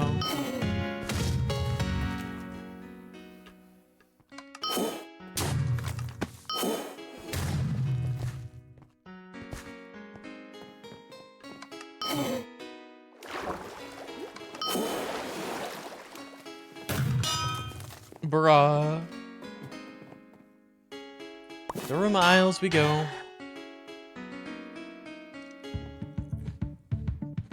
Oh, and for those who didn't know, you can walk around during this.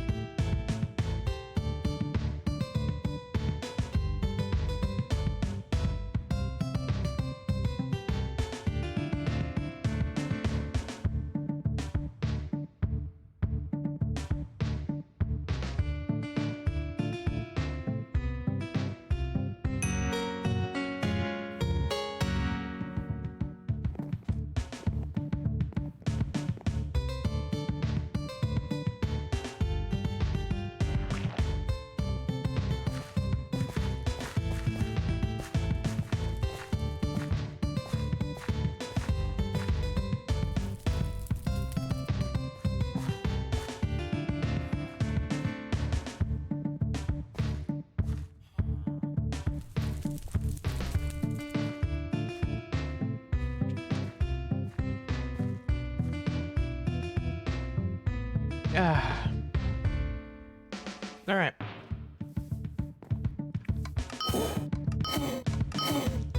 It is time, chat.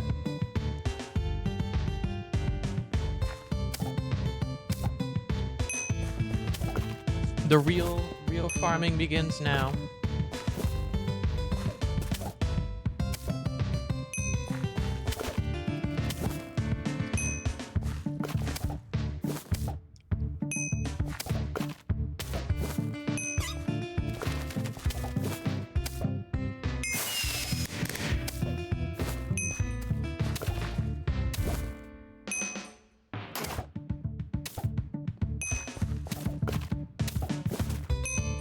Excuse me, sorry.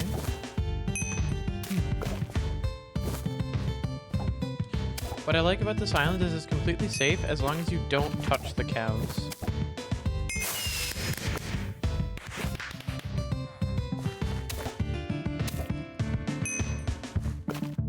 And also it is just objectively the best place to go for farming, anything farming related.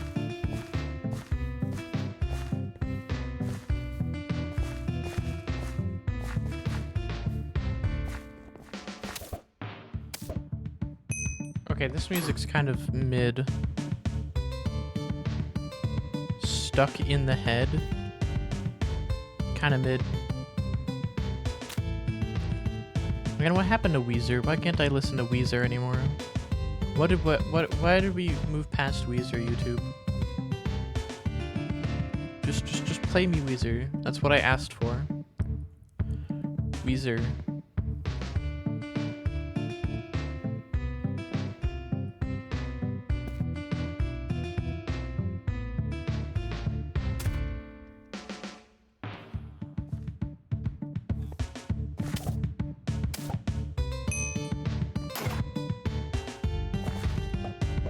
No. Innocent, if you send me that playlist, you know I can't play it on stream, right? Every single song there is super copyrighted. What? I can't even play the fucking Minecraft music without having to dispute it every time. As the literal fucking OST for the game that I'm playing. No, I want to listen to Weezer.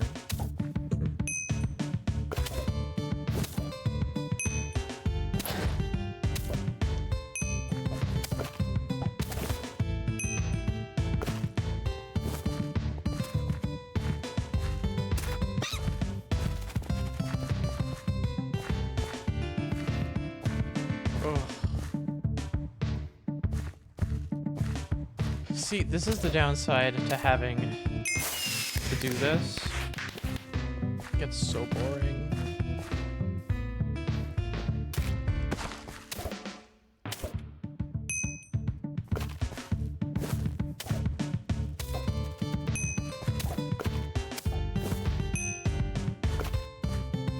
Come on. Ugh.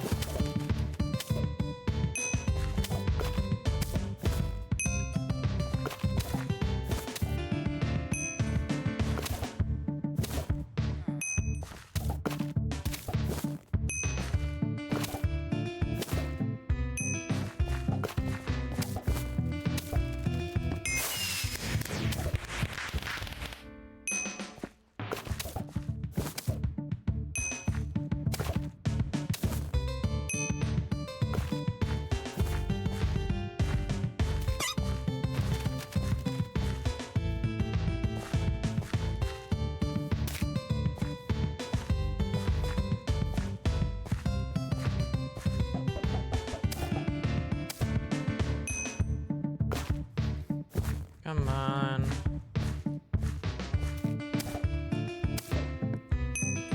I got lucky one of these times.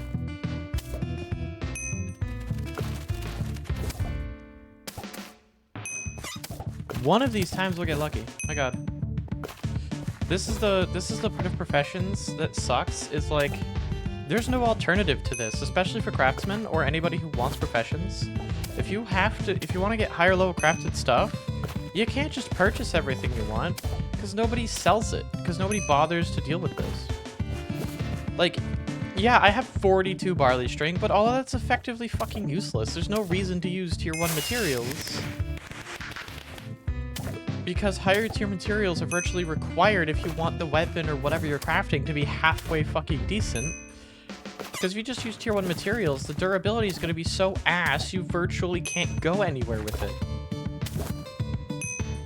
Hell, I used tier 3 materials and this has 45 durability. To put something halfway decent on it. To make a good weapon, I used tier 3 and it has materials and it has 45 durability. Imagine if I had used only tier 1 materials. I'd be able to swing it like maybe 10 times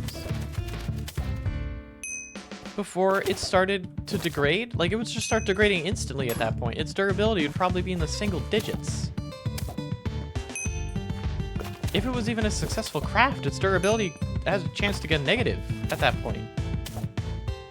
And I think at that point, it's just a failed craft.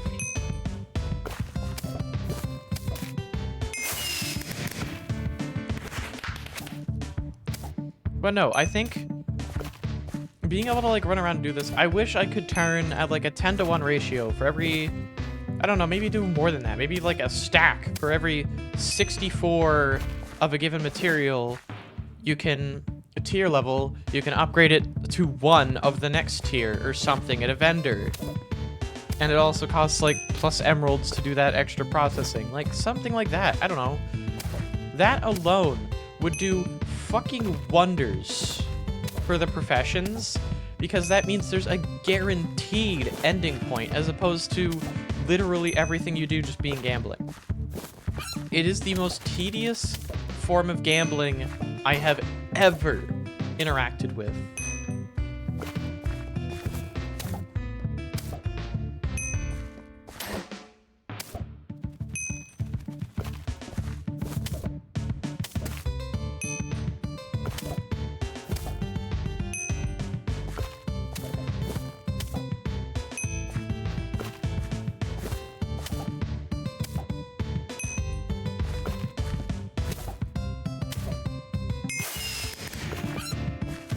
And for that matter, it would actually provide a use for the lower level materials, like the lower tier materials, because then you could actually use them for, you know, making higher level materials, making higher tier materials, which you can then use to make better weapons and stuff.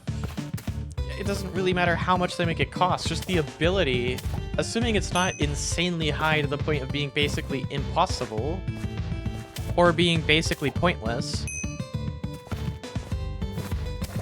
The way I'm thinking of it is like, have it be 1 in 10 or 1 in 15. So like 10, yeah.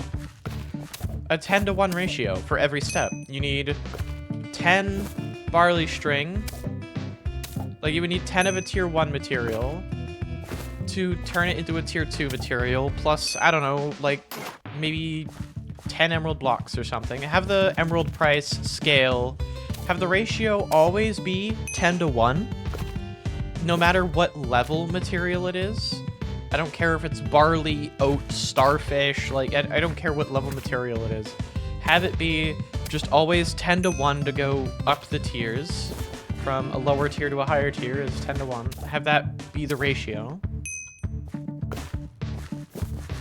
Then have the emerald cost scale based on the level of the material. So difference between like gudgeon, trout, salmon, etc.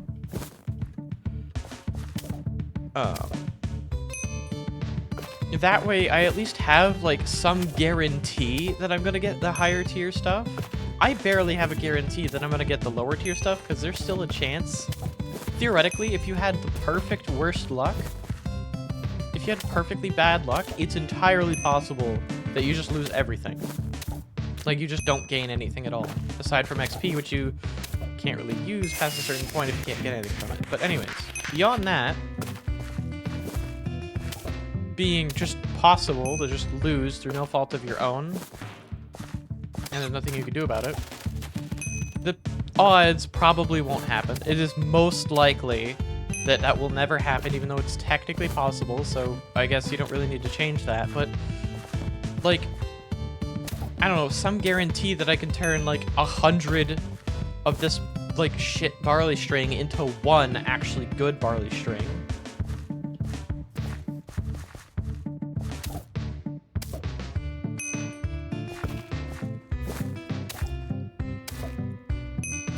To craft it down from like 100 to 1 would be so much better. Would that break the Wynn economy? No, it wouldn't. If anything, it would help repair it because it would add, 1, another potential money sink, and 2, it would give a purpose to buying out and using the lower level tools, and like it would give a use to doing the profession yourself, basically. You can buy out the lower tier materials, and yeah, it would become easier and lower the value of higher tier materials slightly because it'd be easier to get them. But the fact that they're so gaudy to begin with is ridiculous, considering they're practically required for crafted runs. Not to mention that for late game, you basically just have to deal with that gaudiness because you need it. It comes down to late game Wynncraft sucking because everything that's actually good is so insanely rare, you get outscaled because to scale up to the point of being able to participate in anything, you would need to be indefinitely getting luckier and luckier because they make the better stuff rarer and rarer over time, which makes sense when you're at the top end already. But the difference between the easy to get stuff and the best stuff in the game is hundreds of hours of grinding and like the ability to participate in late game activities, basically. Like, you can't participate without them because you just aren't able to scale with the enemies at that level anymore. Which is kind of alleviated by the crafting system existing because you can always make a decent crafted item at any point in the game. You can always make something decent that's crafted, but the issue is, because professions are such a pain in the ass, nobody even bothers to sell the medium, like the mid-grade materials, the mid-level materials. Like salmon. Why the fuck is salmon the most expensive fish in the game on the player trade market? Salmon. It is a level 20 ingredient. Why is the level 20 salmon worse than all the other salmons above it? Still the most expensive out of all of them, despite having no reason to be that, if not for the fact that professions fucking suck and nobody bothers to grind the lower level stuff, because the only reason you grind the lower level stuff is for the XP so you could do the higher level stuff.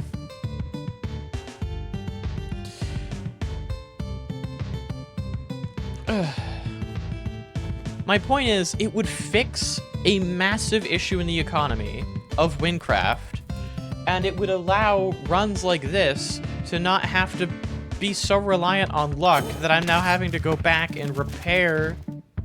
Like, I have to go back to Nemrax now to repair my hoe because I didn't get lucky enough. There's no guarantee. It's all luck. That's the frustrating part, is it's all luck. Oh, Dell. I didn't even do that.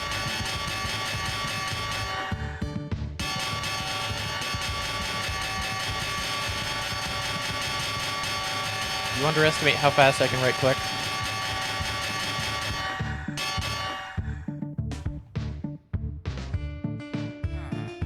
Bro gave me an ability shard. I'm not gonna use it.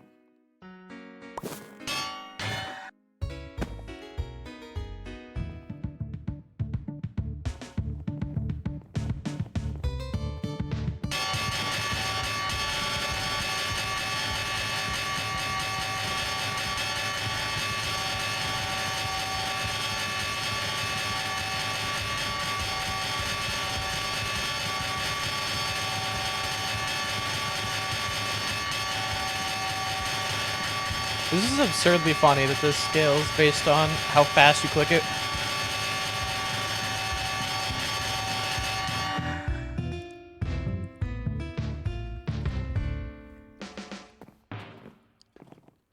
I didn't even know you could interact with that. I'm so glad you can interact with that. That's so funny.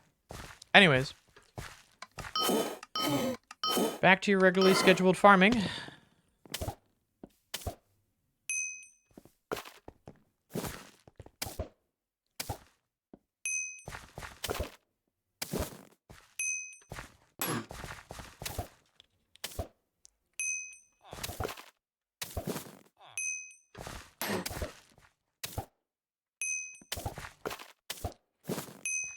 I think a lot of the issue with the Wynncraft economy is a lot of things are really unnecessarily grindy or like gaudy.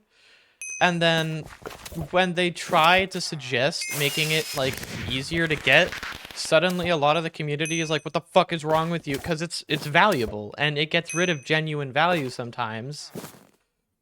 And yeah, in the sense that it does like make it slightly more common, but like it shouldn't have been rare to begin with.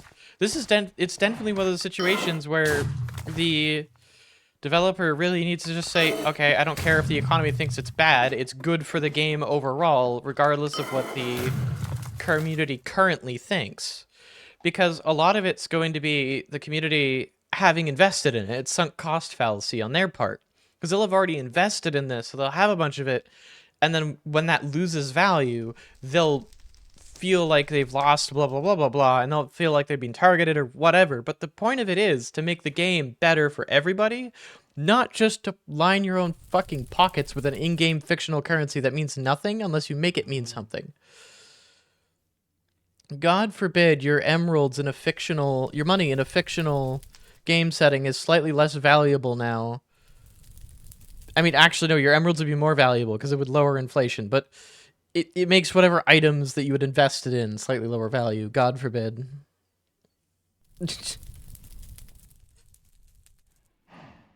Most likely they'll announce it, give everybody a chance to quickly sell everything off, and then make the change. So, you'll get your emeralds back anyways.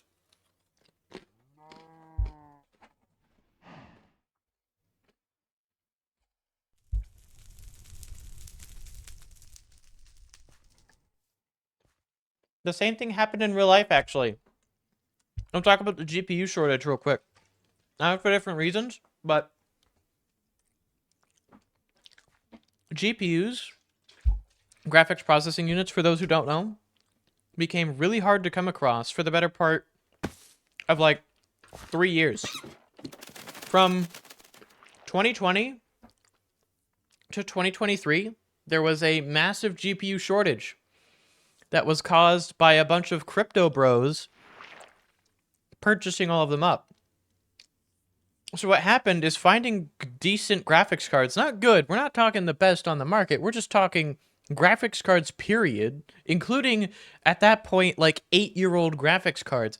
All of them became hard to find because they were rare. Because they were all being bought out by crypto bros.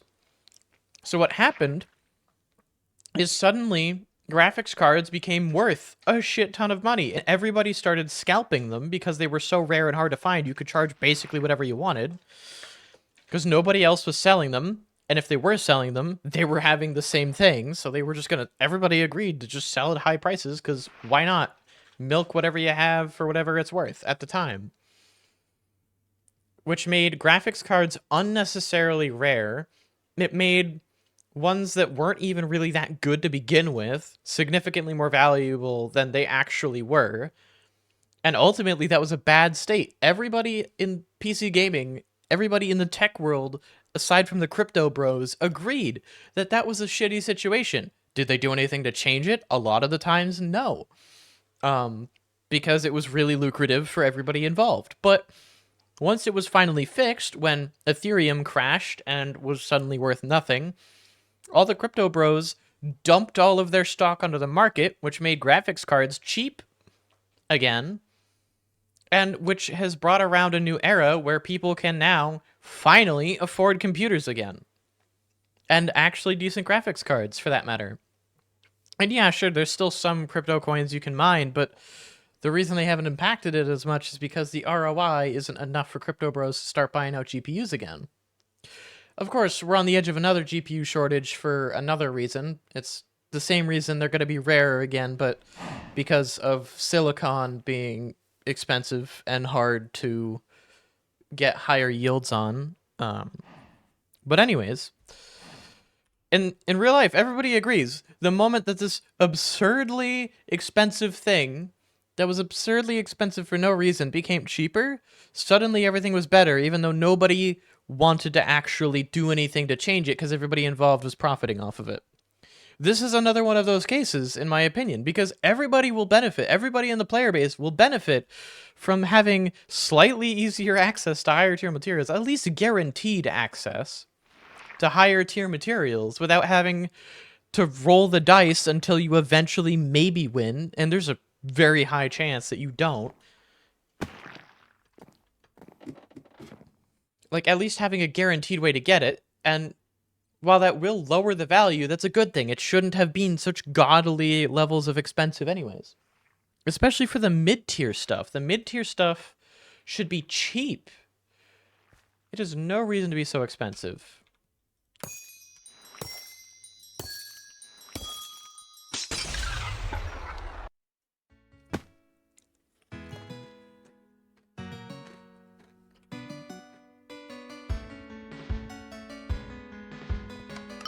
But of course, there are people who are going to fight that because, you know, they make profit off of it.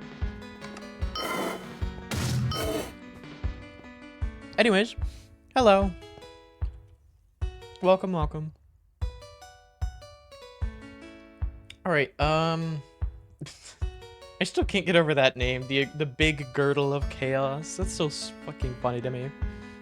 Alright, pants and boots. I have enough strong flesh too.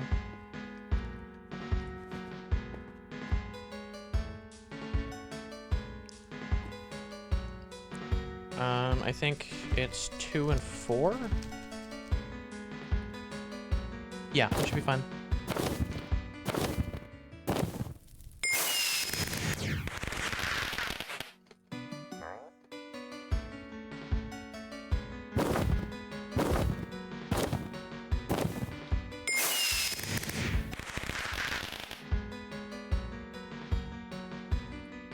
Alright, I have my full set now. Oh, I forgot to increase the level on that. In-game sounds are loud still? Oh.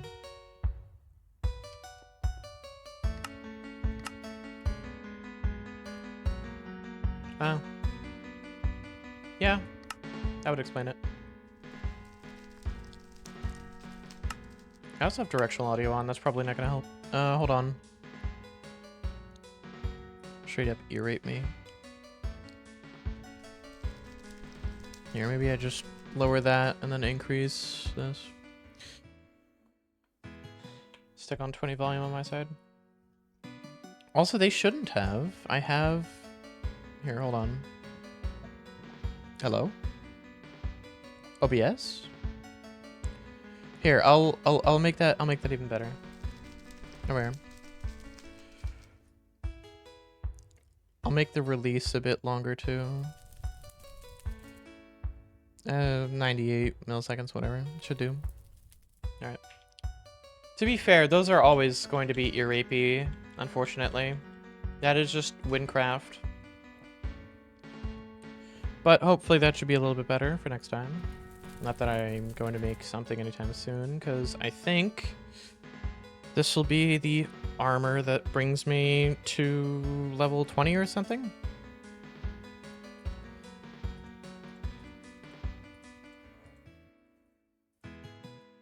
Yeah.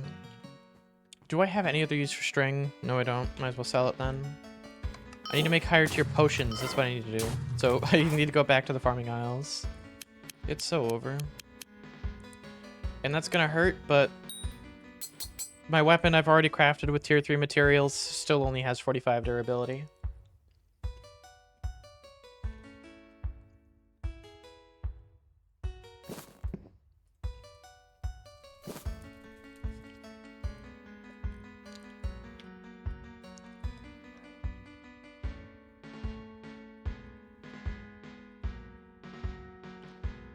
much money do I have? 3.9k? Not bad. Plenty for what I need to do. Rotten flesh is useless.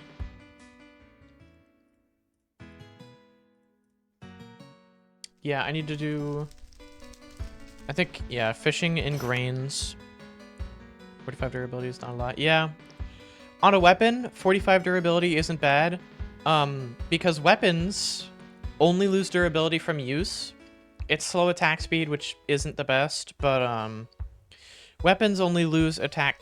They only lose durability when they're used. It's like every 10 swings or something for slow, every 15 or 20 swings for normal, and then every 25 to 30 swings for fast. I think that's the scaling there. I could be wrong. I could be off by a couple bits. But anyways, the way armor works, though, is stupid. Armor and jewelry, they lose durability as you walk around. I have not taken a single hit since I've equipped any of these, aside from maybe the big Girdle of Chaos. It's dumb. Why does walking around punish me? It's dumb and random. But anyways,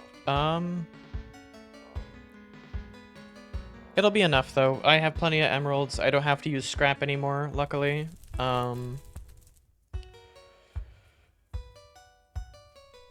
Use your gear in combat. I do, though. It's the only thing I use this for. I would understand if I had walk speed, but other than that, riding a horse shouldn't degrade durability. The use of armor is to reduce the damage I take. If they want to balance that better, have it so that the amount of damage I take relative to the percentage of my health loses durability faster. Upwards of like 10 durability loss per hit if I'm taking extreme amounts of damage based on my base health.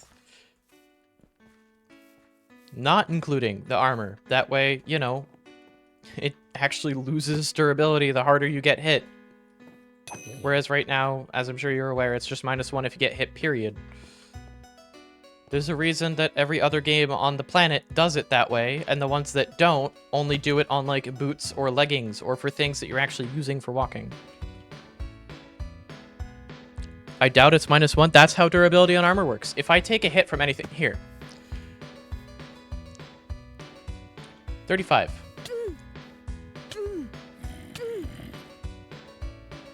I got hit 3 times. -1. It subtracts durability from a random piece of armor by 1. That would be too excessive? No, it wouldn't. I have hundreds of durability on this. And if I'm taking... Because the way it would scale in that case would be based on the total percentage of my health. If something is dealing 90% of my health bar in 1 hit, yeah, no, that absolutely should. Yeah, but a multi-hit taking away 20 durability is unrealistic. If we're worried about realism, then add durability to everything.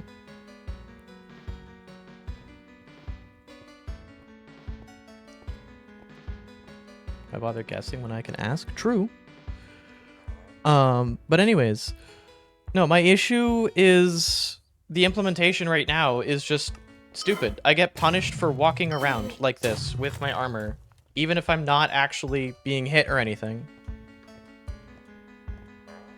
But anyways, it is -1 on a random piece of armor whenever you take damage, no matter how much damage it is, even if it's a sneeze.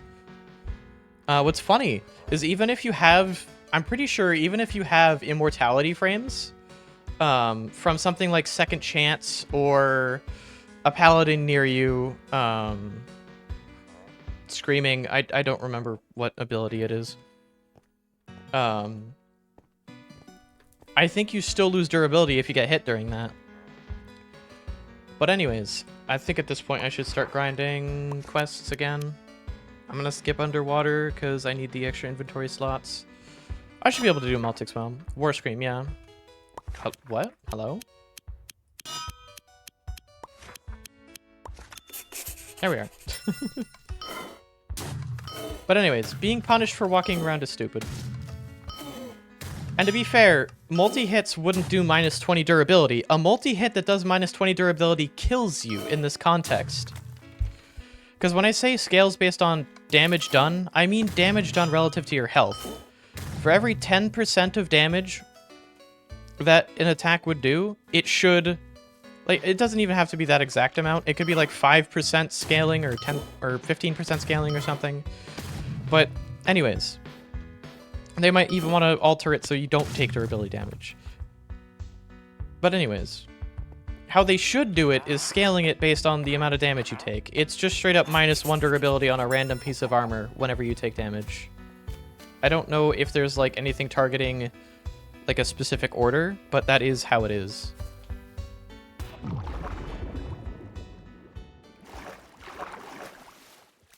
Not how it should be? Walking around, the only ways you lose durability on armor is walking around and... Oh, right. The only way you lose durability on armor is walking around. It's every 360 blocks you move. It doesn't matter if you're sprint jumping. It doesn't matter if you use abilities. It doesn't matter how you move that 360 blocks.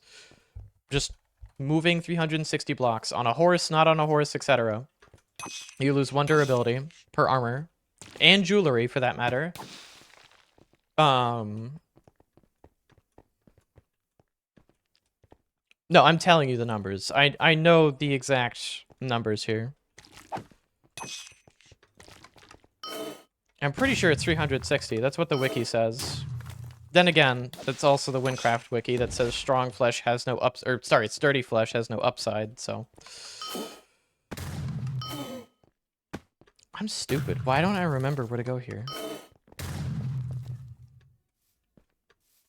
Bruh.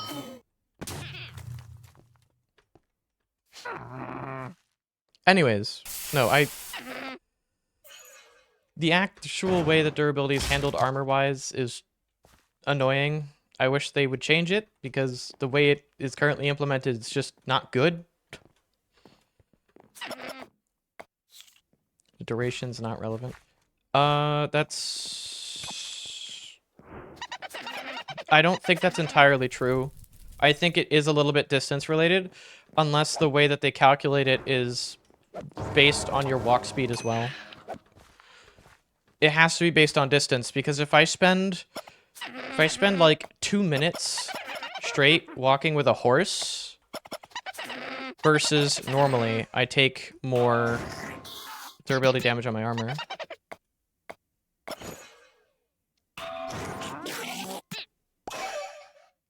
So maybe it's intended to work the other way, but in practice it does not seem to work that way.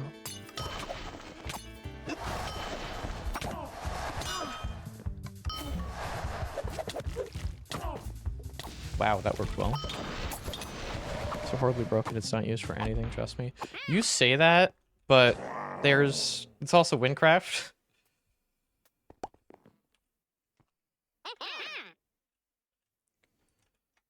I would not be surprised if it's still in use. They added a dodo pet that crashed the servers. I wouldn't put it past them. Distance moves counts you teleports. Yeah. At least by default.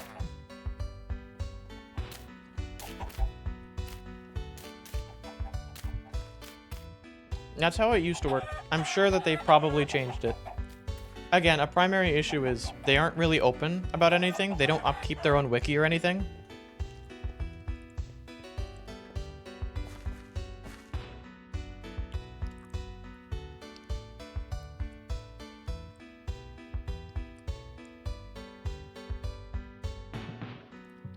Well, yeah, because they don't do any communication with the community on virtually anything aside from change logs that, you know, don't help unless you go to the very start and already understand the beginning of the values being changed.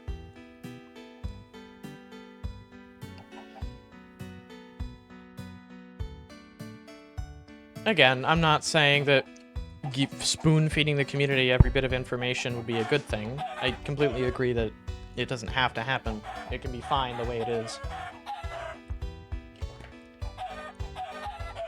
But, like, I don't know.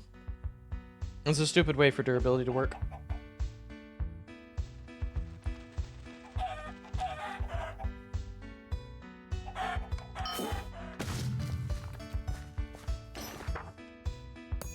No, I'm not trying to do that.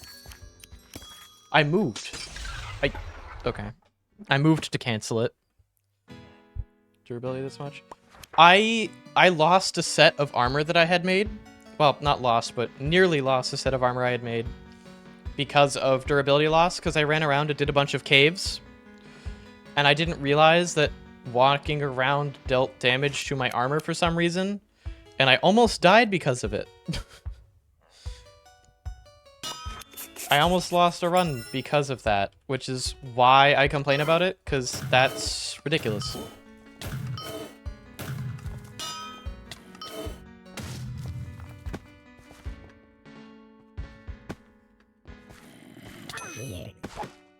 What durability messages are for? Yeah, they're useful when they say your item is damaged. Which they say almost constantly. They start saying it at 2/3. And again, they wouldn't need to add that if I was able to keep track of that, like literally how durability works in any other game. And they start saying it at 2/3, because that's when it starts degrading.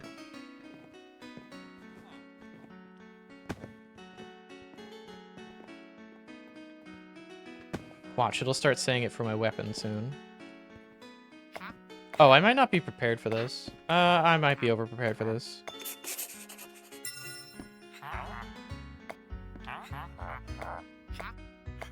Yeah, I don't care about this. Come on.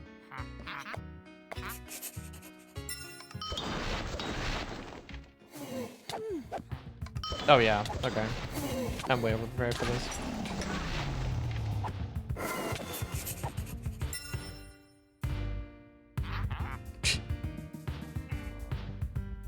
What are we at? 32 out of 45.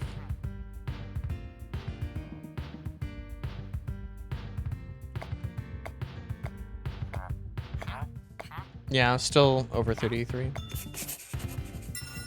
Or still over 66%.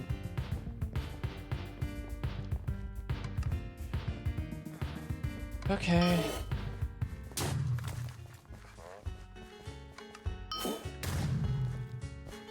Oh yeah, I'm level 18. I don't know how I forgot that.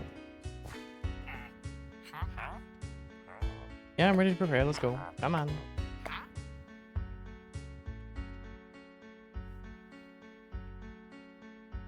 Anyways, my overarching point is just the way it's designed needs to change, because that's dumb. Armor shouldn't degrade over walking periods.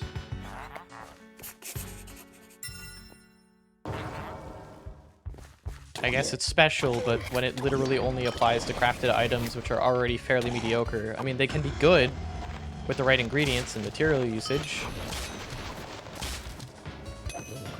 Yeah, no, I'm way over leveled, Jesus. And over geared, honestly. But that doesn't warrant making them useless for having them around passively, unlike, I don't know, the Morph set, or the Adventurer set, or the Elf set. High investment, high rewards? Yeah, high time investment if I'm willing to spend fucking 8 hours of my life praying that I get something decent. And the player market only applies once you're at the high end of things. Because there's no guarantees for any of the higher tier stuff. Again, Wynncraft always had a problem at the high end of having to spend tens of hours grinding just to be able to participate in endgame activities. They've kind of helped that a little bit, but they still haven't gotten rid of it. They need to do something like...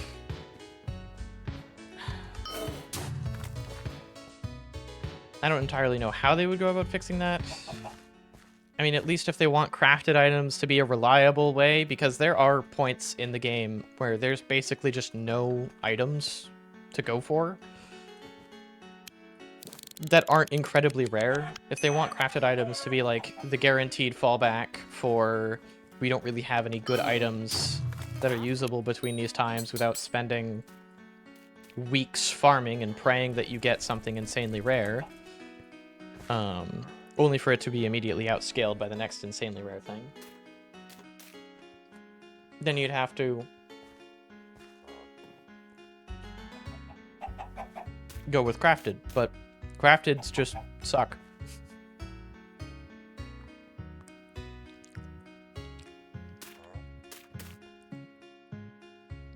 Any other Minecraft accounts you've played on? I played on my brother's old account at first, and then I started playing on this one.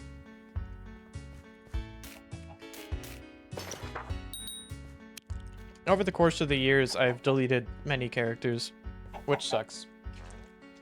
I wish I hadn't deleted them, but here we are.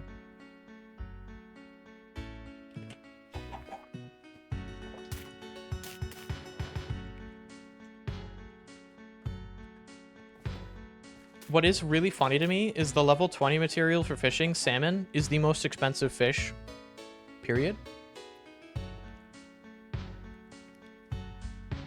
A lot. I have a lot of experience playing Wynncraft. That's why I largely trust and don't trust the wiki. The wiki's kind of fucking useless sometimes. Sometimes it's really useful. Sometimes it's just really not.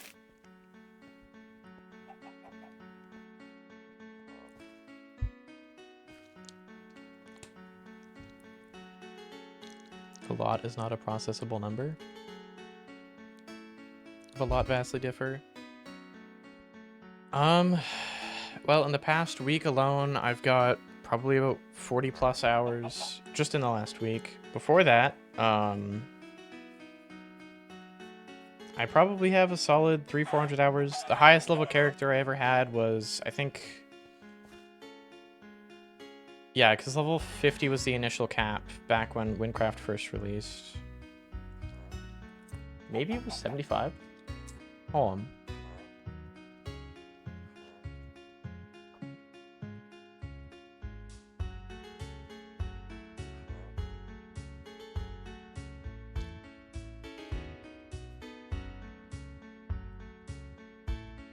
No, I mean,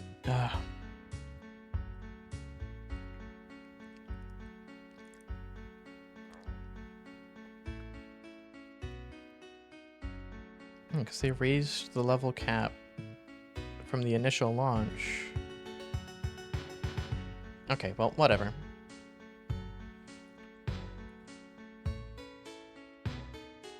Yeah, 70, then 75, yeah. I don't think I ever really made it past level 50 that far. I might have, though. I don't know. Those characters are long deleted. That was like 9 years ago at this point. Anyways, that was a very interesting time in Wynncraft history for many reasons. Yeah, primarily. I know late game sucks.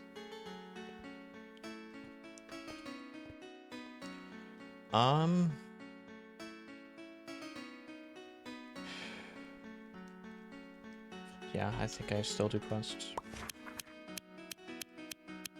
Potion making. I should be able to go all the way up to, like... Should be able to do Pit of Dead and Dark Descent fairly safely. Oh, yeah.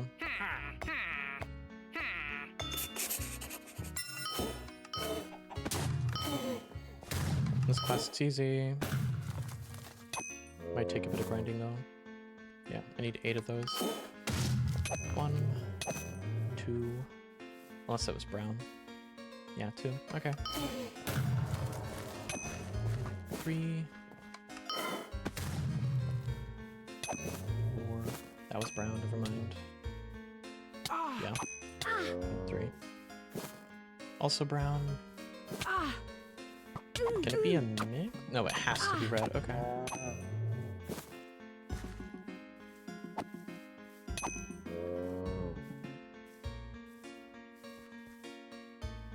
Over-optimize your gear. Yeah. Well, yeah, because past that point, largely, you have decent options depending on what class you're going, because different classes have access to different things.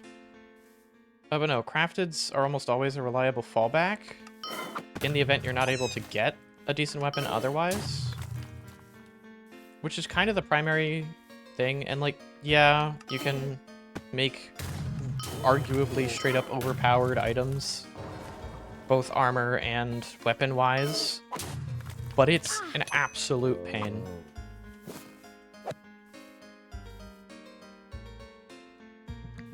Aren't supposed to be the primary source. Agreed! I completely agree. They are not designed to be the primary source, which is why it sucks that there aren't options sometimes. Like Mage from level 40 to 50, you largely only have one option if you don't want to use Crafted. And that option starts to really not work very well. Like, unless they've added more since, like, the summer. Unless they've added more since Rekindled. Or it's just stuff that's not applicable on the wiki.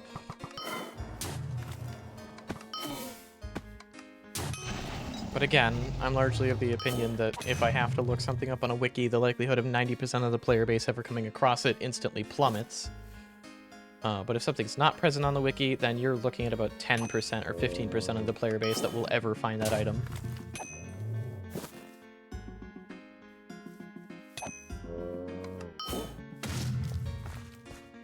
Alright, that should be enough.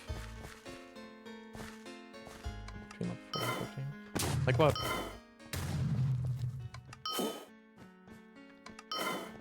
Over here, not on the other side. Maybe turn it off.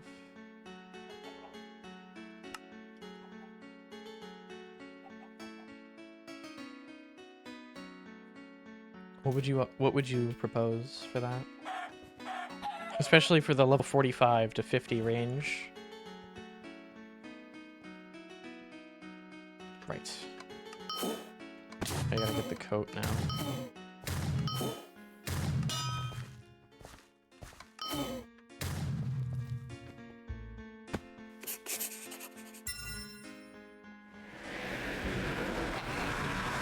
Yeah.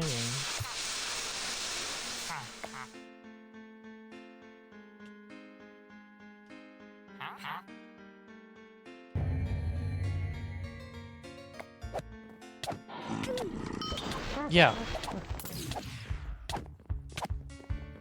That's the point.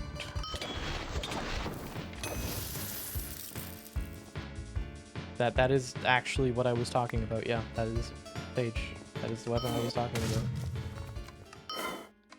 It's kind of the only choice, because everything else just doesn't deal enough damage. And towards the higher end, when you're dealing with, like, level 50 enemies, it's just lackluster, I guess? Again, it could also just be that my build was terrible.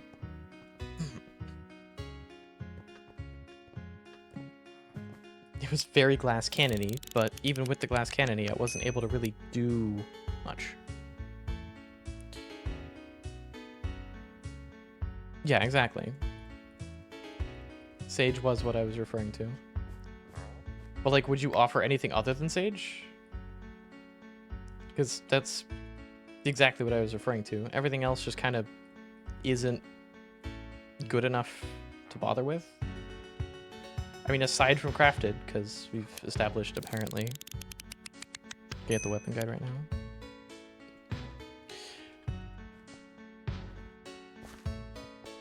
What level is it? Is it above legendary? Is it a fabled item? Mythic, perhaps? Level 50 rare. Yeah, that's good for level 50.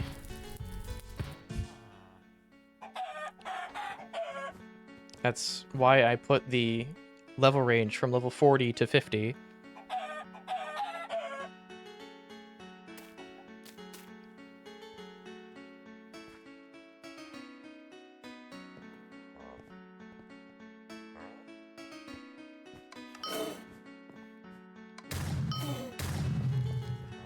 Once you reach level 50, there's plenty of decent stuff. Again, Wynncraft has always had the scaling problem, and I highly doubt that they're going to fix it through other means. I mean, obviously, over time, they're just going to add... Wait, no, I don't want to sell that. I want to repair it. That would have sucked.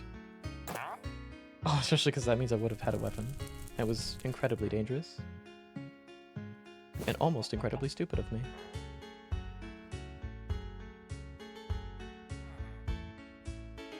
Ice sparrows? Eh. My issue with the weapons from that is they don't perform... Because, like, grinding that dungeon... Grinding the dungeon in Nessac, Ice Burrows, is probably the best option you have for leveling. At least relatively quickly leveling up to 50. Aside from doing quests and whatnot. And those weapons aren't the best for that dungeon. And they just aren't really good enough to push mage past that point. Again, as a mage at that point, I was falling behind the shaman in the group with regards to survivability. I had to switch to a mostly glass cannon build where I focused basically entirely on earth and poison damage. Straight up a gear issue, though? Well, yeah, exactly. That's what I'm saying. There's not much good available gear between that stage. And what is good isn't... It doesn't feel like I'm at the same level as the enemies.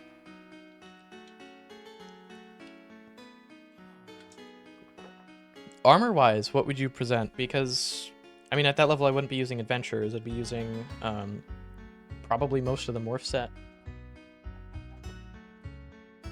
I don't remember what specifically I was using. I can check. I'm pretty sure I still have a mage that's at that level.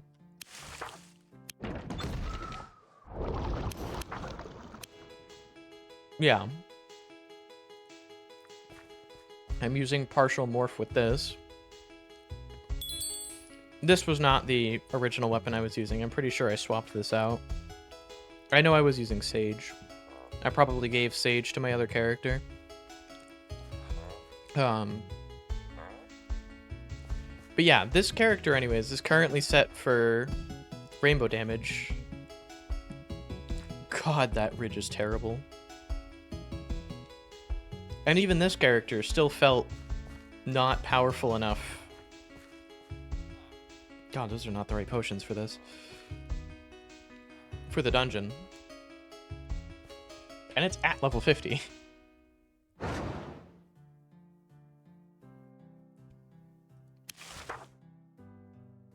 No, I agree wholeheartedly. It sucks.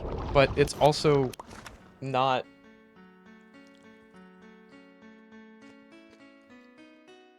At that level, other than Sage, that's kind of the only option.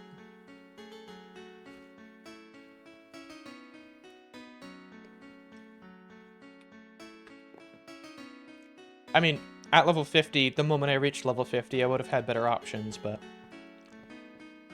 I had only got level 50 on that character, so I could just reach the breakpoint of level 50.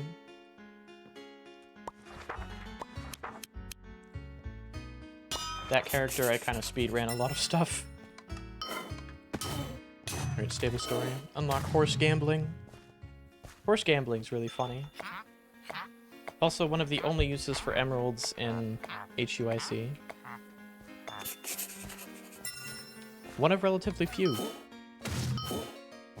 Without access to the player market and most NPCs' sales just kind of being bad unless they're ingredients. And even then, a lot of those ingredients are kind of mid, at least in the early game.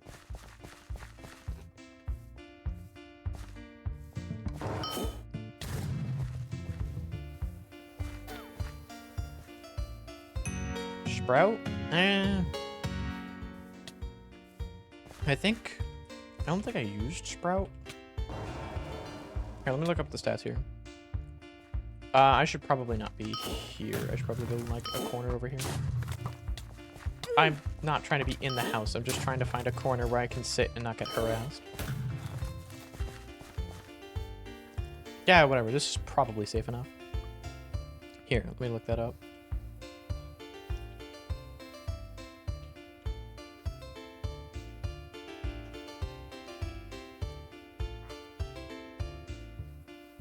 Legendary Sandswept Tomb.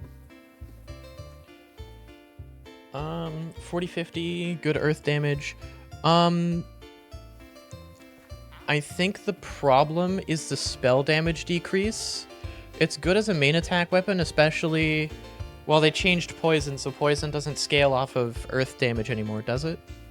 Is that still a thing? Do you know that? Also, why are these bots always coming around? I will ban them till the end of time, and I will keep reporting them. Anyways. I'm pretty sure it used to at some point.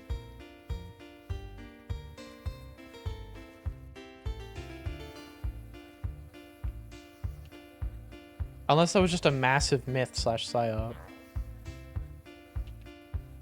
That would be really funny if it was just a myth.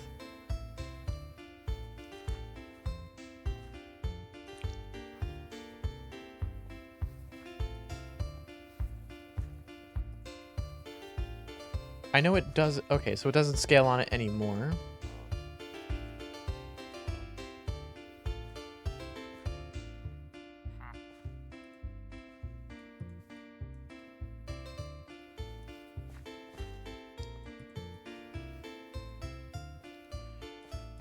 That will take the damage, the weapon's initial hit, then after that take 10 of 3, so for poison tick. Total over 3 seconds. Also deals neutral damage, so it goes through defense, agility stat also.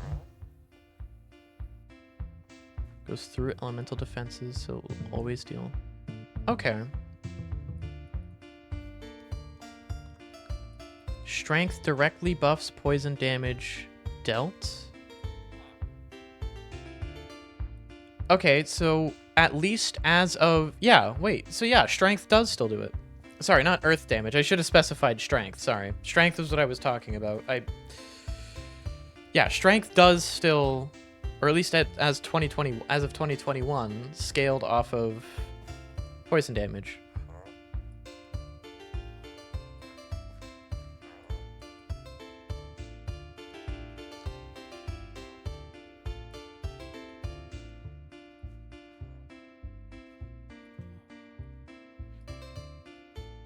Yeah, and then it looks like they fixed or changed this. Does not work with elemental damage, obviously. We stated this. Skill points, higher damage. Yeah, but we're talking about strength. Procs from spells, not just melee hits. I know. No shit. Rounds up after the decimal. Cool to know.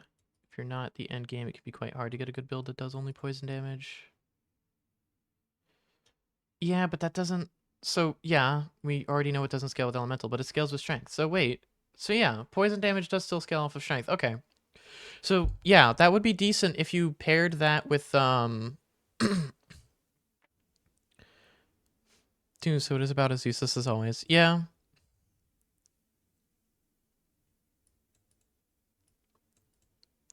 Oh, they removed that and rekindled? Oh, that's stupid. I think they shouldn't have.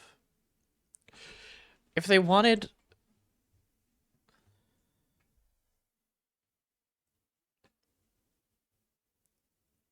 not 2.1. Oh. Spellforged. Okay.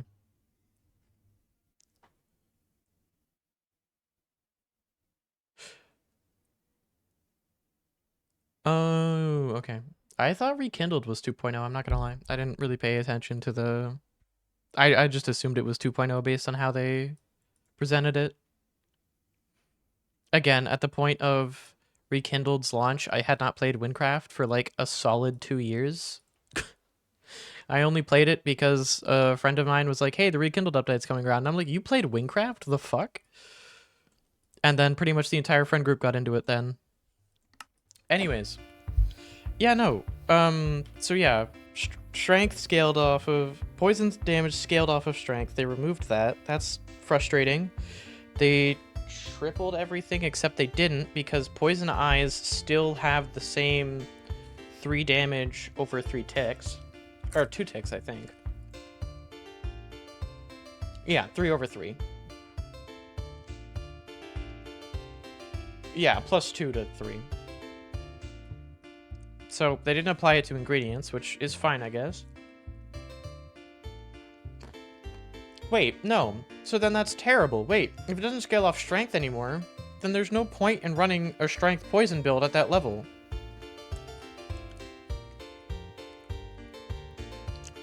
They definitely need it, don't get me wrong. There's so much in Wynncraft that needs to be changed. I'm not saying that, like, things are bad. There's a couple issues with it that still need to be, like, ironed out. I completely agree. Ever run a poison build except funny? Well, it used to be good. That's the thing. When it scaled off of strength, it was actually decent because you could use it to bypass elemental resistances. And that's what made it decent in the early to mid game, is when you were going up against bosses, you could still deal relatively normal damage. And it was also useful because it meant to deal your maximum damage, you didn't have to be constantly hitting them. Which was useful for low health classes like Shaman or Mage or Archer. Especially for Shaman and Mage, because if you get hit as Shaman and Mage, the amount of damage you take is a lot more than Archer, Rogue, and Warrior. Rogue, I think Rogue might have the least defense. I don't know. Let me look that up. They might have changed those stats around. They probably have. When class defense. Class-based defenses. Yeah, Shaman has the worst. Oh, Assassin has default? Really? Okay, interesting. So, yeah. Archer has worse than Mage. Is this updated? There's no way that Archer has worse than Mage. 2020. Okay. Wow, that can't be up to date. Hold on.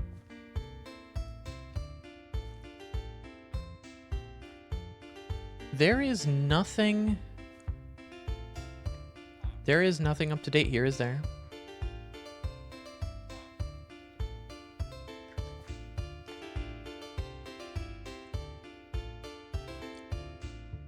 I'm saying something that says Shamans only have 60% defense? That sucks.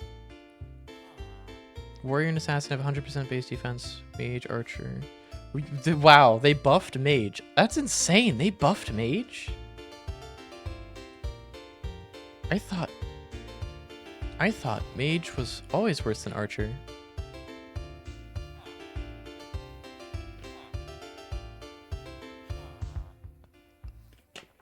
I mean, I guess I could see why. Archer now has projectile shield.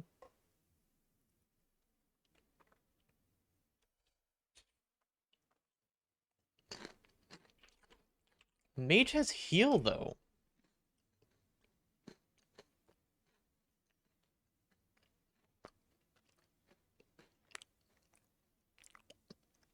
Yeah, whatever. I'm remembering things from, like, or at least trying to remember things from almost a decade ago at this point. Jesus.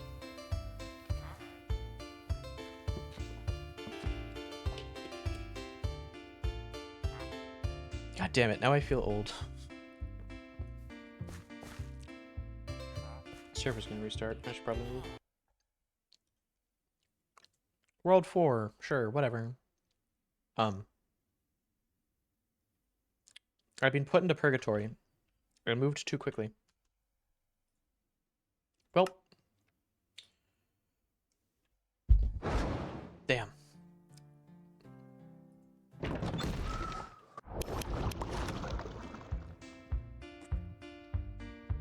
You know what? You know what it could be? It could have been a lot of the Wynncraft community back then was speculating on a lot of things. So I'm probably remembering those values because that was what was assumed by most of the community, and that was probably wrong. I would not be surprised. That's probably a lot of what it is. It could also be an implanted memory because usually mages have the worst defense in MMOs, usually anyways. it would make sense that mages have slightly more defense than archers, because archers have ways of avoiding damage significantly more than mages have. If you want mages to be able to do, like, borderline tank roles, or, like, as a substitute tank that can still deal decent DPS, then yeah. Then again, what's the raid size now? Is it 4 players or 6? I've always been in the public, but the relative defenses were always known. No, that wasn't entirely the case. A fair amount of it was based off of speculation. They didn't used to show damage values as prominently as they did. Raids are all 4-player. Damn. Only 4 players. That sucks.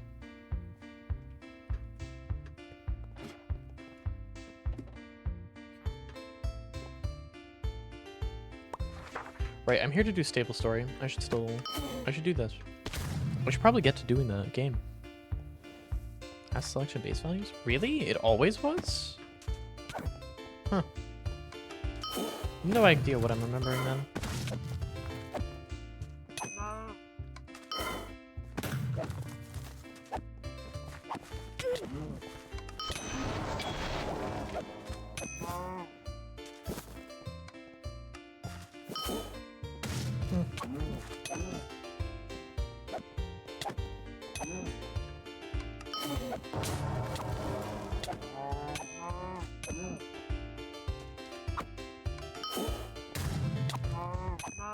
Probably just a false memory then. A quote-unquote Mandela effect or whatever.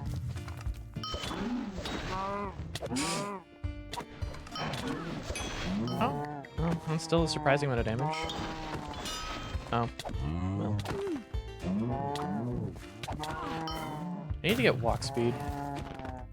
Nudge that at least. I also should abuse the fact I have range. I keep getting in close like I'm a rogue and don't have range. That's something I need to start actually using, is the fact that I have range. Take your key. And I'm not really going to use this horse. A brown horse isn't worth it. And I mean, I could do horse gambling. I'll do some gambling. We'll see. Maybe I'll get lucky, get an instant black horse. Nope. And I'm not gambling away the rest of my money. Oh, right. Tier 1 pouches can only hold 9 each. Oh, miscounted that.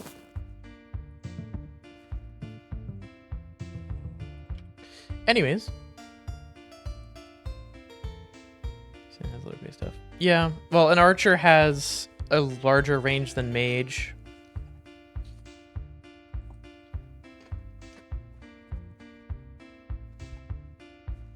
Or higher range than mage, sorry.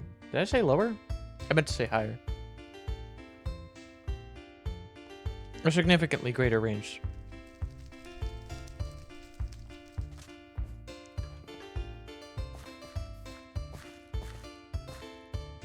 Significantly higher. So it does make sense.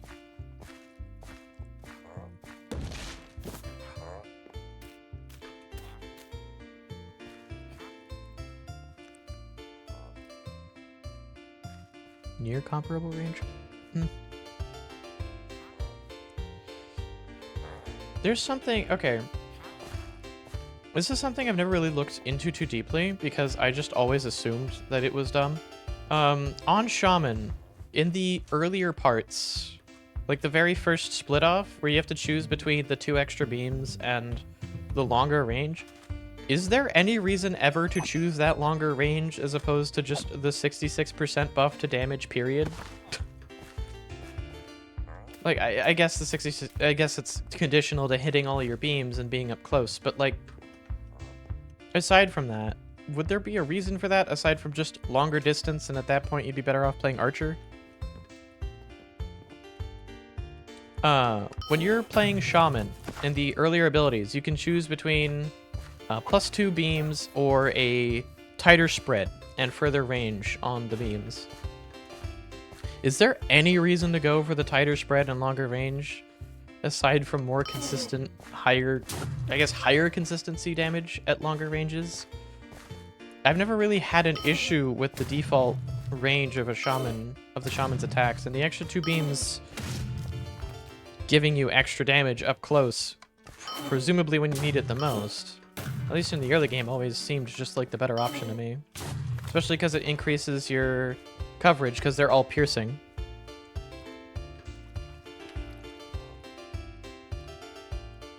Yeah, but it's more damage over a wider area, so even for crowd control scenarios where you're not hitting all the beams on an individual target, you're still dealing all of that damage over, like, more damage over the same range.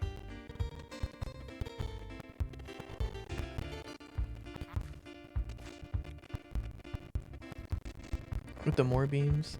Yeah, you might, but if you're fighting a singular enemy at that range, unless it's a boss, then get closer. So, you know what? I guess that answers the question if it's a boss. If you want to go with ad clear versus boss DPS, okay, that makes sense. I just never saw a use for that in the early game because I'm always, especially for HUIC runs, I'm always doing solo stuff. Because I'm trying to benefit as little as possible from other people. In the sense of, like, bombs and whatnot, I'm trying to actively avoid help from item bombs, combat XP bombs, progression speed and XP bombs, etc. And I'm also not using mob totems, because... Did they change that? I'm pretty sure new players still don't have access to mob totems. Mob totems are a rank-only thing still, right? Did they change that? I'm pretty sure it's still rank-only. I have no reason to believe that they changed it, but I wouldn't be surprised if they did. Or I guess I wouldn't be too surprised.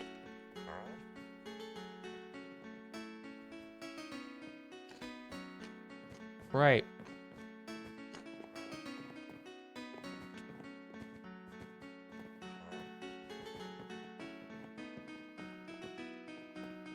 Generally only a rank feature, okay. Then I still will not use them. I want to allow these runs to be a proof of concept to just show that you can do it without access to rank buffs. So I've been avoiding using any rank benefits, and that includes pets and everything. For rank, you get plus 10 minutes.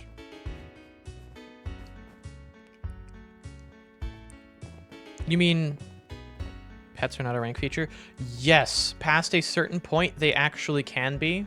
I'm not champion, so I don't get the extra slots. But the likelihood of getting decent pets as a free-to-play isn't high enough for me to warrant using them.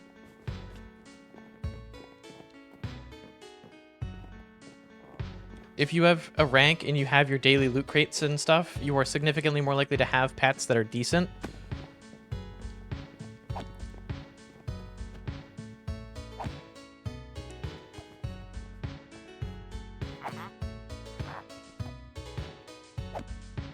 Uh-huh. I went down. I was supposed to go out.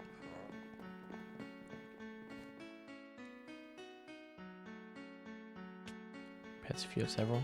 Really? What the hell is the point of having multiple pets? Okay, that's... I never really looked into pet usage because I just saw it as random. I'm still not going to use them because... Why? That just seems so random to me. The point is showing off your cool pets. Yeah, but why have it tie into gameplay in such a weird fucking way? Like, I'm not against using skins, but like, what? It seems so random.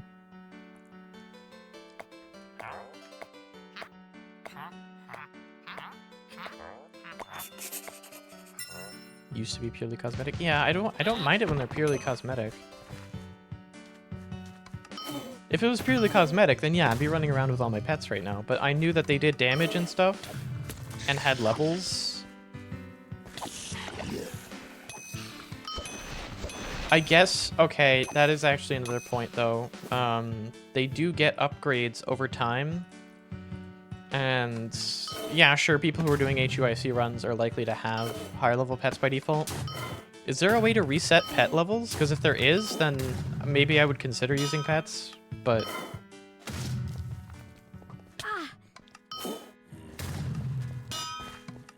Is there a way to reset an individual pet's levels? Because then, sure, maybe I'll use them. I probably won't anyways, but... Yeah, so...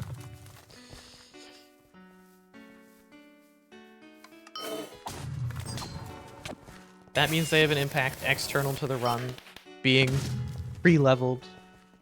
So, no, I'm just not going to use them. Yeah, whatever. What's my armor at? My armor actually has decent durability.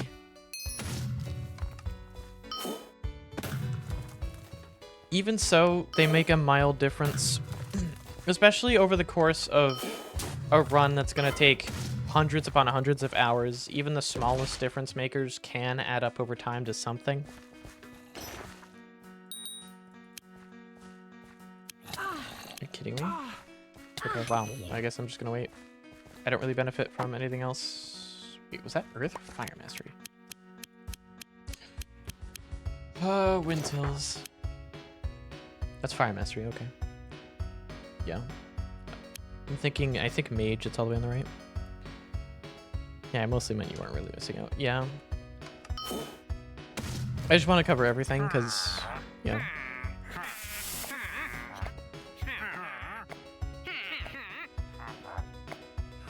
Yeah, wait, this is the Obsidian skin stuff. Yeah. Wait, no, that's the other quest. This is, I need to go into the Mount Wynn. Tasm! I don't really know why I have to make a selection there. That feature, by the way, where you get to choose, there are moments where that choice doesn't come up on the text box in the center. It only appears in chat and it's broken. The Sewers of Ragni quest, for example, throughout every point in that quest where you were offered a choice, the only text that indicates that you have a choice is in the text box, because it relies on what it used to rely on still. They still haven't updated that, which is kind of funny, because they did update the Witherhead. They updated the Witherhead's model and animations, and still have those work properly in that quest. So clearly they looked over it, but I guess they probably just missed that. It's been that way for quite a while now. And it's kind of funny because I've had to talk a lot of my friends who are newer to Wynncraft through it, because it's one of the first quests where you actually have a choice. So they didn't think to try anything. Is a Windtills feature? Oh. Really? Huh.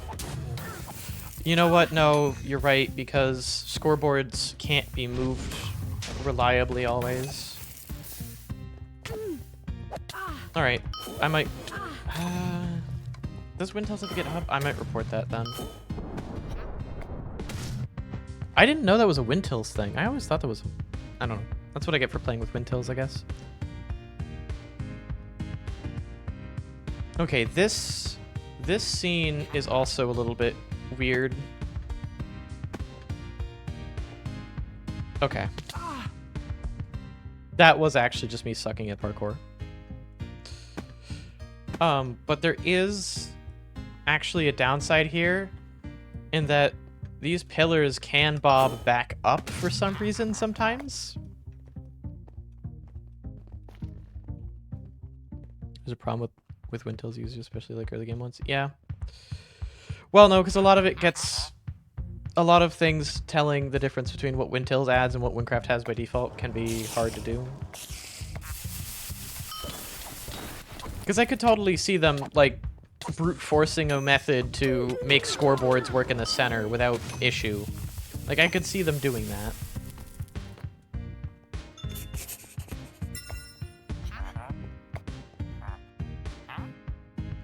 Playing with several players?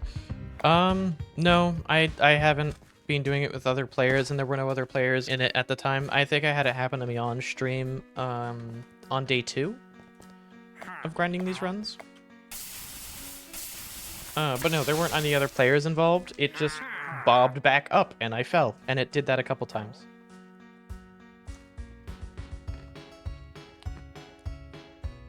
I'm assuming it's a server lag thing. I'm genuinely assuming it's just a server lag thing, but... Again, another example of how Wynncraft is funny. Also, for HUIC runs, this dungeon is useless. The tier 3 gathering rods you can get from Sewers of Ragni. I already have all of them. There's no reason for me to clear this dungeon.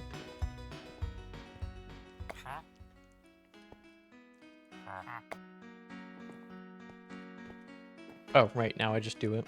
Aside from, like, the story. There's no reason for me to do this dungeon aside from continuing the story.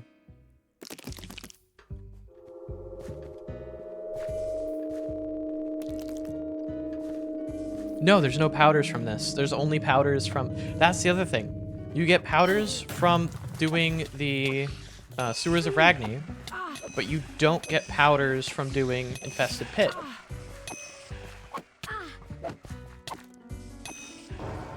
Which is weird to me. This makes sense in a challenge run. Well, even in normal context, that means the only reason you would ever do Infested Pit is for the gear that it gives you. And then if you want powder, or if you want something else, you're just going to have to go to an even earlier game area.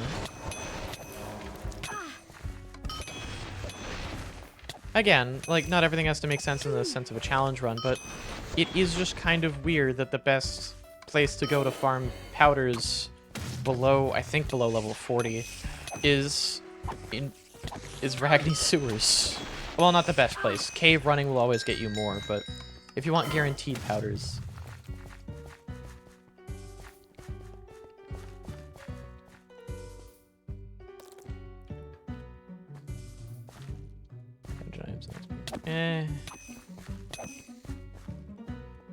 Even to that end, I've never really found Infested Pit to be useful for that. Like, Infested Pit's gear is decent, but by no means would I actively go out of my way to do it, aside from the story. Like, even the XP, there's plenty of other ways to get past level 20 up to level 30 without doing Infested Pit at all.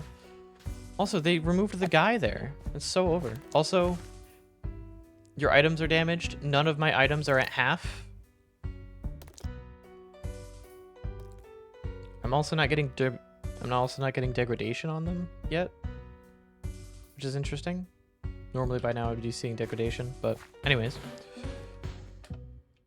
That is a Windtills thing. I know that the Windtills thing is still pointing at 2/3. So my guess is they changed it.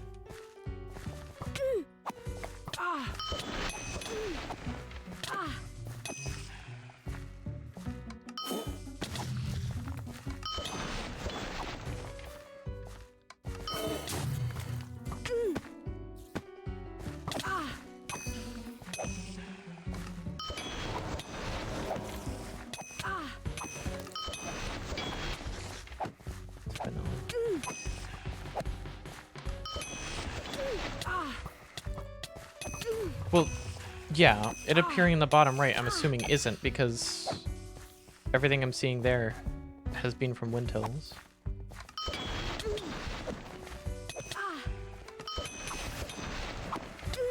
Also, is there a purpose to closing these other than stopping the spawning of mobs? Which is kind of just objectively bad when the goal to move on in this room is kill mobs that spawn from those doors. Does it trigger them to spawn, maybe? I can see that being useful, I guess. Let's try that. Does it force it to spawn? No? Okay, that seems pointless then. Only the humanoid ones? The humanoid ones don't spawn from it? Either way, it still seems random. I don't think it would speed up your progress at all if you closed all of them. Even if you had like a team of people going out of their way to make sure they're all closed. Oh yeah, I forgot there are invisible walls everywhere. Thanks, Wynn. Very cool. I know it's like cheesing the parkour sections, but you give us all these movement abilities that are so cool. And then you gatekeep how we can use them.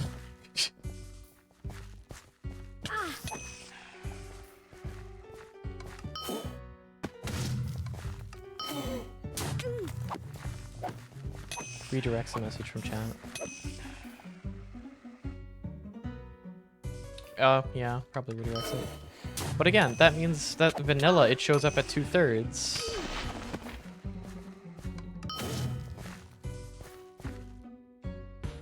Also, do I really need water powder?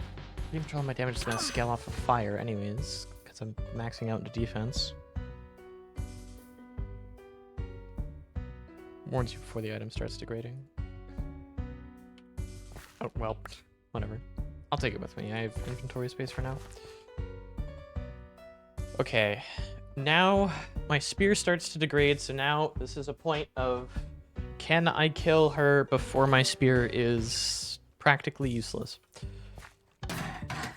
Let's pray. Yeah, and I think that's confirmed by the fact that this is starting to degrade now, and it's at just below 50%. So yeah, I think you're right on the 50% is when they start to degrade.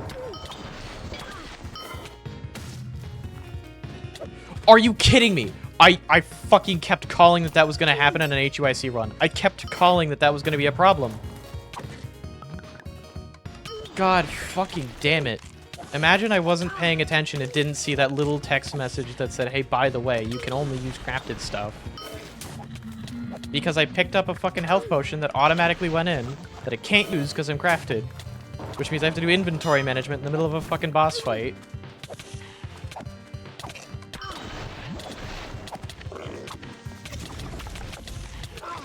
Ow.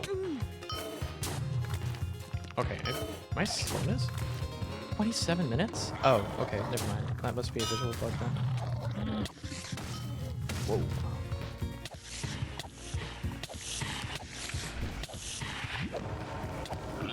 Unless they use their own method of determining when they should remove it.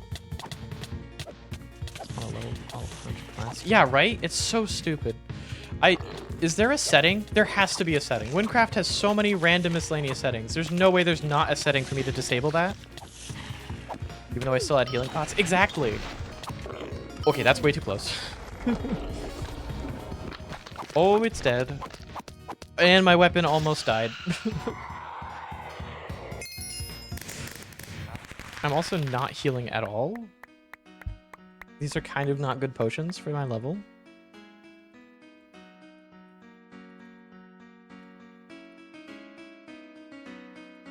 These are kind of bad.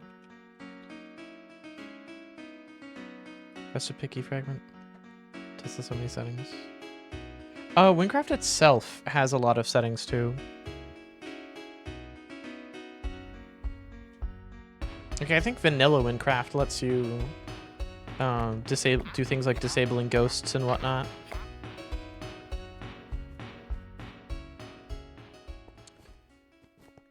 But no, something they should absolutely do has the hated toggle command. Oh yeah, no, that's exactly what I mean. I don't mean the settings menu, I mean the toggles command. When I say settings, I mean that.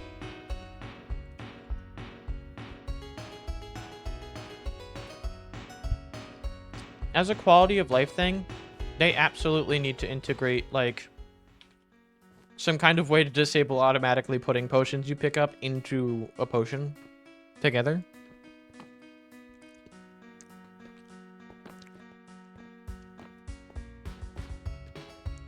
The performance ones I care about work. I have ghosts disabled.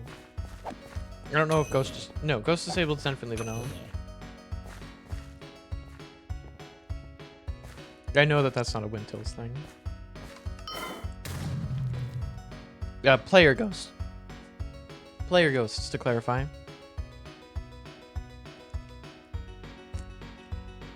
Ghosts are a really fucking cool feature, though. I will not lie. It is incredibly cool. But it's also really performance heavy. And also, as a streamer, poses a much bigger risk than being in an individual world. I don't deal any elemental damage, so I just hold on to this ability point, I guess.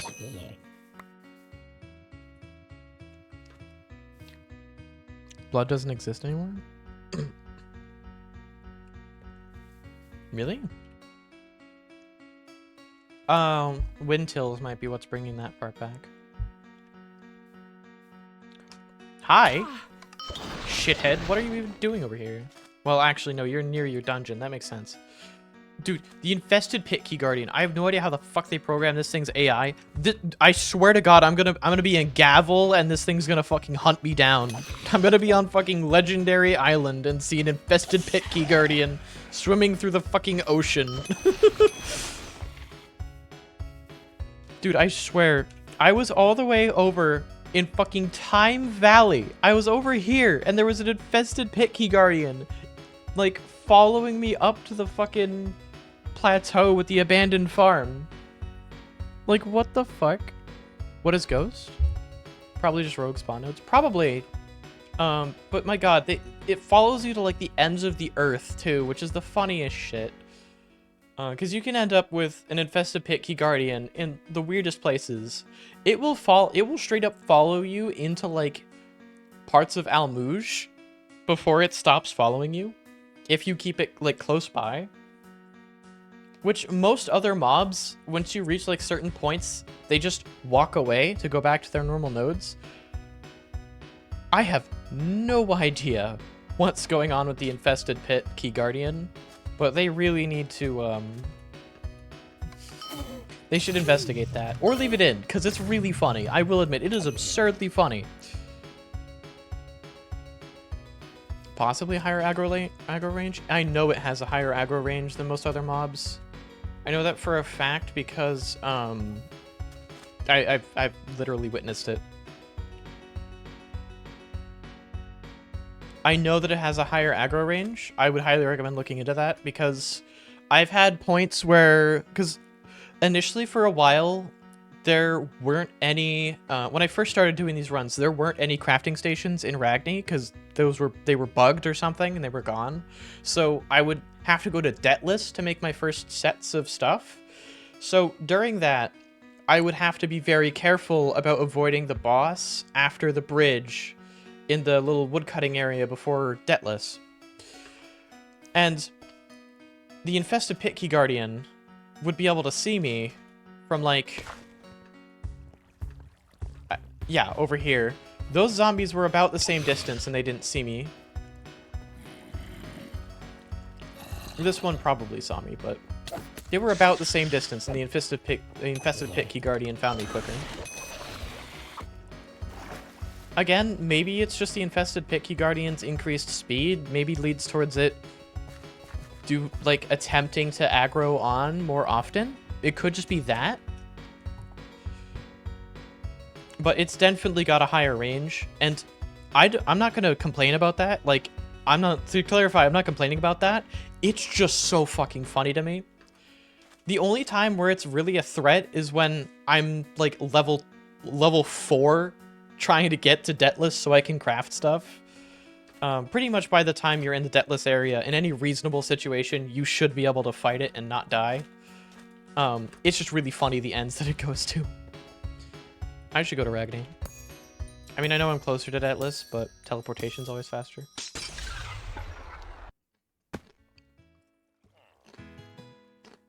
But anyways.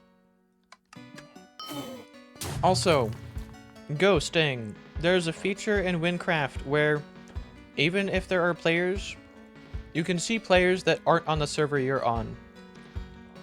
So, for this, I will turn it on.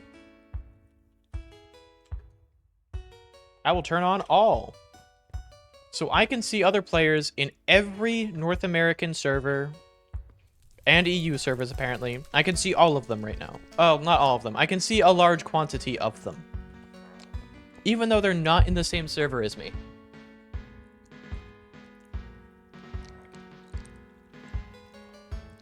Well, there has to be a limit. Even if I have it set to all, there's no way that there's not a limit, right? You guys thought of that? Like somebody sets it to all and it doesn't keep track of absolutely everybody on every server, period? Or did you find a way to do that that's like ingenious that doesn't tank your performance? Also, this is not hurting my performance nearly as much as it used to. You know what? You guys probably did some crazy optimization shit, because this, normally, my PC would be dying. My PC would be on its knees begging. Within a certain range of that you've moved recently?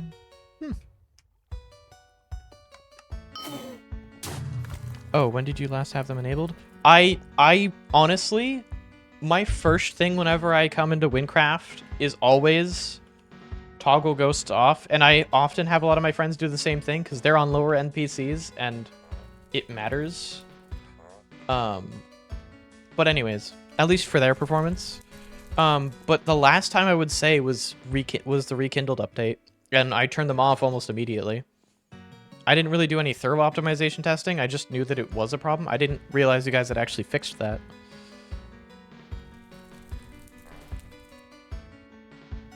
And besides, I'm gonna keep it off because a lot of players can clutter things, as cool as it is. Since their original release 5 years ago. Huh. Interesting. I will say a lot of Win is like geniusly made. Especially because of how they have to implement with Minecraft. I will say I'm glad that they finally bit the bullet and upgraded to... I think the lowest version's 1.20.1 right now, or is it 1.21 that's required now? I don't remember. I can check that real quick. There were no changes? I guess, again, it had been a while, so I hadn't done actual testing. I just knew that it was... or thought I knew that it was worse.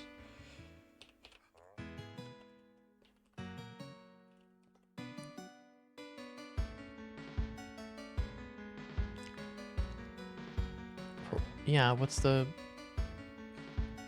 Yeah, what's what I'm trying to do. What's the thing? Okay, I'm just gonna go somewhere else, maybe. Go to another part of the site.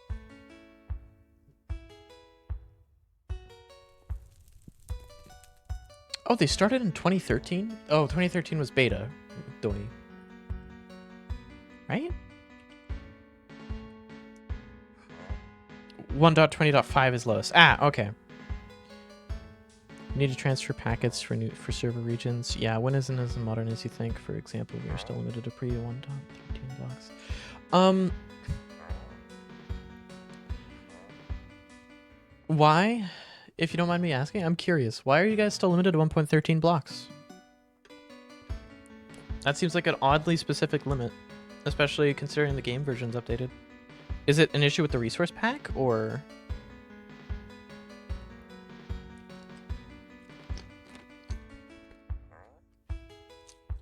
So what I'm hearing is source spaghetti. Got it. That's all I needed to hear.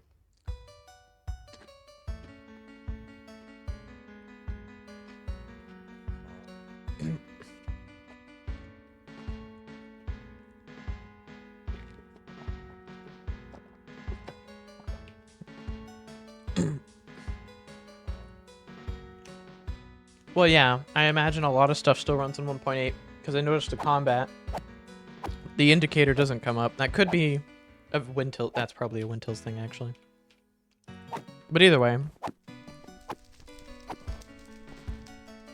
I'm assuming that's just to avoid overhauling stuff like swinging a weapon.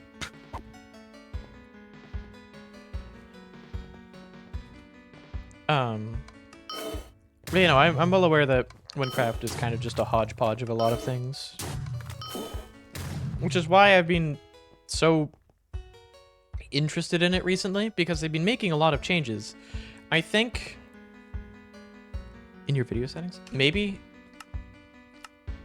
I have sodium on this, so No, it's on Crosshair. It's on. The attack indicator I don't think is useful unless you guys have it set up so that the attack indicator actually works with the actual attack speed. Better tools to work with. Yeah, exactly. Fucking Photon looks so good. God damn. One of these days, I'll find a version of Photon that works with 1.19.2 and implement it into TGS. I will implement it into the Great Silence eventually, because fuck, it just looks too good. I don't even have the best PC out there. I have a 7900 GRE. And it still looks amazing. This is without ray tracing on. And I don't want to turn on ray tracing because AMD cards cry the moment ray tracing gets mentioned. Hold on. I need to make my computer feel better. Hold on. Paused. I was done thinking Wynncraft would be alive for 2013, 2016 tops. No, I completely agree with that.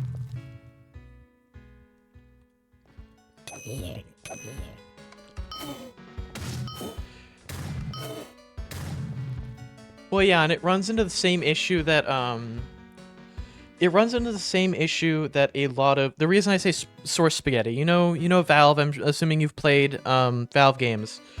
My association with spaghetti code will always be with the source engine, because every version of the source engine is designed for a very specific game, to the point where describing different versions of the source engine, you just say the game that it's from.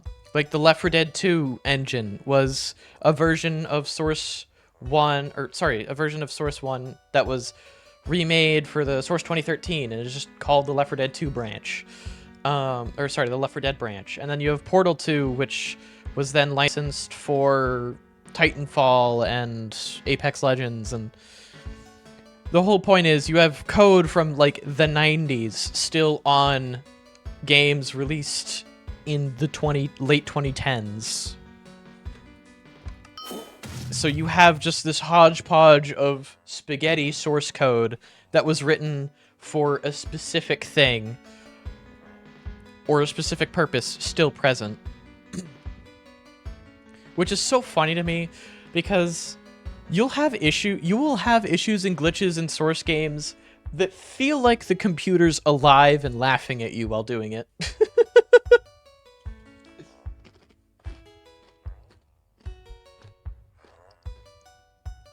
Basic things like how a lot of source games, a lot of like Source 1 games cannot delete the Half-Life 2 content because earlier versions of Source 1 do not work without the Half-Life content. Which is really funny because there was a glitch in Team Fortress 2 recently, right?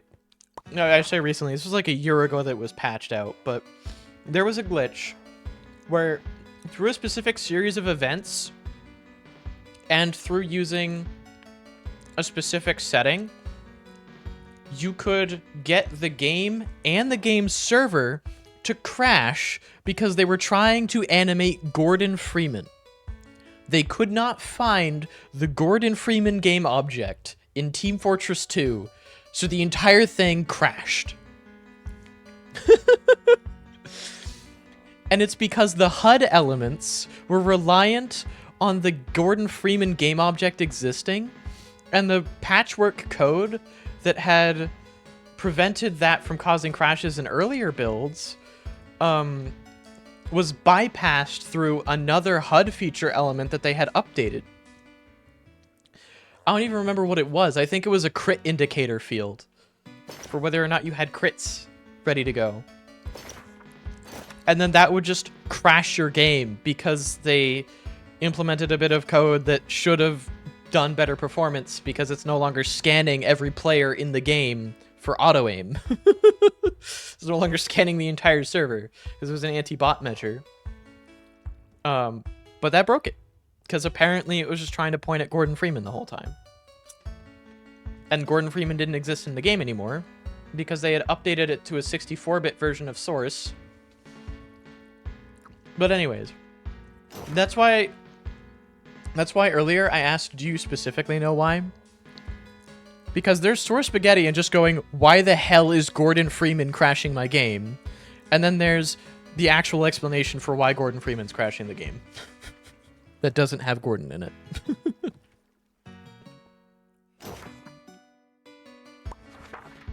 Anyways. I should repair my stuff. That would be smart. I've been too busy talking instead of playing the game that I came here to play. And by the way, again, the primary reason I complain about durability is because from a balancing perspective, durability only exists on crafted items. You want durability, ideally, in like every context, durability is almost always to prevent you from being able to be in an engagement for prolonged periods of time and be self-sustaining. That is the point of durability. If that is not your goal with durability, well, that's what durability ultimately does.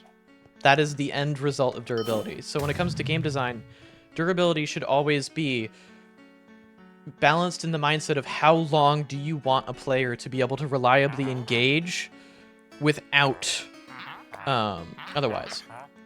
It's supposed to be a drawback to crafteds. Well, that's just a bad way of looking at it, though, because, like, yes, it does achieve that, kind of, but it also makes crafteds so much more of a hassle to use, even though they're already a hassle to obtain. Because to make a good crafted weapon, you have to farm for it. You have to dedicate time into getting the ingredients, into getting the materials, into leveling up the crafting profession enough to craft what you want to craft, to do what you want to do.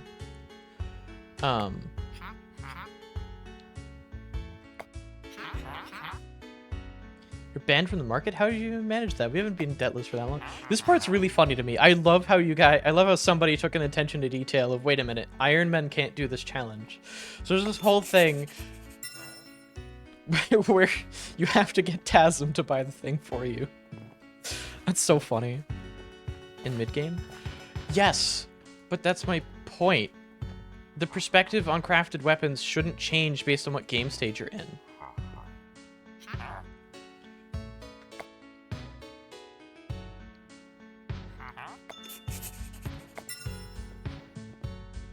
Or at least it shouldn't have to.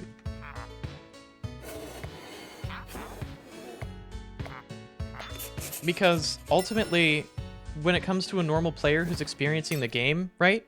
They're not going to bother with professions. They largely have no reason to believe they even exist at this point, because there's nothing prompting them to engage with it, aside from maybe another player mentioning it, or when they unlock the Craftsman minigame, or not minigame, the Craftsman game mode and go, wait, what's that? Like, they might question what these things do, but the wiki is unreliable. Talking to other players can be a mixed bag. I'm not sure if that's the case anymore. The community used to be a massive mixed bag. I'm sure it's gotten a lot better, don't get me wrong. I'm not having to disable chat outright. So, that's a good thing. Buy the ingredients or materials and then ask somebody else to craft for them. Yes, but you should never design, even an MMO, you should design it with the intention in mind that somebody can, within some level of reason, do everything on their own, even if they're willing to farm for it. Entirely supposed to be optional. Agreed. Agreed.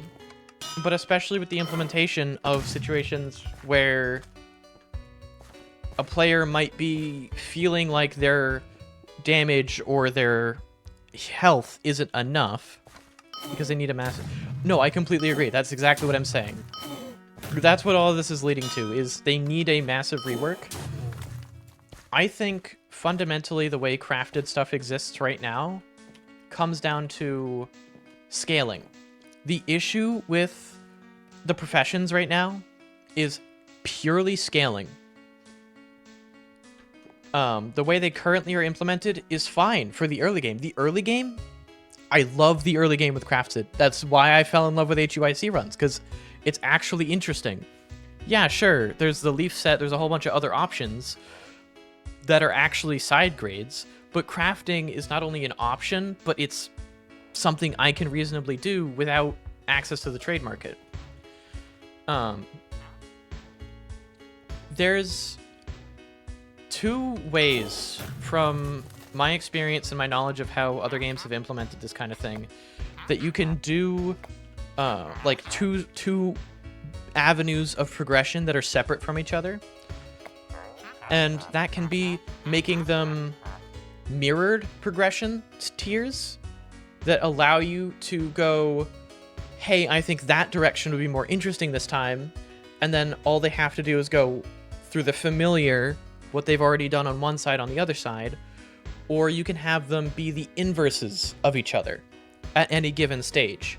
So if you have a point where you're reliant on rainbow damage for whatever reason, say rainbow damage is just the go-to option or seems to be the theme for this set of levels or equipment, then have single target damage of neutral, like primary neutral damage, be what the crafted equivalent would be.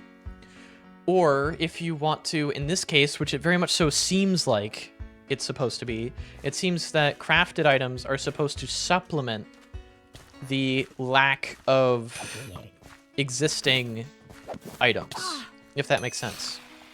Because during moments like when you're a mage at level 45 and you don't have the best build because you're a normal player and not everybody is going to completely min-max everything, they'll feel like they'll be in the situation I was in, where I didn't feel like I was able to actually compete on health or damage with my friends. Whereas in the early game, I was just kind of dealing better damage than them. I wasn't able to compete with them at all. Solution to anything, actually? Well, exactly. That's why supplementing versus... There's the intention of implementing something, and then there's what it turns out to be. Right now, crafted items kind of just act as a supplement for when you can't get a normal item of that tier. Wait, this isn't the quest I'm doing, is it? I'm confused. Is that a normal spawn of that? No, I'm doing supply and delivery. Yeah, what? I already did that. What? Why is that I guess that's just a normal world event too. Huh. I always thought that was just a quest thing. Weird. Anyways. But yeah, there's the intended way, like what you as developers intend, versus how it actually plays out. And at least with the current implementation, it's more supplemental, and the community largely seems to agree on that. They're really good on the high end, and actually kind of required unless you're willing to grind up for mythics, just because of how the scaling up on the level 100 plus tier works. Ask any community members who grind at that level, and they'll tell you that, no, you're probably just better off with crafted items at that point, because the other equivalents you have access to just aren't going to be as good, and most likely won't be enough.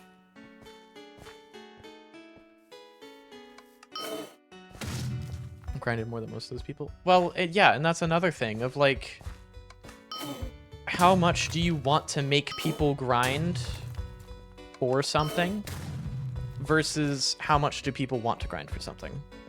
Because, yeah, of course, if you leave it to the player's decision entirely, they'll make it just instant. Like, skip the whole grind, something. Quality of life changes that allow you to skip the grind. Terraria has the same issue with that regards of skipping everything because players just don't like to do things. But, you know, there is also the level of that's just kind of how you have to do things. And there's nothing wrong with endgame being super grindy, but it is an issue in some people's eyes. I guess the alternative to that would be separating, like, late endgame from, you know, the proper stage of late game / endgame. I guess what could help is making like beating the game a little bit lower tier than the post-endgame stuff. Add a post-endgame. How about that? Mythics are so hard to get. Factually easier to get than crafteds? It depends. It depends what mythic you're going for. I'm gonna be honest. There are circuit. That was one block off. That's stupid. I was stupid there.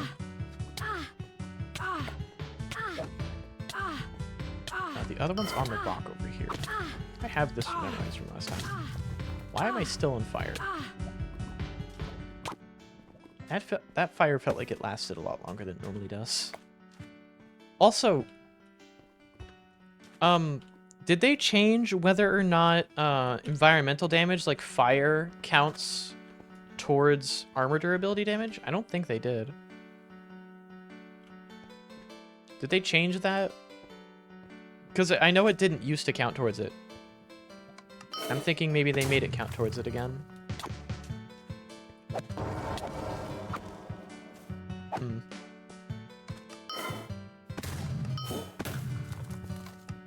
Because that part's weird to me. Like, armor... If armor's gonna protect you from damage... Again, if you're gonna use it, for that case, like, take the point of armor is to reduce the damage you take. That is a case where you're using the armor for its intended purpose, reducing damage you're taking. Or, I guess, making it easier to survive that damage. But then it's not getting durability loss? I don't know. That might be a result of, like, source spaghetti... Like, spaghetti code. It's entirely possible that it's just a spaghetti code thing. There we are. I knew it was behind one of the rocks. But anyways.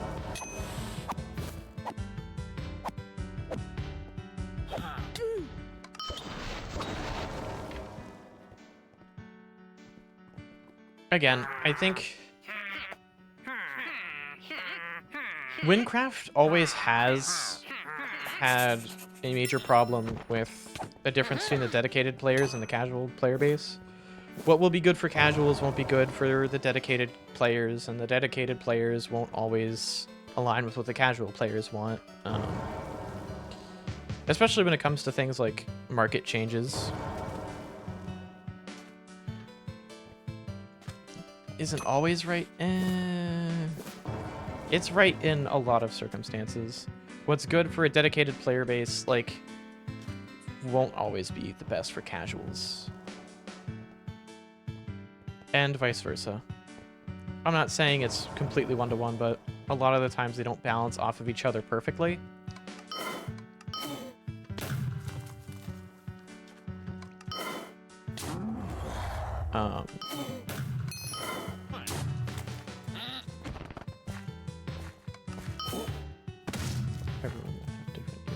No, there are plenty of things. I'm not saying that it's like a constant problem, like, oh, they're constantly choosing one side or the other. No, I'm not trying to say that. I'm just saying that a lot of times the intentions are to target specific issues, and those issues might not be issues for others. Like Crafted, for example. There are plenty of people that don't bother with it, and don't, even on the higher end, like you've mentioned, you just would rather grind mythics. Some people would prefer to go down the profession grinds. And, like, changing professions won't affect the other, and will affect one of them very much so. Oh, I'm not putting words in your mouth. I'm not trying to anyways. I'm sorry if it's coming off as that.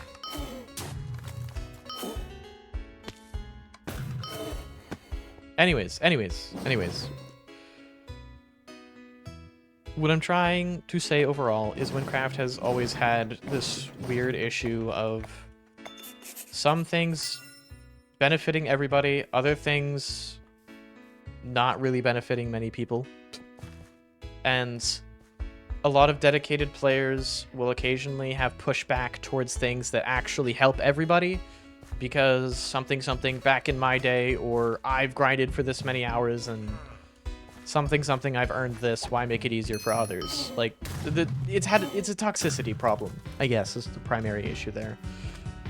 Or at least that was the case. I'm sure that a lot of that's been rooted out, especially over the years where a lot of those people just moved on. But I suspect that that's always going to be a problem. For not to bother with durability. I agree. Well, and if they changed durability to, I don't know, something else. Because right now, it's, you want to add a downside to crafteds. The downside to crafteds is going to be the effort that goes into crafting them. If you want them to be objectively worse than the normal alternatives, that's just weird. If you make it so that they can, if you grind the correct ingredients, be objectively better, then sure, I guess having a downside that only affects them is fine. But in contexts where whatever's crafted really just kind of isn't the best, I don't know. Again, that gets over to the whole system needs a rework with all professions. Because again, it's primarily a scaling issue. Early game, I think the implementation now works fine, but mid-game it gets a bit iffy, and late to end game, most people don't even bother. And the people who do bother are, like you say, more likely to interact with the trade market or are playing HUIC and therefore have to interact with professions themselves.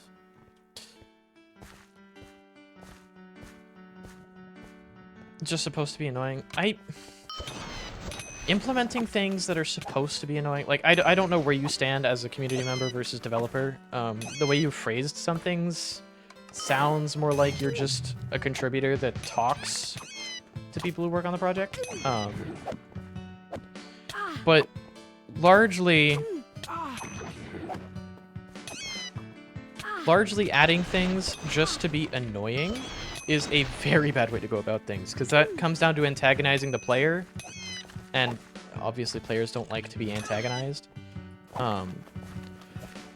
I completely understand durability as a potential mechanic. Again, change around the implementation of it to make it feel intuitive, and players will be less likely to complain about it. Like, I wouldn't complain about it at all, arguably, if it was just on damage I take. And that comes down to keeping track of the amount of damage I take and the number of hits that I take. Yeah, sure, that's fine. But having to keep track of the amount of time I'm walking around is kind of odd and non-intuitive, which is what led to me almost losing a set of armor that was decent. Granted, it's not that it breaks, but I would have lost the run because I wouldn't have had armor, basically. It's only 10% effectiveness at 0. Content team, all I do is make quests. Oh, nice. I will say, the quests have always been good. Like, my only issues with a lot of the quests are the ones that are prone to breaking, but that is just a Wynncraft development thing. Also... oh my god. So I can only attack from this side. Actually in the game. Yeah, that makes sense.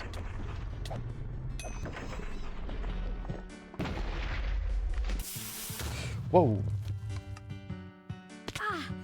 You still take fall damage from that? Okay, that's so funny that that hasn't been fixed after all these years. You still take fall damage from that? I wanted to test it. I had to, you probably noticed, I had to stop myself from using my movement ability to prevent the fall damage there. Okay, he pushes me back now. Again. Okay, this is getting really annoying. Okay.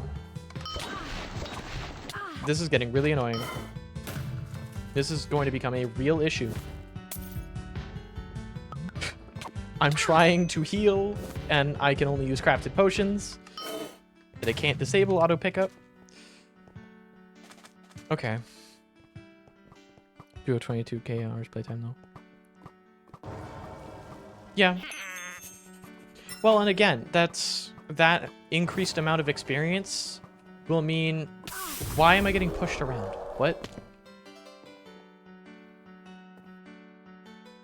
Why didn't I take damage from that? I'm so confused. Okay, well, whatever. That means you're... knowledgeable, yes. Player experience will be different. is what I'm trying to say. And again, everybody has their right to opinions. There's no just objective way to do balancing. I don't want to ever come off as the complainy asshole. I complain about things with the hope that it gets looked at and eventually changed.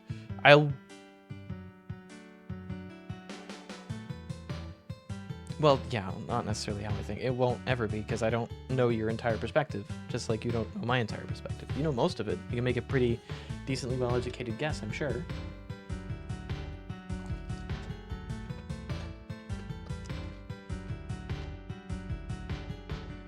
But yeah.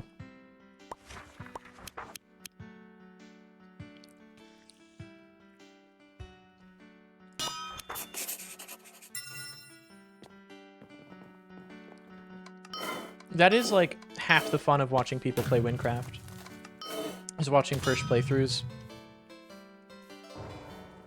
And then there's watching challenge runs. Challenge runs are fun.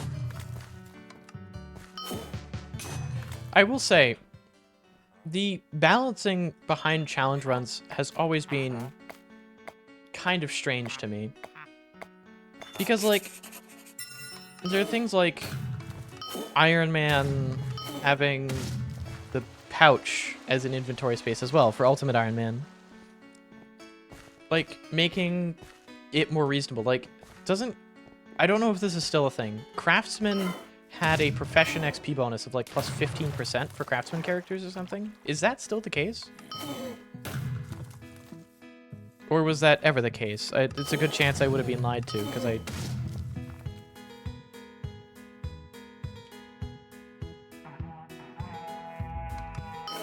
I mean, like, profession XP, not normal combat XP.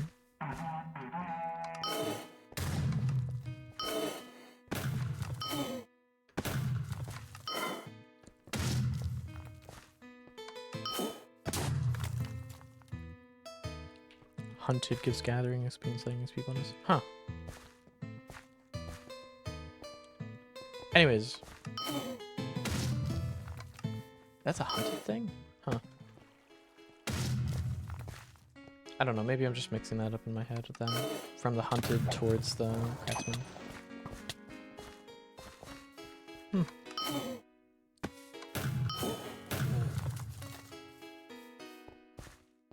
Supposed to be any balanced. That's actually a very bad way to look about things.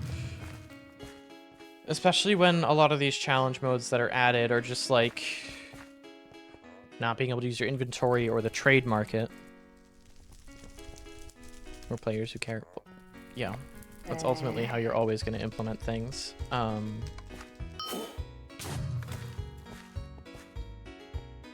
But there is a flaw of approaching it from that perspective with other... Like, I've noticed this flaw in a lot of other titles.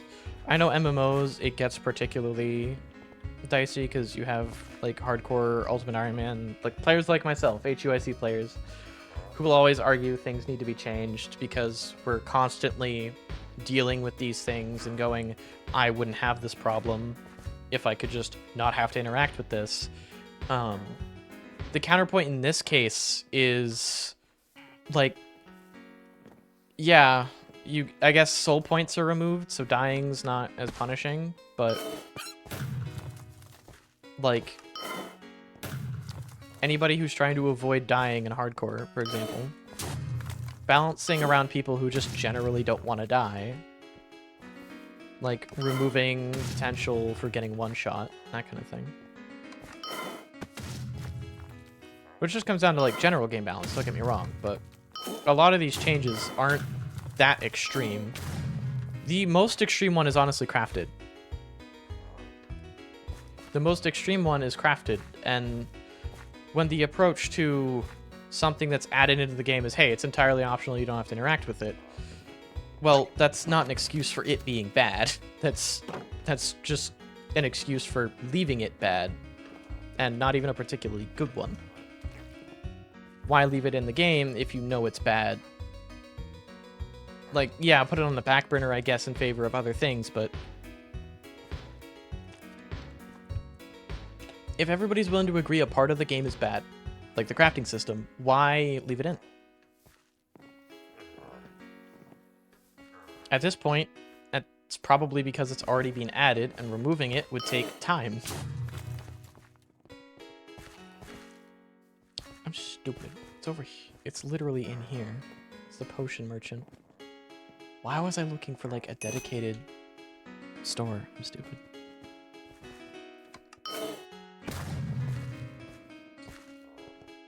Well, then why bother balancing it? Because that's not that far off of what you're saying.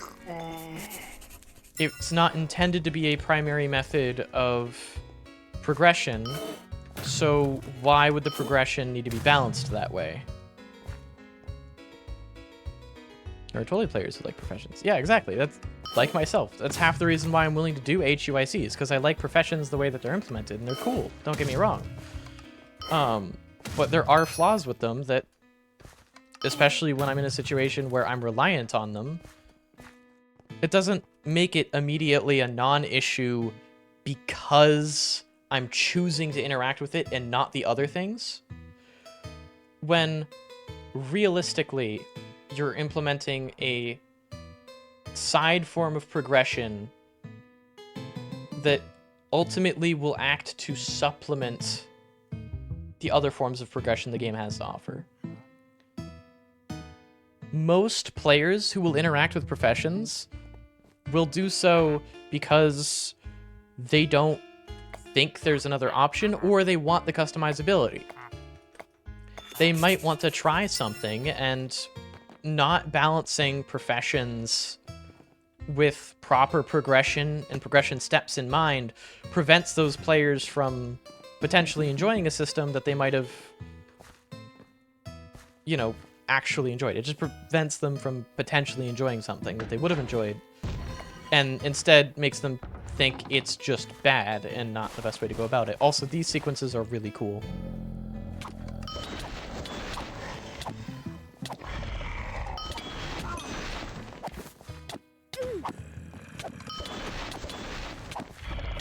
But that's my point, is like dismissing everything I'm complaining about crafted-wise because it's optional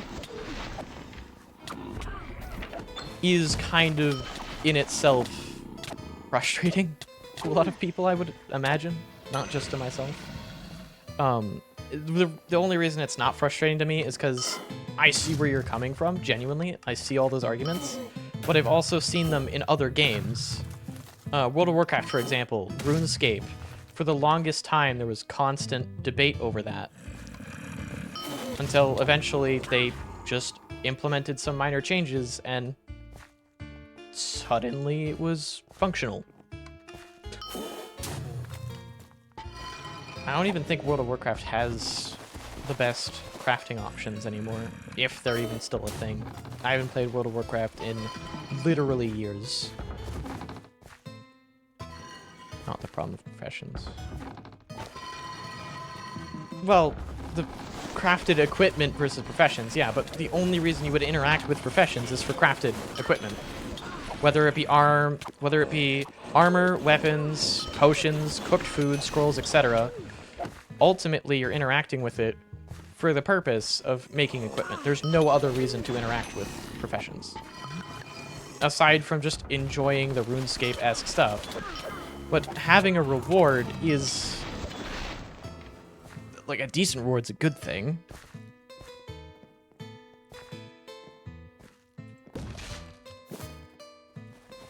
And again, durability is fine. My issue is specifically armor durability going out over walking. It's a weird thing to have to keep track of how long I'm walking for, instead of what would make sense in most people's minds, which would be keeping track of the damage I'm taking and how often I'm taking hits.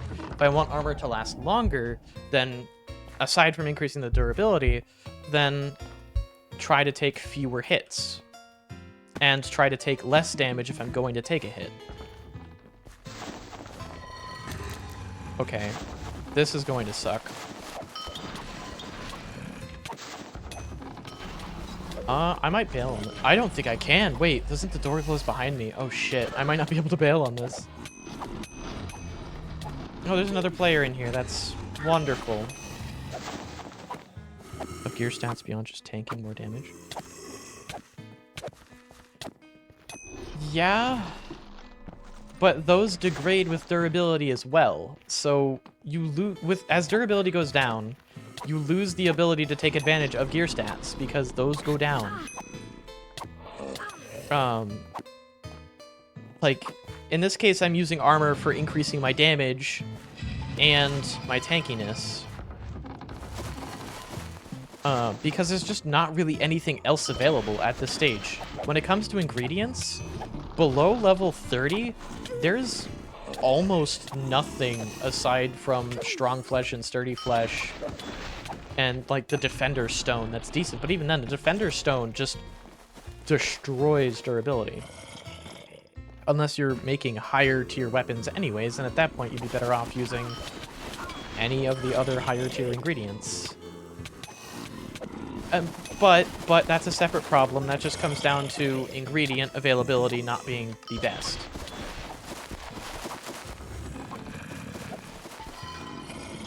Also, isn't the key in here? Did I grab the key? No, I didn't. I still need to grab the key. I think I was scared to grab it because it spawns the boss. I'm comfortable with your durability. Yes, but you can't experiment with durability. Because the amount of time it takes to farm for, say, higher level materials, tier 2 or tier 3 materials, is a pain. So if you want to test that, you have to spend extra time farming for those ingredients, because nothing tells you the amount of durability you're going to have. And the amount of durability you get's actually randomized to a certain point.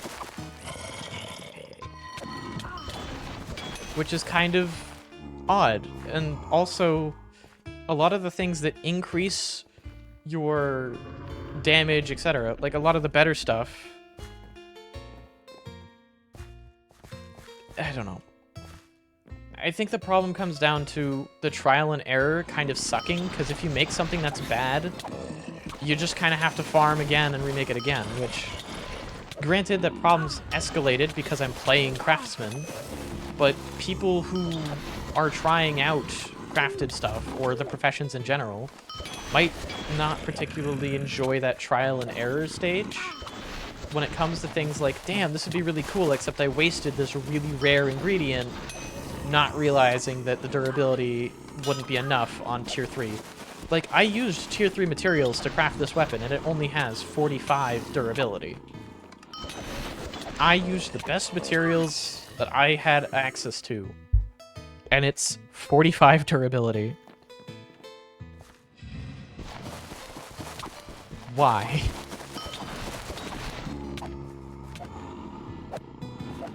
Now we get to a point where we find the actual issue. Yeah. Well, and again, like, managing durability is fine. I don't mind managing durability. I actually find it kind of fun. When durability works as you would realistically think of it as working. I don't know if I'm ready for this boss. Hopefully I get health regen while I'm waiting. It's not how durability works, it's lack of information about how durability works, how much you get. I agree, yes, that is part of the problem. But for armor especially, keeping track of my movement's just weird. Have durability scale off the amount of damage I'm taking relative to my total health percentage. If I take a hit that's 50% of my health and I lose 5 durability because of that, yeah, that makes sense. That about adds up. If you want to make crafted stuff more annoying and have the armor scaling be roughly the same, every 10, if a hit is 10% or more, have it do +1 extra durability damage.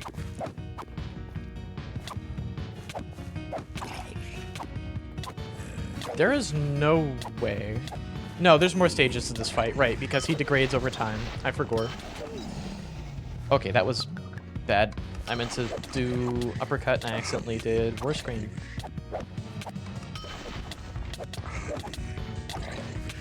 I like this boss a lot. The way he telegraphs his swing before he does it is amazing. I love that.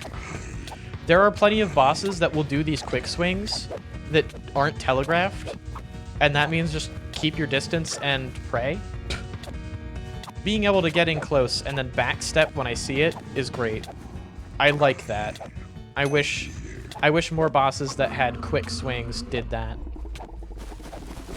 I also wish that during this fight I could destroy those tombs. That would be interesting, because I know that there is some other implementations of similar things. Like, I think in the Time Lost Sanctum, if I'm not mistaken, you have to hold onto a thing to destroy... You have to destroy a thing so that the ads can't spawn, or like stand on it so the ads don't spawn. It'd be interesting if that worked here. I don't think it does, though.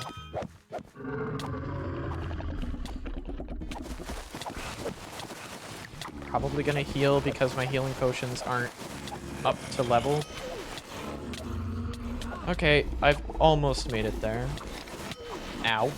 That hurts. And the only reason I say that is because for this fight, towards the end, if you aren't taking out the ads, they build up quite a bit. Oh, shit. What is the mana cost of Flaming Uppercut? What's the mana cost of Flaming Uppercut? 40? What? Okay, well, I guess I'm just gonna use Bash then. Bash costs 40? Wait, is the default for Bash 45? Am I stupid? I think I'm stupid and I did my math wrong. I think the default for Bash is 45, and then cheaper Bash makes it 40. Wait, no, it's 50 and it's down to 40. Okay, that makes more sense. Okay. Does it punish his tank crafted? No, it would not punish tank crafted. Because your the way that your health scales up means that the more damage you take in one hit is what I'm saying. So if you take less than 10% of your total health in a hit, you only take that +1 durability damage. Whereas if you have, say, if you take, say, like an insta-kill move, and then you have second chance proc, that would be -10 durability on your armor.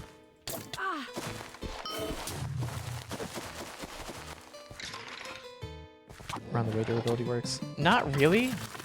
The durability loss of ingredients does not seem to be balanced around that at all. Like, I'm sure it was balanced with it in mind, but I kind of disagree with the ultimate end result being that way. Because, like, Pigman's Ivory is just kind of the best weapon ingredient for, like, level 15, level 14 that isn't incredibly rare. And it's only, like, -34 durability. The only reason why I used Defender Stones was because they looked interesting and added all this extra stuff. And ultimately, it's kind of useless, and I regret adding the Defender Stone because despite only having the value of, like, 1.5 Pigman's Ivory, it has almost double the durability loss.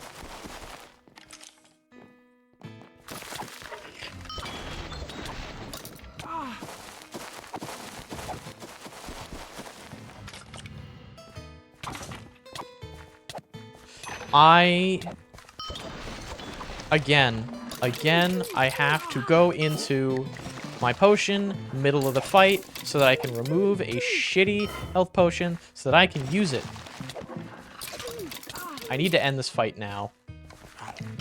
That was not what I wanted to use.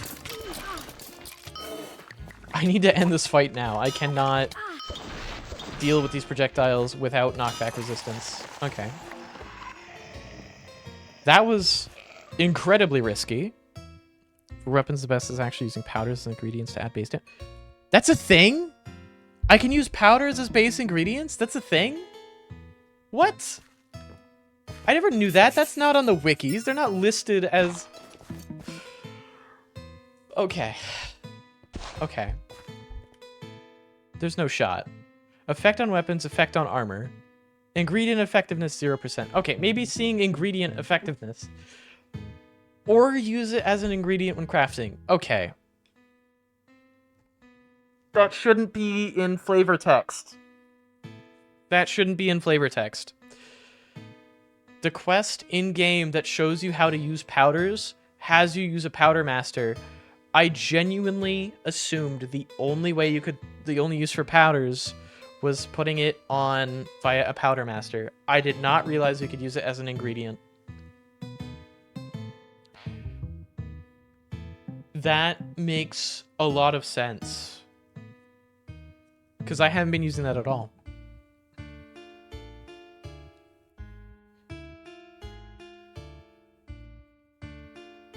I always craft weapons. Crafted weapons have always, for me, been reliable, whereas finding random weapons on the ground and going, these are not enough damage numbers. Powders only make sense on weapons. I agree. The issue with powders on armor is just because it's not very well presented what elemental damage you take. I think, like, I already know neutral's implemented as an element. I know it's not implemented this way, but it should be implemented as its own element. Because neutral damage, I don't know, make it, like, normal or something. Oh, powders and armor slots totally make sense. I agree, exactly. No, like, on slots, it's fine. Just crafts, it seems dumb. With the stats I'm seeing anyways. Because when it's on slots, you could just remove it and add it on as you see fit, as you need it. That way, you're never just objectively at a disadvantage. Whereas with crafts, you can't change it at all. So if you know you're going into a boss that will deal extra damage to you, you just have to make a whole new set of armor instead of just going to a powder master and swapping. Pretty much ignored this game, especially because neutral defense doesn't really exist. Like, it exists to some extent, but it's not as well communicated. And neutral damage goes through most elemental resistances.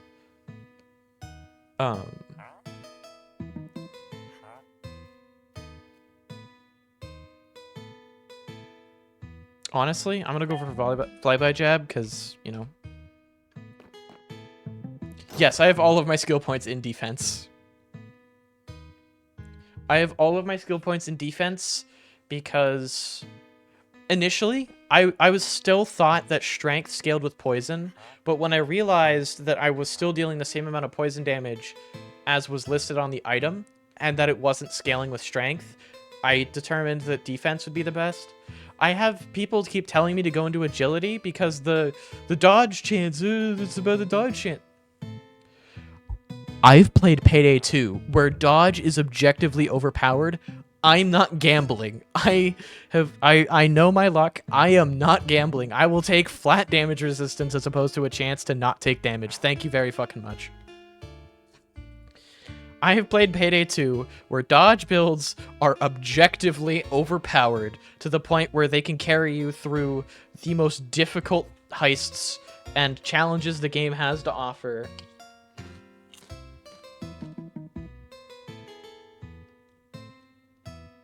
Anyways.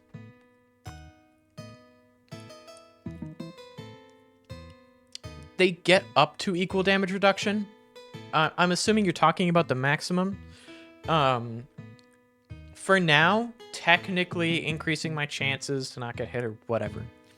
If I want to play the chance game, then agility would probably be better, but consistency is better than a chance to not take damage, in my opinion. At the same stage, they should always do the same. Then the math has to be different than what's shown here. Also, this is wrong, by the way. This saying that I have a 0% chance to dodge, that has to be wrong, right? Because I've had dodge proc when I don't put anything in agility.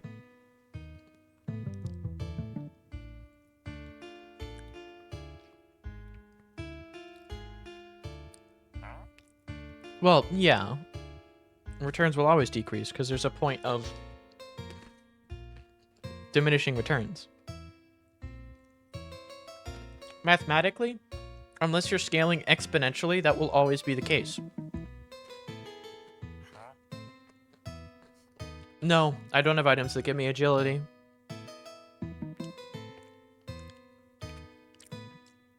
I've had it proc on stream twice now. Where I take 10% of the damage, it does the little funny back step.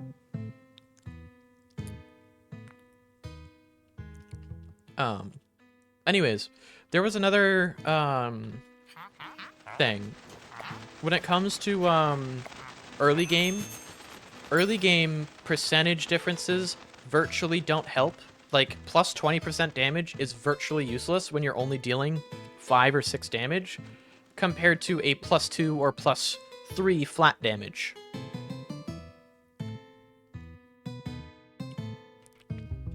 I'm assuming what's happened is there is a base, like 1 in 1,000, like 1,000th of a percent chance, or some weird floating point thing for like something that's determining the base to be slightly higher, because it's absurdly rare. I've literally only had it happen twice throughout the entirety of me playing.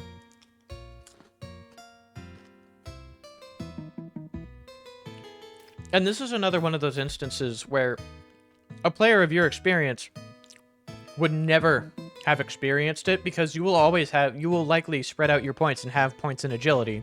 And at that point, yeah, you're supposed to be able to dodge. But in my case, I always min-max for defense, because it allows me to focus on other things.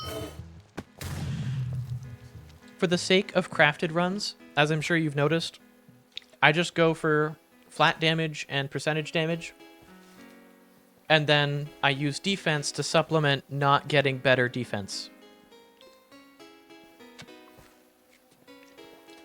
I'm kind of spreading myself a little bit thin. I don't want to be glass cannon because of hardcore, but the way that this build is set up, I can contend. I have at level 8 cleared waves of like level 30, level 25, level 30 mobs. The downside of that is I can only take 2 hits from them, but the upside is I only take 3 or 4 hits to kill them. So like, I can take on higher level mobs, but it's also glass cannon at that level because I don't have the base defense built up to compete with them at that point.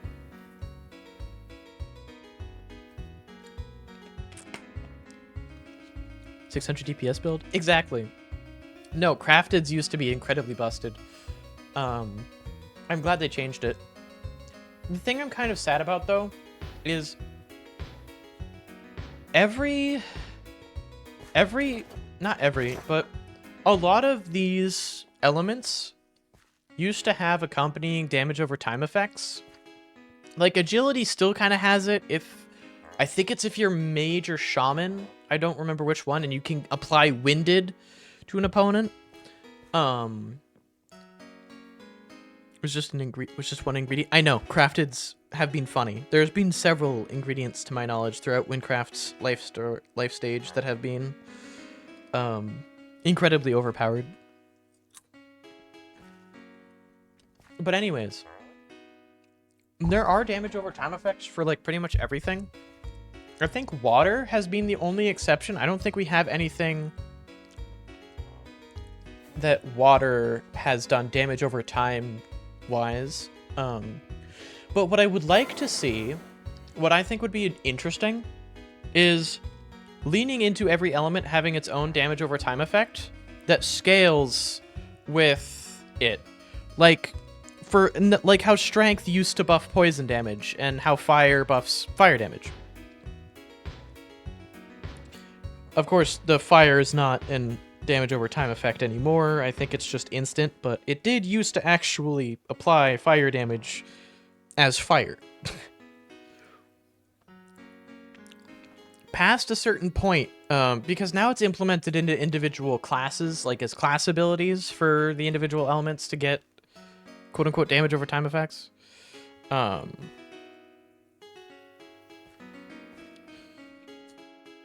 Because air... I don't know if air still does winded. I think winded's just an entirely different thing.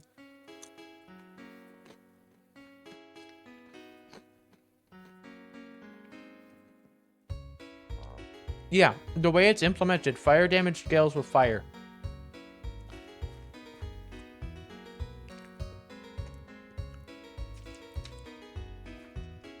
That's what I mean. How it used to be implemented, if you were able to light an enemy on fire, like using the glitch to get fire aspect, it would actually scale up based on fire, based on defense. Which implies that at some point, they had planned for that to be normal. But I think for mid to late game,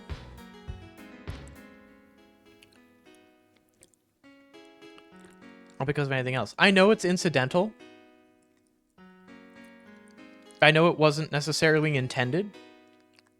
But what I'm saying is it was interesting.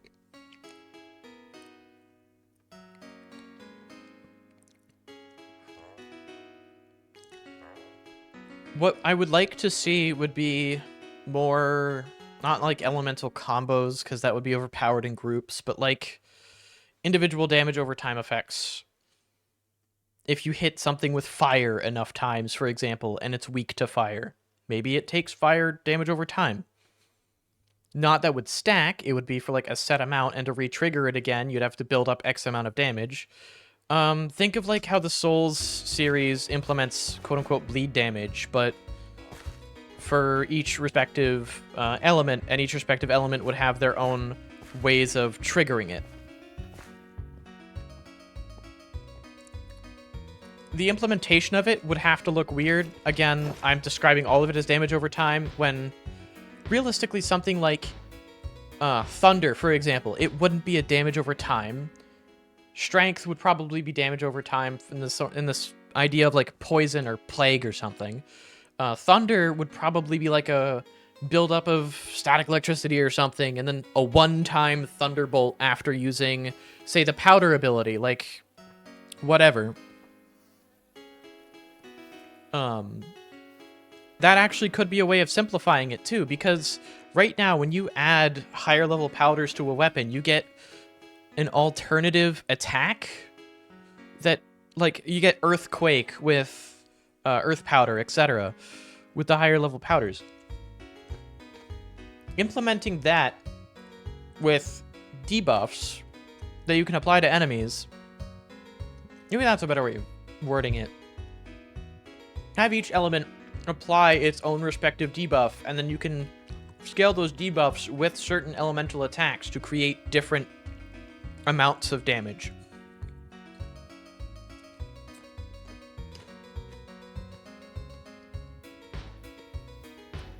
Yes, that would make it more complex in thought, but in practice this would be, oh, if I hit something with a fire spear and then a specific fire attack, or whatever range of fire attacks, it lights on fire, holy shit.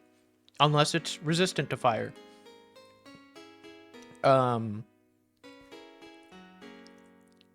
Or poison past a certain point turning into acid or something, and just a burst of damage all of a sudden. I hate to say this, but Genshin Impact has implemented that in an interesting way. They have elemental reactions with other elements. I think that would be completely overkill. That does not need to be implemented. But each element has its own way it would work individually with itself. Like, you can scale up, say, Dendro, which is just grass. You can hit an enemy with Dendro, inflict them with Dendro, and past certain points, you can do certain things.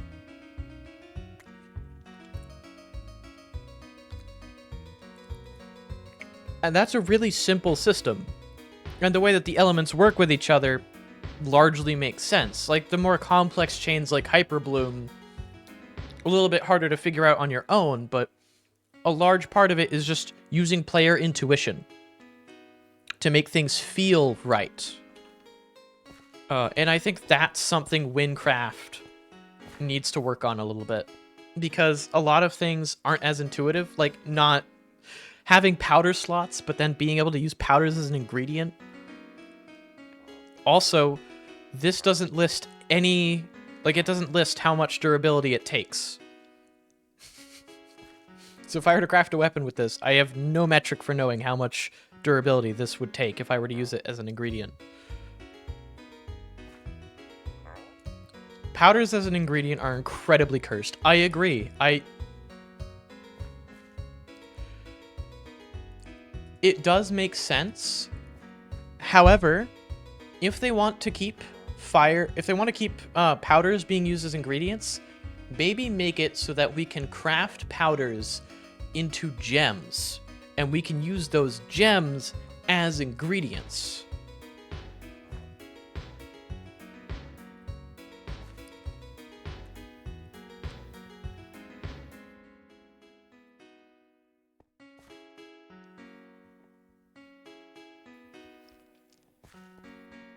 Actually, that's an interesting way of going about it. We could, or not, I shouldn't say we. You can add, I don't know, maybe have the existing gems in the game that are used for jeweling, etc. Right? Have it so that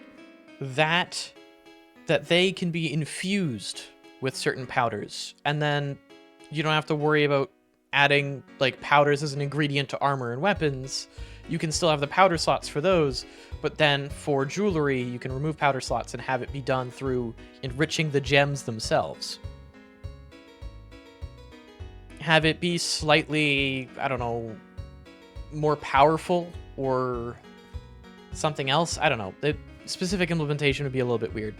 And yes, it is an extra step, but having powders do more than being a powder is redundant, in my opinion.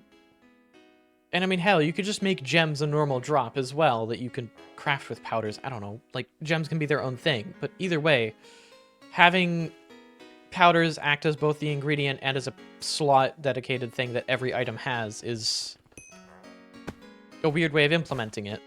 It makes sense at first, I guess, but from past a point of looking at it initially, it's just weird. And again, the Wynncraft team has a lot to work on.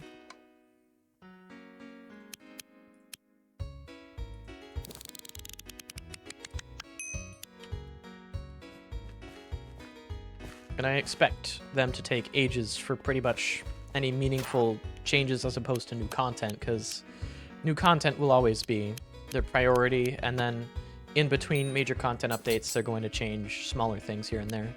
Because they have to work with the creative team to rework anything whenever they add new stuff in.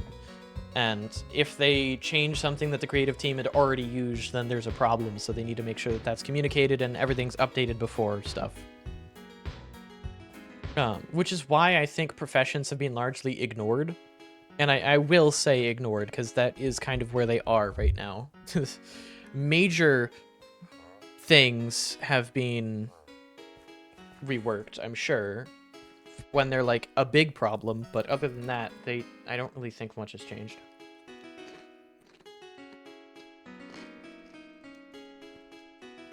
I'm trying to be a bit more tactful with how I refer to things, because I fully recognize streamers saying something, everything I say is going to be immediately taken as if I'm being offensive or aggressive or whatever. And like, yeah, sometimes I'll be in the moment annoyed, but that's because I'm human. And whenever I'm frustrated, I'm going to emote that. I try to minimize that, because again, people take my word on a lot of things that they probably shouldn't. And I openly call them out when they do. Or at least try to. I'd much rather a back and forth conversation like this, because this is the stuff that gets interesting, of like the back and forth of, yeah, fair enough, I'm wrong. Don't worry, you're not that popular. I know that, Innocent. Counterpoint, I still want to be careful with what I say, because even though I'm not popular, people still put me on a pedestal for some reason.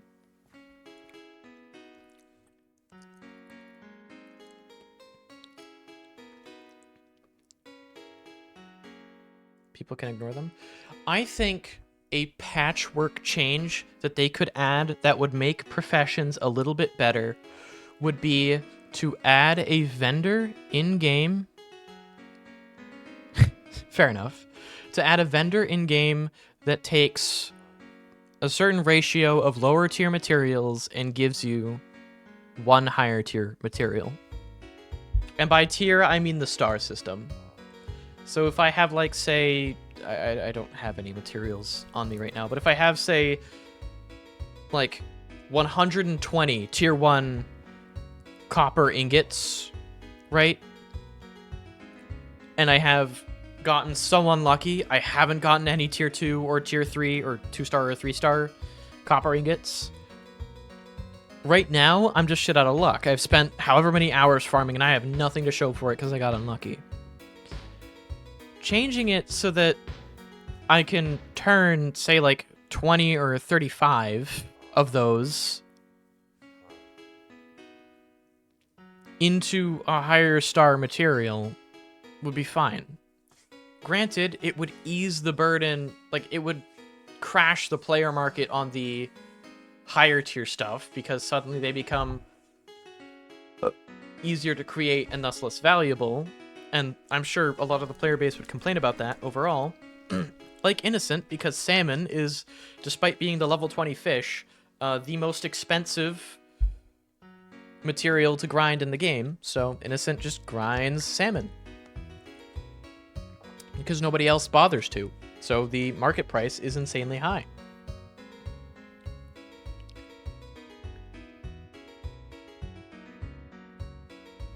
And again, there's other priorities that will always be a problem, but what specifically do you have in mind?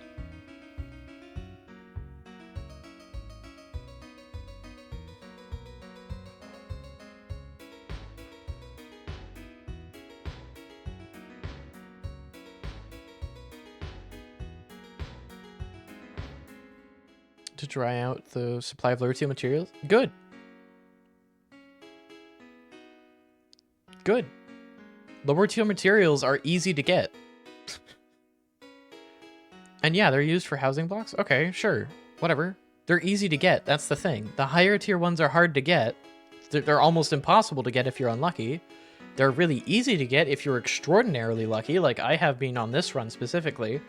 I've spent 2 to 3 hours trying to get like 1 or 2 tier 3 materials for like oak wood at one point. And housing gets more expensive? Is housing something you reasonably expect a normal player to engage with?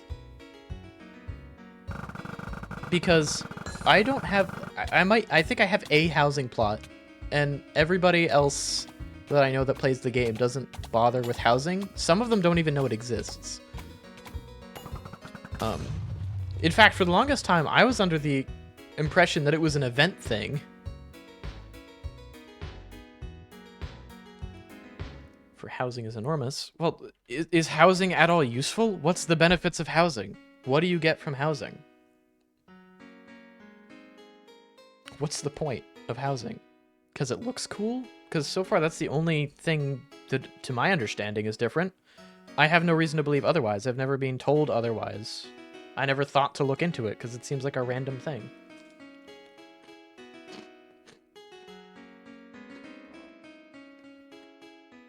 Most MMOs don't even bother for housing.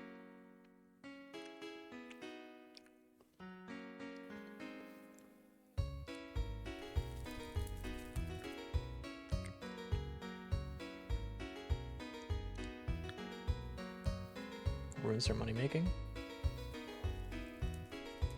Well, it doesn't ruin their money making though. Like, Innocent profits off of one of the most frustrating fish to farm. Even though there are objectively better ways for him to get emeralds. There's better things he could do. He just finds fishing funny. So he's going to fish no matter what. He's going to fish whatever's the most expensive anyways. He just finds it aggressively funny. And, like, I guess it would make housing hard to that extent, sure, but in the quantities of lower tier materials you need, the player market will balance itself out if that's your primary concern. Hell, if that's the concern, then make it go both ways. Make it so you can downgrade materials as well to lower tiers. Maybe not at the same ratio, or maybe make it the same ratio. It doesn't matter. Hell, if you want to add a lore reason behind it, you can make it so that the vendor's not actually refining any of it. Again, it's still just a patchwork solution for professions.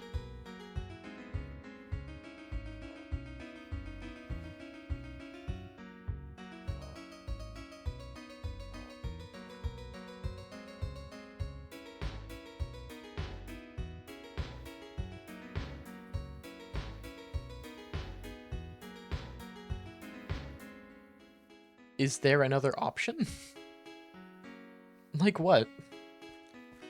Because anything that affects professions or makes professions easier is going to affect anything that professions rely on. I don't see any way of changing professions that wouldn't impact both crafted and the housing situation here. Because if you make professions easier or change professions in any meaningful way, then that's going to impact both. And for that matter, why are lower tier materials more valuable for housing?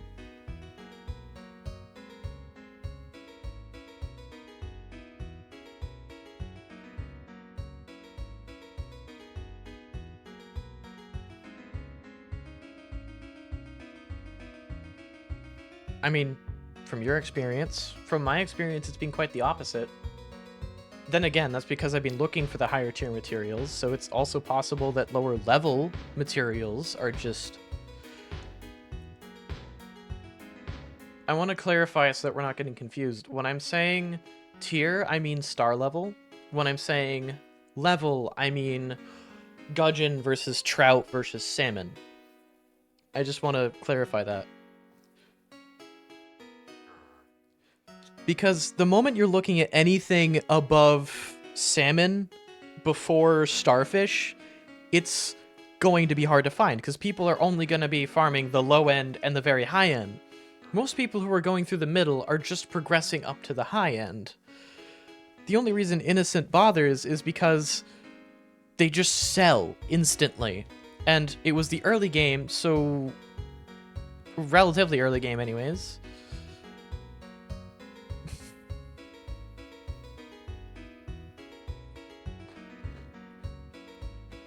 It just kind of worked out.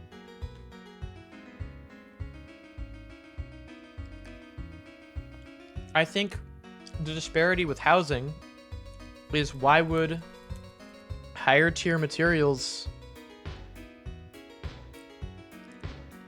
Why would housing need lower tier materials over higher tier materials? Housing very well might be.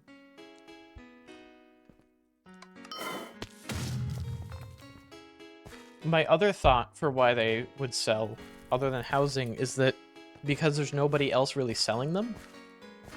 At least, I mean, it could be that they're selling for housing. Are they used for something special?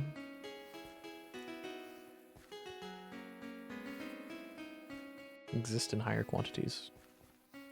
So that's it? That's just the reason? Therefore, it's better to craft? Because tier generally doesn't matter? Okay. Whereas it does matter for crafted, because the durability difference is crazy.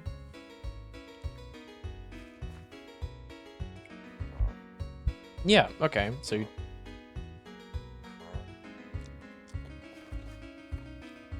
Then implement it in a way where it goes both ways. Worst case scenario, the people who farm professions will just find other things, other niches. And from what it sounds like, the people who are farming people who are farming them are more likely to stick to this. So, let me put it this way then. I don't actually think that will have an impact. Because even if it doesn't go both ways, even if you can only increase the tier level, if you make tier 1 more valuable by allowing them to be upgraded, then the professions will be significantly more likely to go for those lower tier ones. They will still farm the same amount. They might even actually make more, even if the money on the higher tier stuff goes down, because the lower tier stuff suddenly becomes more valuable, because it can be used for both the higher tier stuff and for housing. How about that? The reason lower tier stuff might not go on the market, like, I don't even bother putting most of the lower tier stuff on the market, because I would rather just get rid of it. It's inventory clutter in my eyes. I didn't know housing was a thing.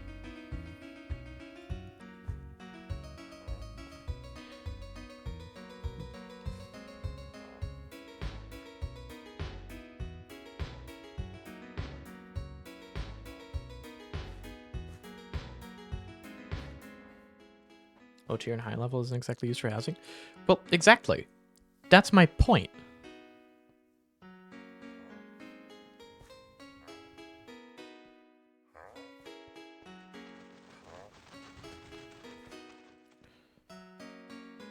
So it won't have that big an impact then. It'll make the grind a little bit more consistent, a lot less luck-based. It'll be easier for housing players to get specific things they want. It'll be easier for professions players and crafted players to get what they're looking for. And the money flow, I mean, it shifts a bit because it suddenly becomes who can be the largest supplier, which is kind of already where it is now, but just because the way that the supply would shift, the market would eventually even out at the same spot, because ultimately the same value will be applied. I guess tier 2 materials, like 2-star materials, will be worth less, but even then.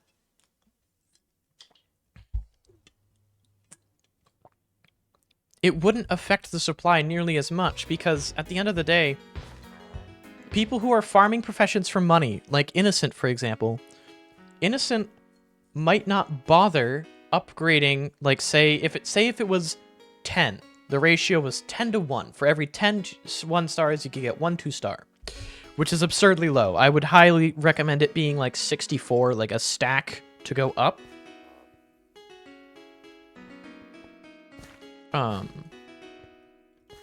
Yeah, I agree. There are other ways to improve consistency.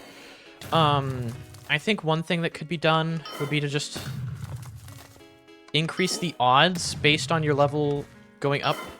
Like, the way it currently exists is you have a higher refining success rate up to when you unlock the next level of material. I think it should be not necessarily that. I think it should be higher chance. I think it's stupid that you have a chance to not get anything. I agree. But I think the higher refining success chance should be better odds, or like higher refining efficiency or something. 89, 10%, and 1%. It does not feel like that at all. I had 2 stacks of tier 1, and I had like 4 tier 2s. And like, I don't even think I had a tier 3 for that. Thank you for telling me the exact odds. I did not know that that was the case. Innocent was under the impression, because of the way it's worded, that refining success affects... Yeah, RNG is ultimately RNG, which still sucks. Innocent was under the impression that refining success rate applies to the rates at which you get higher star materials. I know that that's not necessarily the case, because refining success rate, you remember how it was first implemented, I'm sure. Because there was just a really funny chance you just got nothing. I don't know. Maybe I'm trying too hard to make the implementation of adding a vendor that upgrades work, but I'm very much so falling into Occam's razor here of like, oh yeah, it's just the simplest thing and it'll probably just work. Everything will work itself out.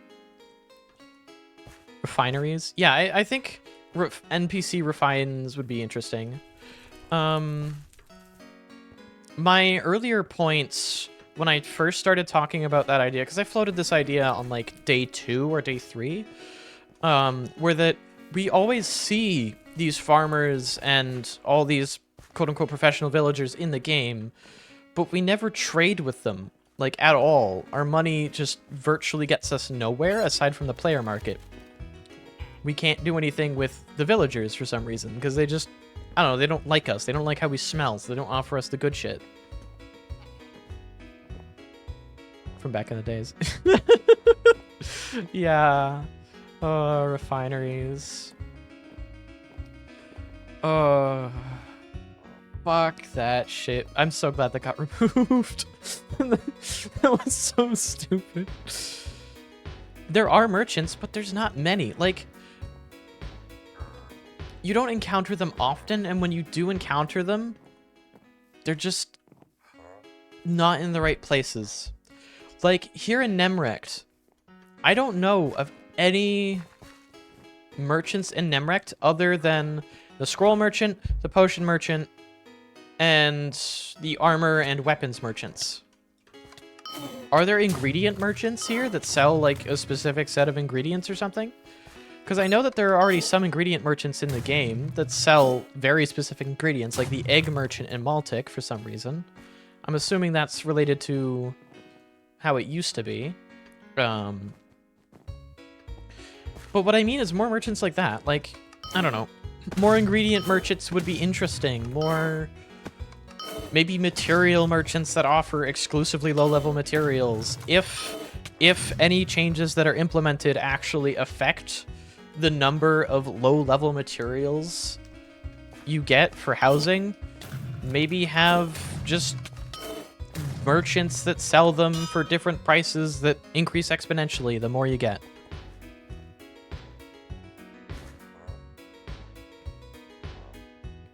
I mean, there are merchants. Material weight was also a good one. Ingredient merchants are very scarce. I know, that sucks to me. Okay. Well, yeah, because I'm not getting anything done primarily on my part. I should probably focus more on playing the game. Sorry about that.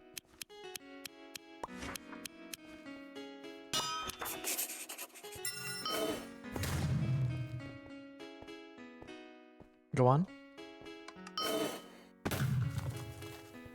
I also still need to farm for potions. No, I don't want to do this quest, actually. That's fair. I'm not trying to get anything out of you. I'm just making my debates, or not debates, making my things known. Realistically, I've talked about this on a stream before, plenty of times. 5:30 a.m. That's a skissue. Also an EU moment. Maybe? I don't know. I don't have my time zones memorized. Anyways. It's almost midnight here. Anyways, sleep well. Have a good night. Have fun. Don't get too caught up in whatever. Central European? I was right! No, I only remembered because I have a friend from the UK. He's not European, but that shares similar-ish time zones. And he's 5 hours ahead or 6 hours ahead, depending on fucking time of the year because of daylight savings. I hate daylight savings. It's so stupid.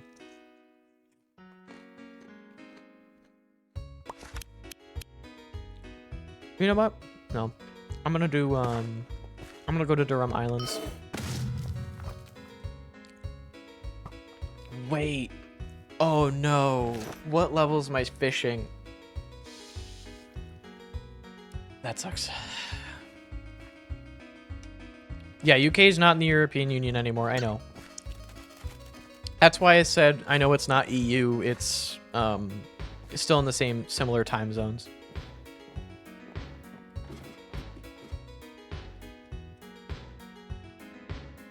Yeah, it's 5 hours. The UK specifically is, at least where my friend is 5 hours ahead, sometimes 6, and then it's 6, sometimes 7 for Central Europe. And I know right now the UK is only 5 hours ahead because of daylight savings. So Central Europe is 6, which adds up to what it is right now. Which is wrong. To clarify, when I said European, I meant EU as in European Union. It's the same thing as when people say America, and it's like, well, yeah, we're the United States, not America, but sure, America still works. Or vice versa. Which is also why I find it stupid that we want to rename the Gulf to the Gulf of America, because it's just why? It's pointless. I mean, it's a publicity stunt, don't get me wrong, and also probably something I shouldn't talk about openly, because if I say that to the wrong person, I'm probably going to get shot. But, you know. It is already renamed. Not everywhere. It's technically official, but most people don't care. Like, I don't care. I think it's stupid.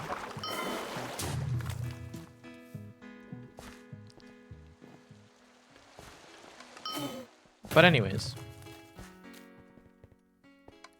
I do understand your wanting to correct, though, because a lot of Americans are really stupid. Like myself. I'm not saying I'm any better. I'm very stupid, don't get me wrong. I think a lot of my issue is I oversimplify things sometimes with the expectation that others around me will be doing the same thing. Let the poor man rest. Yeah, go to sleep. Go the fuck to sleep. Go sleep.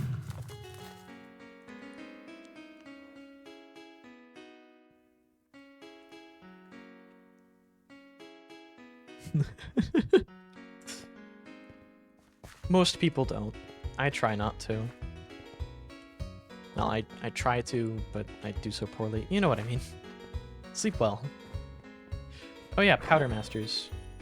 I forgot to mention them earlier. Nah, whatever. They aren't merchants. That's why... Wait, no. Yeah, no, they aren't merchants. That's why I didn't mention blacksmiths or item identifiers either. Anyways. Nice talking to you. Have a good night. Whatever. Sleep now. Sleep, damn you. Holds up fist.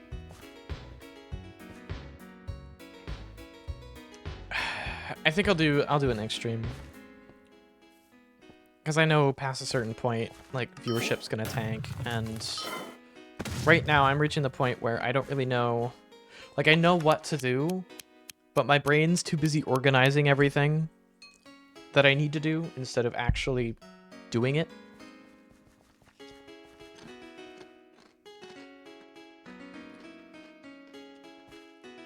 It's good that I got back to this point so quickly, though. I'm definitely getting more consistent with these runs. Yeah, I'm calling it for the night. I honestly think the only reason I was staying up was because I was enjoying that conversation. I was enjoying the back and forth, and I found it interesting. I think that's the only reason I was doing it. It's not because I'm tired or anything, but I'm losing focus.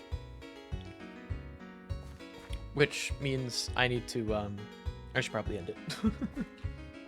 So, for now, /class. Not gonna touch this. I'll continue tomorrow. Probably at my normal time. But we'll see. Oh, I can disable that. After entering the world at least once, this menu should immediately open. What? Okay, whatever. Never mind.